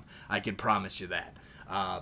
With that being said, I've got to go DM Joe Bowen and let him know that we had a hell of a night, and we need to kick this up for Game 6 and then Game 7. Go Leafs, go! Buds, bees in the chat. Stefan, big shout out, Stefan, always hanging out, man. Hold it down with that wrench. Same with you, Roboto. Thank you, my brother. Appreciate it. And Richard Fewer as well. Ryan Watson. Dude, there you go. They go with the same lineup for next game? Hell yes, they go with the same lineup for next game. I'd leave Auston Matthews out till that man is 100% ready to go. I don't know what the hell's going on with him since he sat at 69 goals. But I keep him out. I don't care. If it ain't broke, don't fix it. You're winning games. Stay out until you're ready. With that, ladies and gentlemen, I'll let the postgame run for a little bit longer. As always, thank you all. 43,300 views. They keep rolling in. We're still over 1,000 in the chat. Big shout out tonight to all the super chats and all of you. Good night, everybody. We'll see you in the Blue Jays game tomorrow, and then we'll, or no, is it? No, we do play tomorrow, and we're off Thursday, and then yeah, we'll be back for game number 6 in TO. Go Leafs, go! Thank you, insiders. Let's change the world, one insider at a time. That's what it's about, guys. That's what it's about. This is about nothing more than that. Let's do it. Thank you.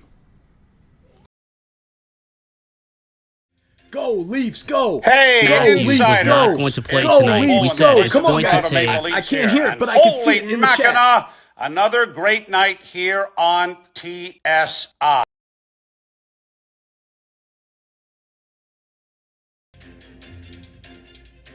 Hey, insiders! It's Joe Bowen, the voice of the Toronto Maple Leafs here, and holy Mackinac, another great night here on TSI.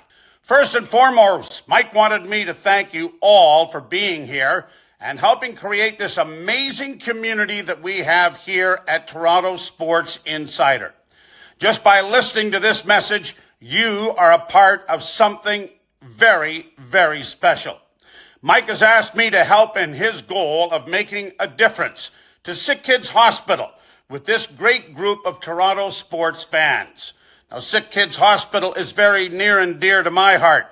My son Sean was diagnosed with leukemia when he was just a year old, and he's 30-some-odd years of age now and a big strapping lad because of their magic that they work at Sick Kids.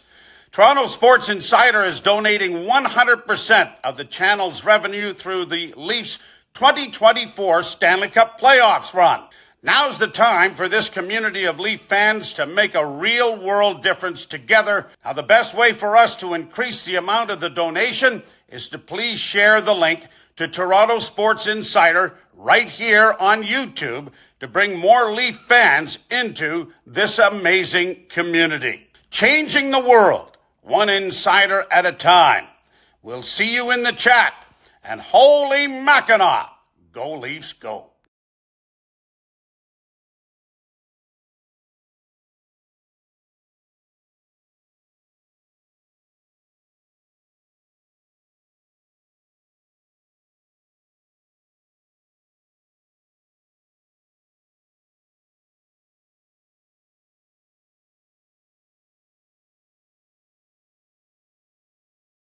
where they've been held in check to 2 or less goals, 13 straight where they've been held to 3 or less goals. So you want to see a little bit more production and a little bit more finish to it. But in terms of controlling the play, I mean, that's exactly what the Maple Leafs did for a majority of this game. And if they could just replicate that performance in game number 6, they'll give themselves a really good opportunity to win that one as well. Makes you look back on certainly Saturday night, the first 40 minutes, dreadful. Game 1 in Boston didn't seem ready, dreadful. I mean, that's leaving a lot of scraps on the table there for Boston with a 3-2 series lead. You could easily, do an AI edit on this and come up with a different story, but 3-2 is the reality. Yeah, and now it's a series again. Like that, this game was very pivotal because now you're going back to Toronto and the momentum is with the Maple Leafs. And like Jim Ralph was saying, eventually things gotta go the other way, right? And I think that You look at the Maple Leafs, they haven't scored in the power play. They haven't been able to win on home ice. Those things just have to change, and hopefully it does in Game 6. And hopefully Auston Matthews can return for that one as well, because they got through one. They got through one without him. I'm sure they would prefer to have their superstar goal scorer in net, though. I would definitely definitely like to see Auston Matthews back. But now, I mean, I like the Domi Marner Bertuzzi line. That's a going concern out there. They were fantastic tonight. They really were. But I don't know. You think you keep those three together? Like, typically, Matthews, Domi, and Bertuzzi have been excellent as well. But we did see Marner kind of wake up in this game tonight, right? He definitely had his best game of the series, which is big. You needed to see that out of Mitch Marner on a night where Matthews wasn't in the lineup. You were kind of circling him as somebody, and early on, he had buzz, he had jump. It will be fascinating to see what they decide to do. I believe, like, if I were Sheldon Keefe, I think I would probably put Matthews back in his rightful spot and then kind of go back to what you were doing with Tavares and Marner together. Maybe you do put Nylander on that, though, and you kind of load up your top six, and then you have more of a checking line as your third line with Nyes, Holmberg, and Calle Jarnkrok, and you just kind of load up that top six and try and generate a whole lot of scoring. But either way, I think the Leafs are feeling pretty good about their play tonight going into Game 6 now. Oh, there was no bad spot in this. Obviously there's sags in the team's play because Boston pushed back. But, I mean, from the blue line in, there was no concern at all, was there? Well, they didn't allow they didn't allow a power play or a power play goal. Yeah, like that's been the Achilles heel of this team. They were undisciplined for a lot of this series, and they weren't able to kill off those penalties. Well, they only had one penalty that they had to kill off tonight, and they were able to do that pretty easily. It was a pretty solid kill. And then every other penalty they took was coincidental minor. So they were disciplined. They stayed out of the box. And when this team plays at 5-on-5, it doesn't have to kill off penalties and not shorthanded. They've been the better team in this series. So on a night where they spent more time at 5-on-5 or on the power play, they had the advantage 3-1 tonight. Of course, it's the night that they win. That's just how it's been the whole series. Yeah, I just, that game-winning goal was actually Boston-like, wasn't it? I mean, it just flooded the zone, just drove to the net, puck came loose, and boom, it's in.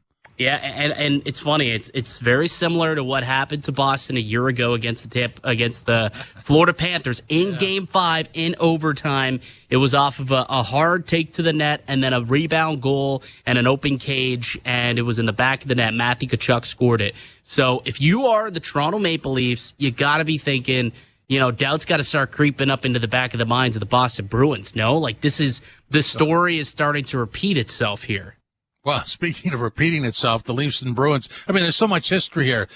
Pick your narrative. You could always come up with a way for either one of these two teams to either win or lose. They've got a storied history and for Boston, disappointment last year. For the Leafs, disappointment in many years. I just hope it goes to Game 7 because that's really what it's all about. Well, in any playoff series, it's just everything's on the table in Game 7. It would be. We all want to see this game go to Game 7 for both selfish reasons and also just because they've been good games. Like, they have been good, tight, close games. And there hasn't been a lot of those in the first round of the Cup playoffs, which is kind of wild when we all thought it was going to be an outstanding first round. But this one has the potential to go 7 games. And if it does go 7, and if Toronto can win on home ice on Thursday and then go back to TD Garden for that Saturday night game, I mean, they've got all the momentum. And at that point, you never know what happens, right? It's one game, do or die. There's pressure on both teams at that point. So the Leafs got to come back home,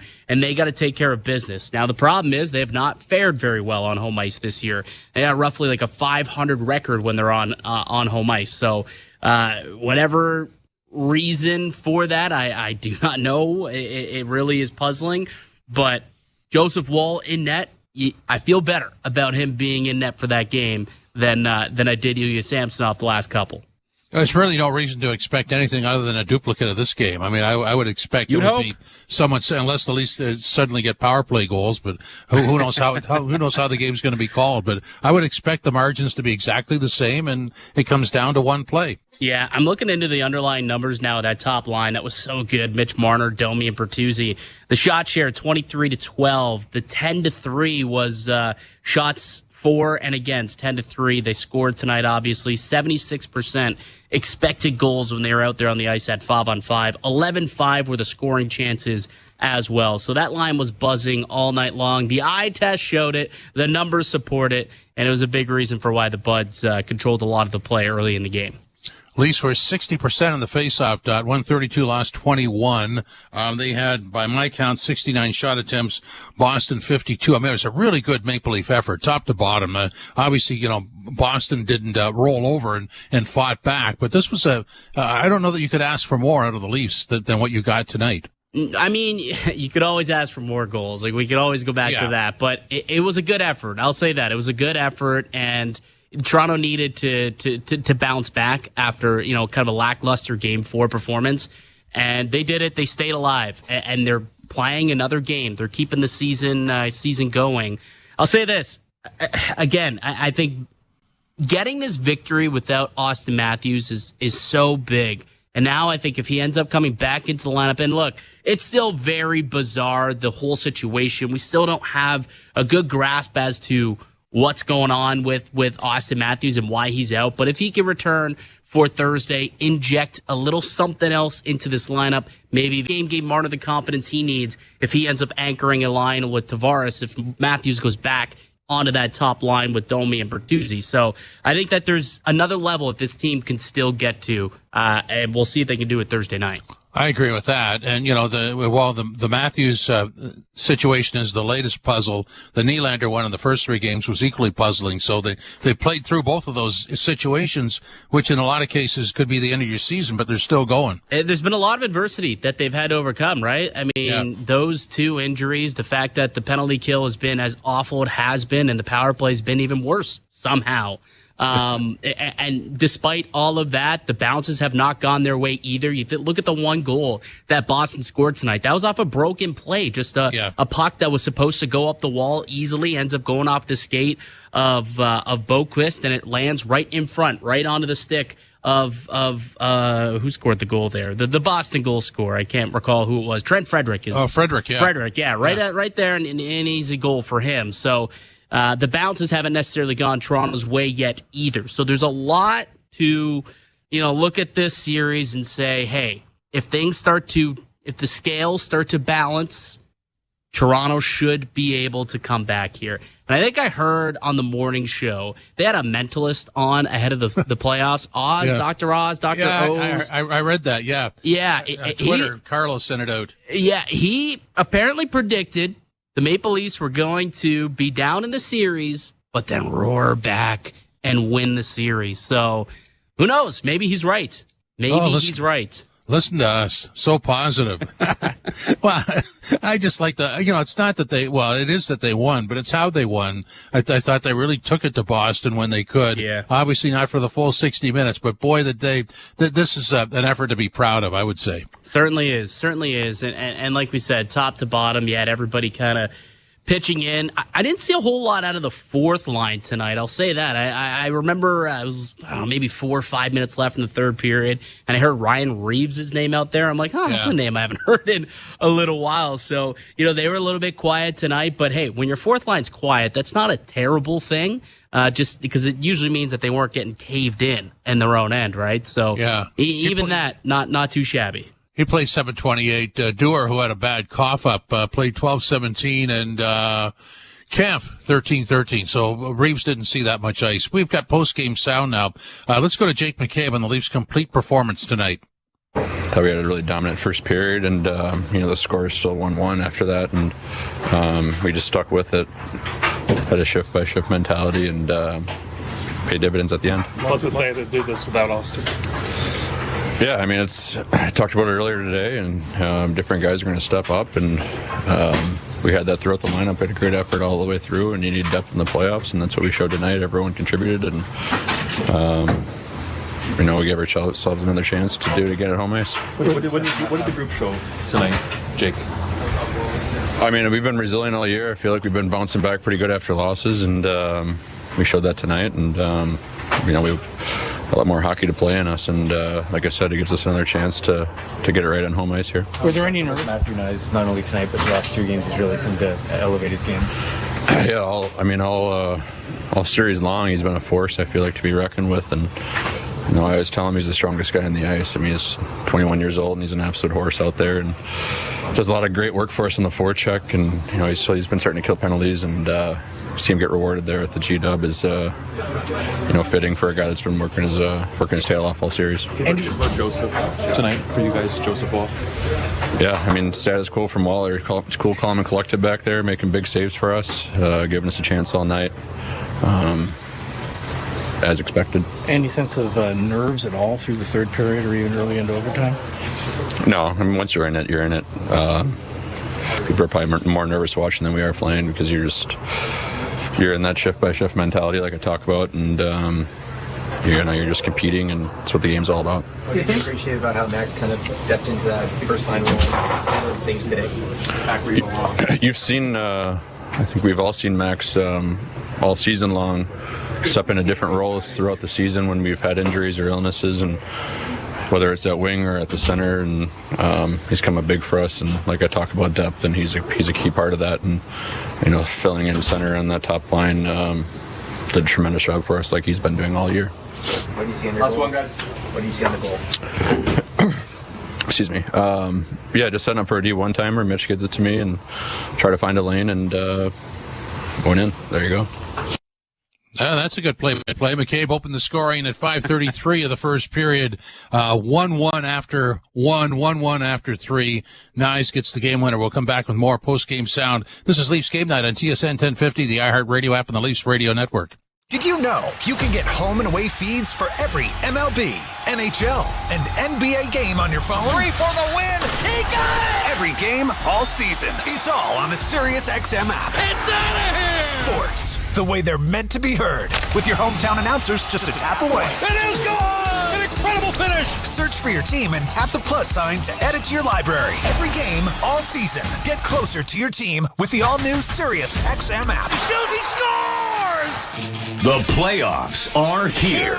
Baby! Centering pass, score! Oh, what a sparkling save. And now McDavid has it again at center ice. Left circle shot. Score! 16 teams made the cut. And only one can bring home the prize. Misfits to champions.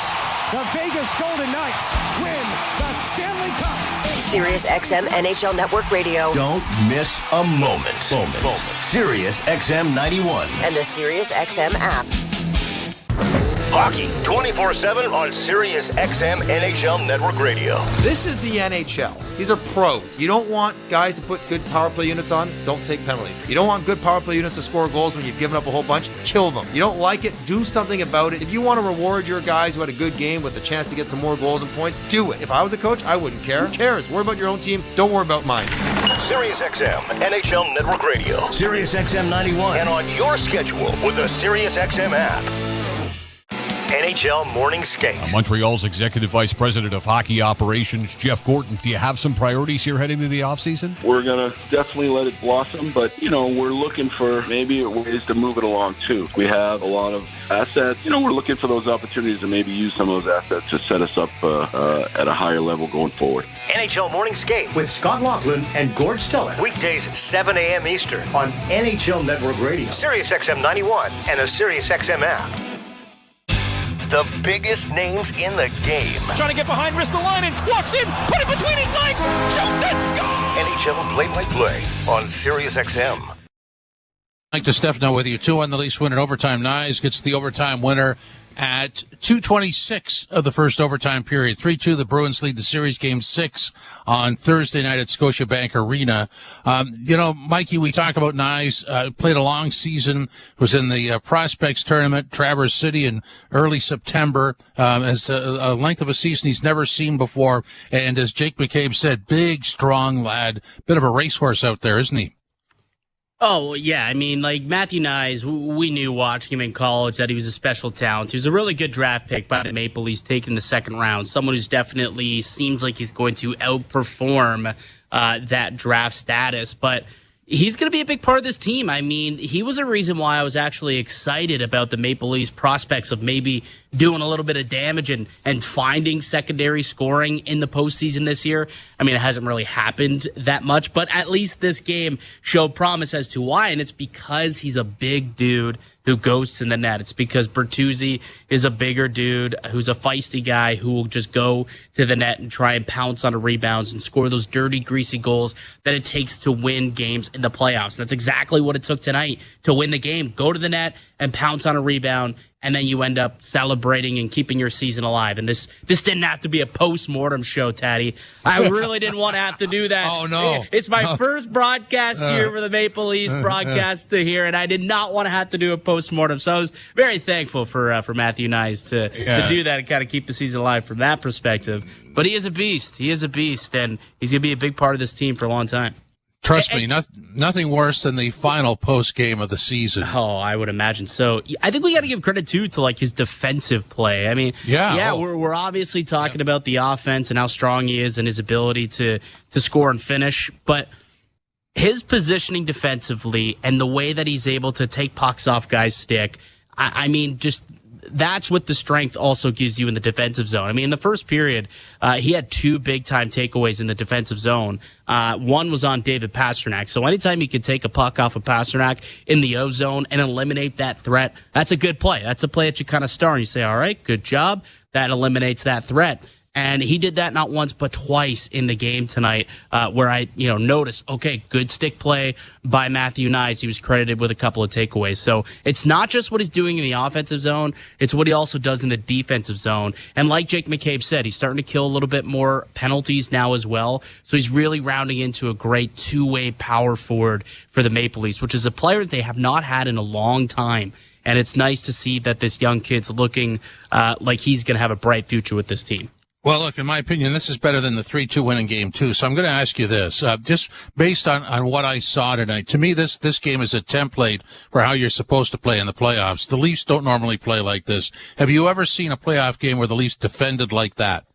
Yeah, not many, right? Not many. We've seen the Leafs getting some track meets over the years. They've played some tight games, but ultimately I thought tonight was very collective. And they not only played as a defensive, like if just the blue liners defended, but it was a 5-man unit. And that's what playoff hockey's all about, right? It's a team game ultimately. And if you're going to win games in the playoffs, it's got to take all 5 guys on the ice. So I thought for sure they did a great job there. I thought the Leafs made some good decisions when it came to like when to pinch and when not to pinch. They didn't give up a whole lot off the rush. They did a good job, closing gaps and their gap control was there. There's a couple of times where, they ended up in 2-on-1s due to turnovers, but for the most part, I thought they defended very well and didn't give Boston a whole lot tonight, which definitely is something you want to see going forward as well.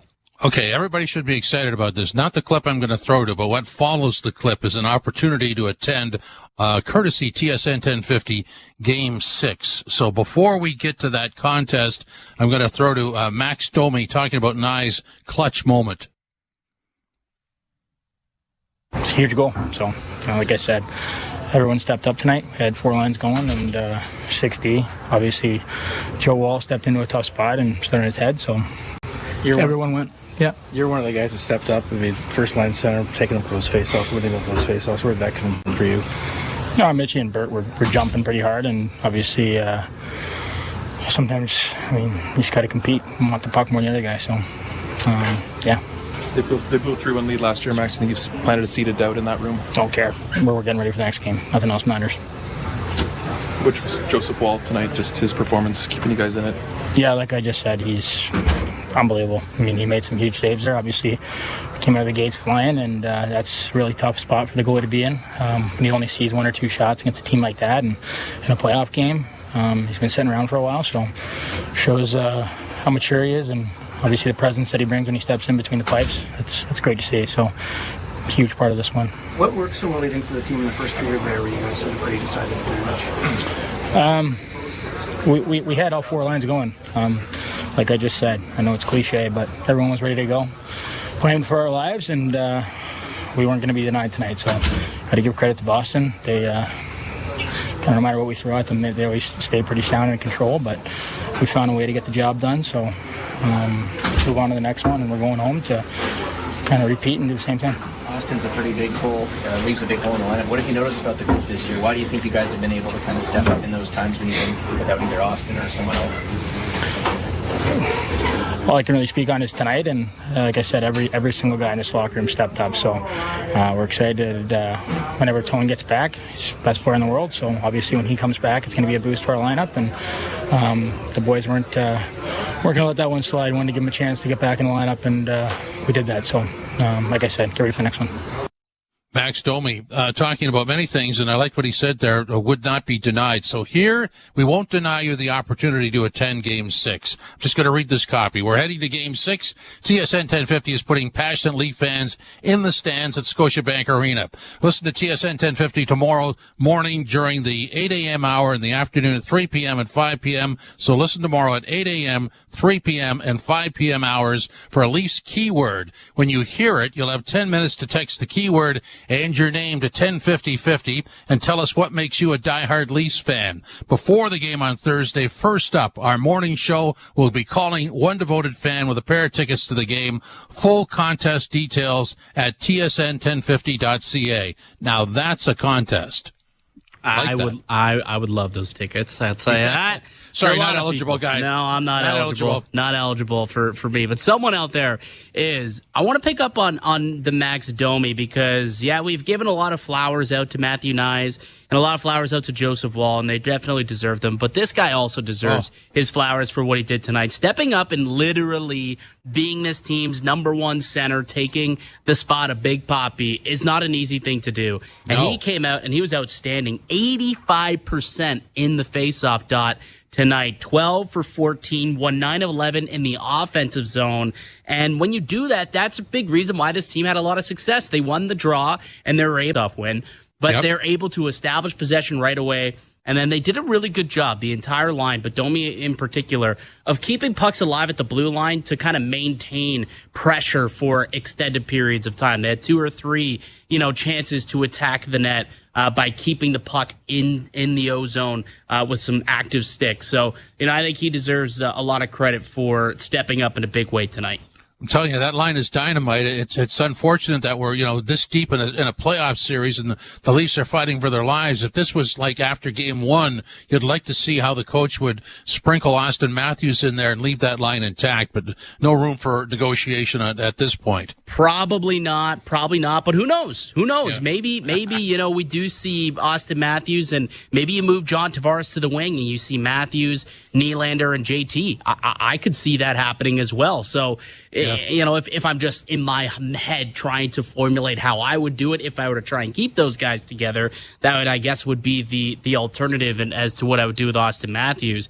But really, like Max Domi tonight, the shot share while he was out on the ice, 20 shots for the Leafs, just 4 shots against when he was out there on the ice. That's an 83% shot share. Outstanding.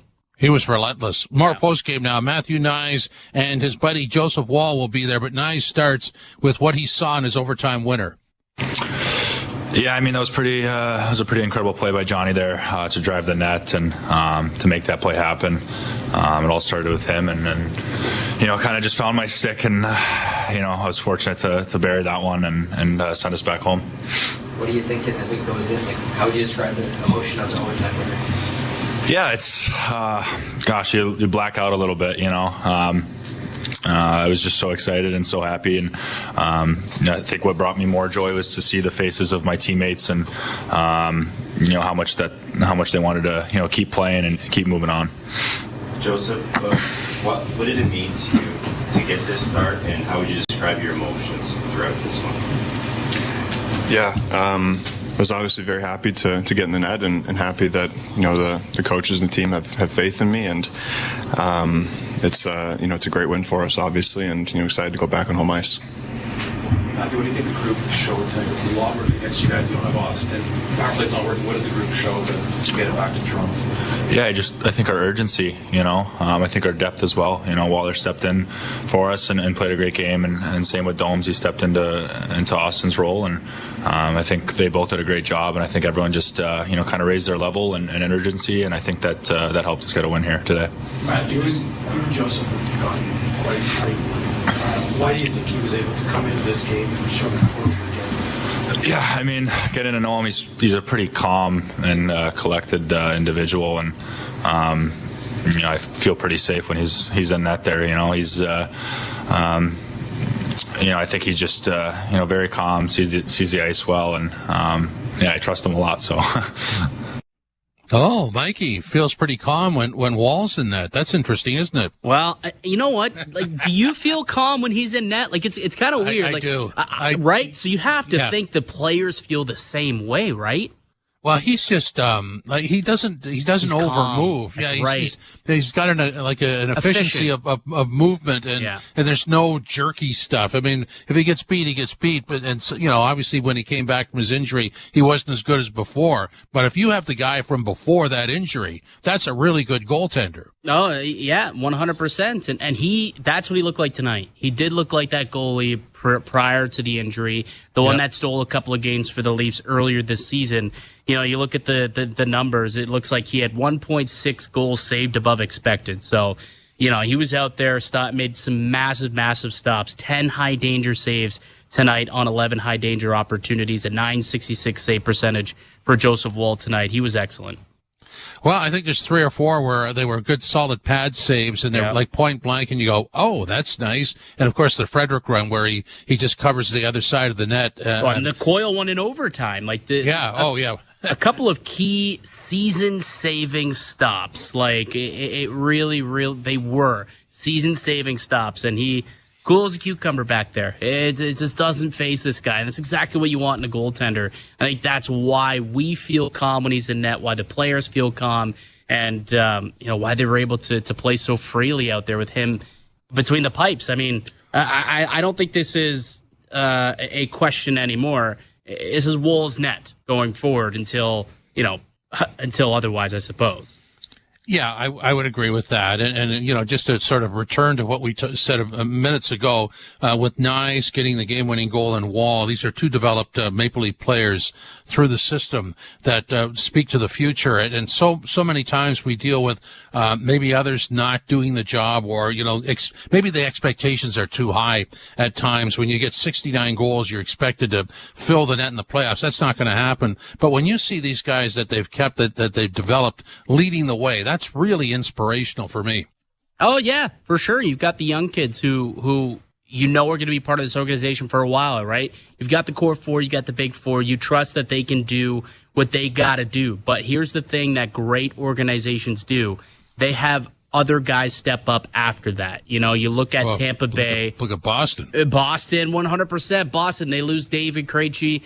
They lose Patrice Bergeron, Tuukka Rask. And what happens? Hey, it's all good. We still got Pasternak who's coming up. We've got Jeremy Swayman who's going to come up. Charlie McAvoy after Zdeno Chara left. Yeah. Like, they have waves of youth and waves of depth that come up, and it's the culture that they've built there, but they do a really good job of cultivating it. And it looks like Toronto, they've got a couple of goodies in the system that should be good lease for a long time. They got to get themselves a blue liner, though, Jimmy. Like, it's been a long time since they've been able to develop a top-notch blue liner. I mean, Morgan Riley is, a good solid first pair guy, but outside of him, they've really struggled to develop somebody. I totally agree with that. And by the way, we're going to hang in until we get to Coach Keef, and then we'll bail out for the night. But I totally agree with that. I mean, that for me, that's an organizational failure, is that they couldn't bring in somebody, and everybody understands the economics, to play with Morgan Riley, to sort of turn that into a top-notch tandem. It was always Morgan and whoever, go by the year, whoever. Right. It's always a different guy every year. And you just wish that they'd found somebody regular that could complement him, and just, that's a great way to build a team, but obviously it didn't work out that way. Yeah. And look, I think you look at who he's been partnered with for the majority of this playoffs, Ilya Lyubushkin, and I thought that he's been pretty good. Like, those two, they weren't liabilities, and they haven't really been for, much of these playoffs. So I think that they've done a decent job tonight when it comes to what they've done. Like, Morgan Riley, his numbers tonight were just as exceptional as Max Domi when you look at the underlying possession numbers. The shot share, 41-16 were the shot attempt differential when he was out on the ice. 23-10 was the shot differential when he was out there on the ice, with a 78% expected goals. So, he was out there. He didn't allow much in terms of scoring chances, just allowed 6 scoring chances all game long. So Morgan Riley's he's doing his job as well tonight. Okay, here is Coach Keef on the secret behind Wall's composure. I guess I'd say less about composure. I mean, it's more just about consistency, I guess, in his routine. And, he works really hard. He fought through a tough injury, this season, and that sort of derailed what was, a tremendous season to that point. But he stayed with it. I think he's, since the playoffs began, or, once we were sort of preparing that last week, once Joe really knew he wasn't going to be starting in game one of the playoffs, it was really obvious to me that he was, going to just continue to work and do everything that he could and prepare as though he were playing and staying ready. So he's certainly done that, and because of that, and how the game and the series have gone, I mean, we've had daily discussions about when's the right time to get Joe in, and because of Sammy and how he's played and how he's competed and how he's bounced back so many times, including from game one of this series to game two, you stay with Sammy, but Joe showed tonight, why you have confidence in him. Sheldon, playing without Auston and facing elimination tonight, what stood out the most about the performance you got from the team as a whole tonight? I would say just the aggression, the assertiveness that we played with from the start. We didn't feel sorry for ourselves. We didn't mail it in. We went out to take charge of the hockey game in the first period, and I thought we did a terrific job of that. Tremendous effort from everybody in that first period. Difficult to come out of that with only, at 1-1. But that was, as I said to the guys, between periods, is play a tremendous period, yet we're still 1-1. That's how hard this is. That's how tight this is. And you got to just stay with it. It's going to require 60 minutes, and tonight even more than that. But, the way we went out and took charge of the game and asserted ourselves early, I thought was impressive, and really, really good message from the players to deliver like that. Just a word on how Max Domi stepped up with Auston out for you guys on that top line, especially in that first period. You guys really tilted the ice. Yeah, the line was really good. Max did a tremendous job.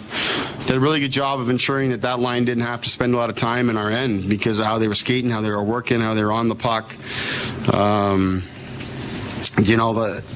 As much as we got guys with lots of skill, and Max is certainly one of them that can make plays to the neutral zone, all that, like our game and our period and our start to the game has to begin with a forecheck, has to begin with work and competing.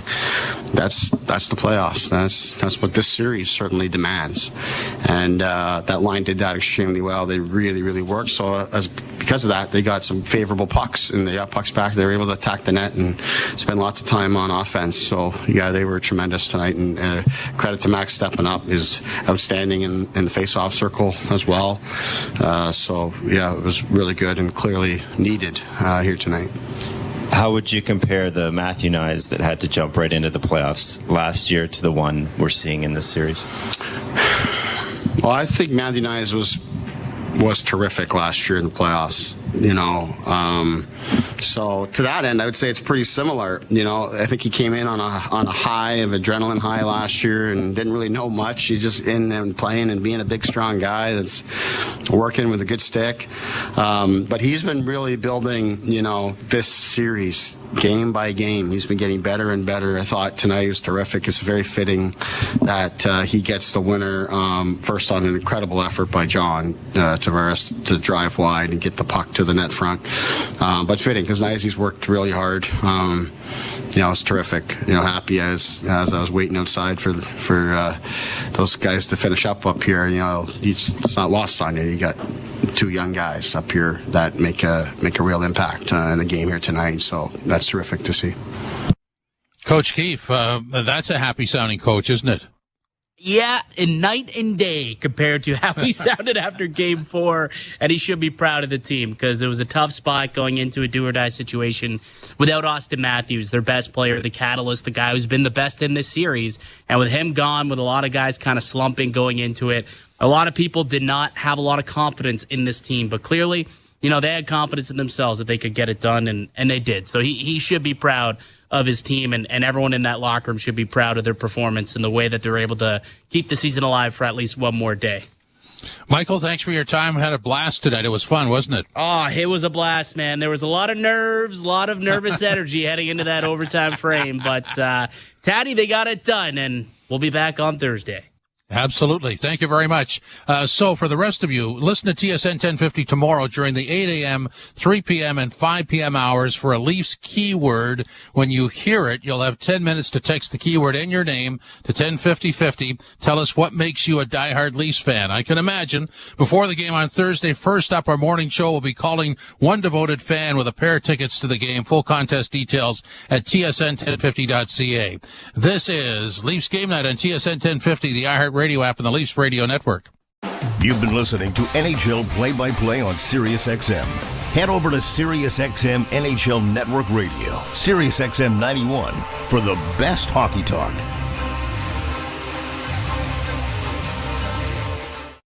And if it'll prove to be a successful second tenure in Buffalo for him. How will this work out, do you think? I personally, John, am happy, and I think Seth Appert's got a future in coaching. I'm happy they didn't just go to another player development type coach like Donnie Granato was, and he took them to a certain point. But now I think it's time to put the big boy pants on and have some of these young kids start to blossom, and I wonder if Lindy Ruff is that guy, John. Well, I think Lindy's going to have to be tougher, or Lindy's not tougher, but tough. I did a few games in Buffalo late in the season, and I thought Don Granato, who is just a wonderful person, I don't think he was hard enough on his team. I do think, again, it goes back to creating process and structure. Rick Tocchet went to Vancouver and created process and structure. That's the expectation for what Peter Laviolette did, a bigger name in New York. I do think that that's something that can really help that young core in Buffalo, because how do you not love that defense in Buffalo? To me, that's one of the best young groups, but they need something to not necessarily tell them what to do, but tell them what not to do. And they have to be held accountable. And that's something with his resume that Lindy can do in spades, and do a solid job that way. Making the players accountable is just as important as anything else that can happen in a situation like Buffalo, because, my goodness, the fans.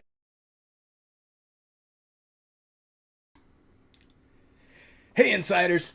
All right, game's going. The chat is on fire, as always. Thank you all for being here. Now, I just wanted to give you guys a quick update on the Sick Kids donation. We are over $500 already through 3 games of Leafs hockey. Tonight's Game 4. Let's keep it going. All of the super chats, all of the memberships, all of the ad revenue, everything that you guys have brought, even just by watching this video tonight, clicking that like button, you're helping. Share the video out to your friends, to your enemies, whatever. Share them, and let's get more Leafs fans here in the chat. And go Leafs, go. Get after it, ladies and gentlemen. Let's get it tonight. Matthews, Willie's back, supposedly, maybe. We'll find out. Come on, boys. It's time to show up. Go Leafs, go.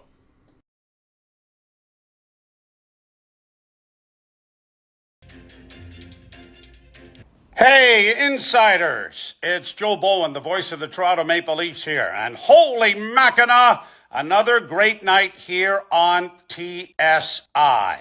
First and foremost, Mike wanted me to thank you all for being here and helping create this amazing community that we have here at Toronto Sports Insider. Just by listening to this message, you are a part of something very, very special. Mike has asked me to help in his goal of making a difference to Sick Kids Hospital with this great group of Toronto sports fans. Now, Sick Kids Hospital is very near and dear to my heart. My son Sean was diagnosed with leukemia when he was just a year old, and he's 30-some-odd years of age now and a big strapping lad because of their magic that they work at Sick Kids. Toronto Sports Insider is donating 100% of the channel's revenue through the Leafs 2024 Stanley Cup playoffs run. Now's the time for this community of Leaf fans to make a real-world difference together. Now, the best way for us to increase the amount of the donation is to please share the link to Toronto Sports Insider right here on YouTube to bring more Leaf fans into this amazing community. Changing the world, one insider at a time. We'll see you in the chat. And holy Mackinac, go Leafs, go.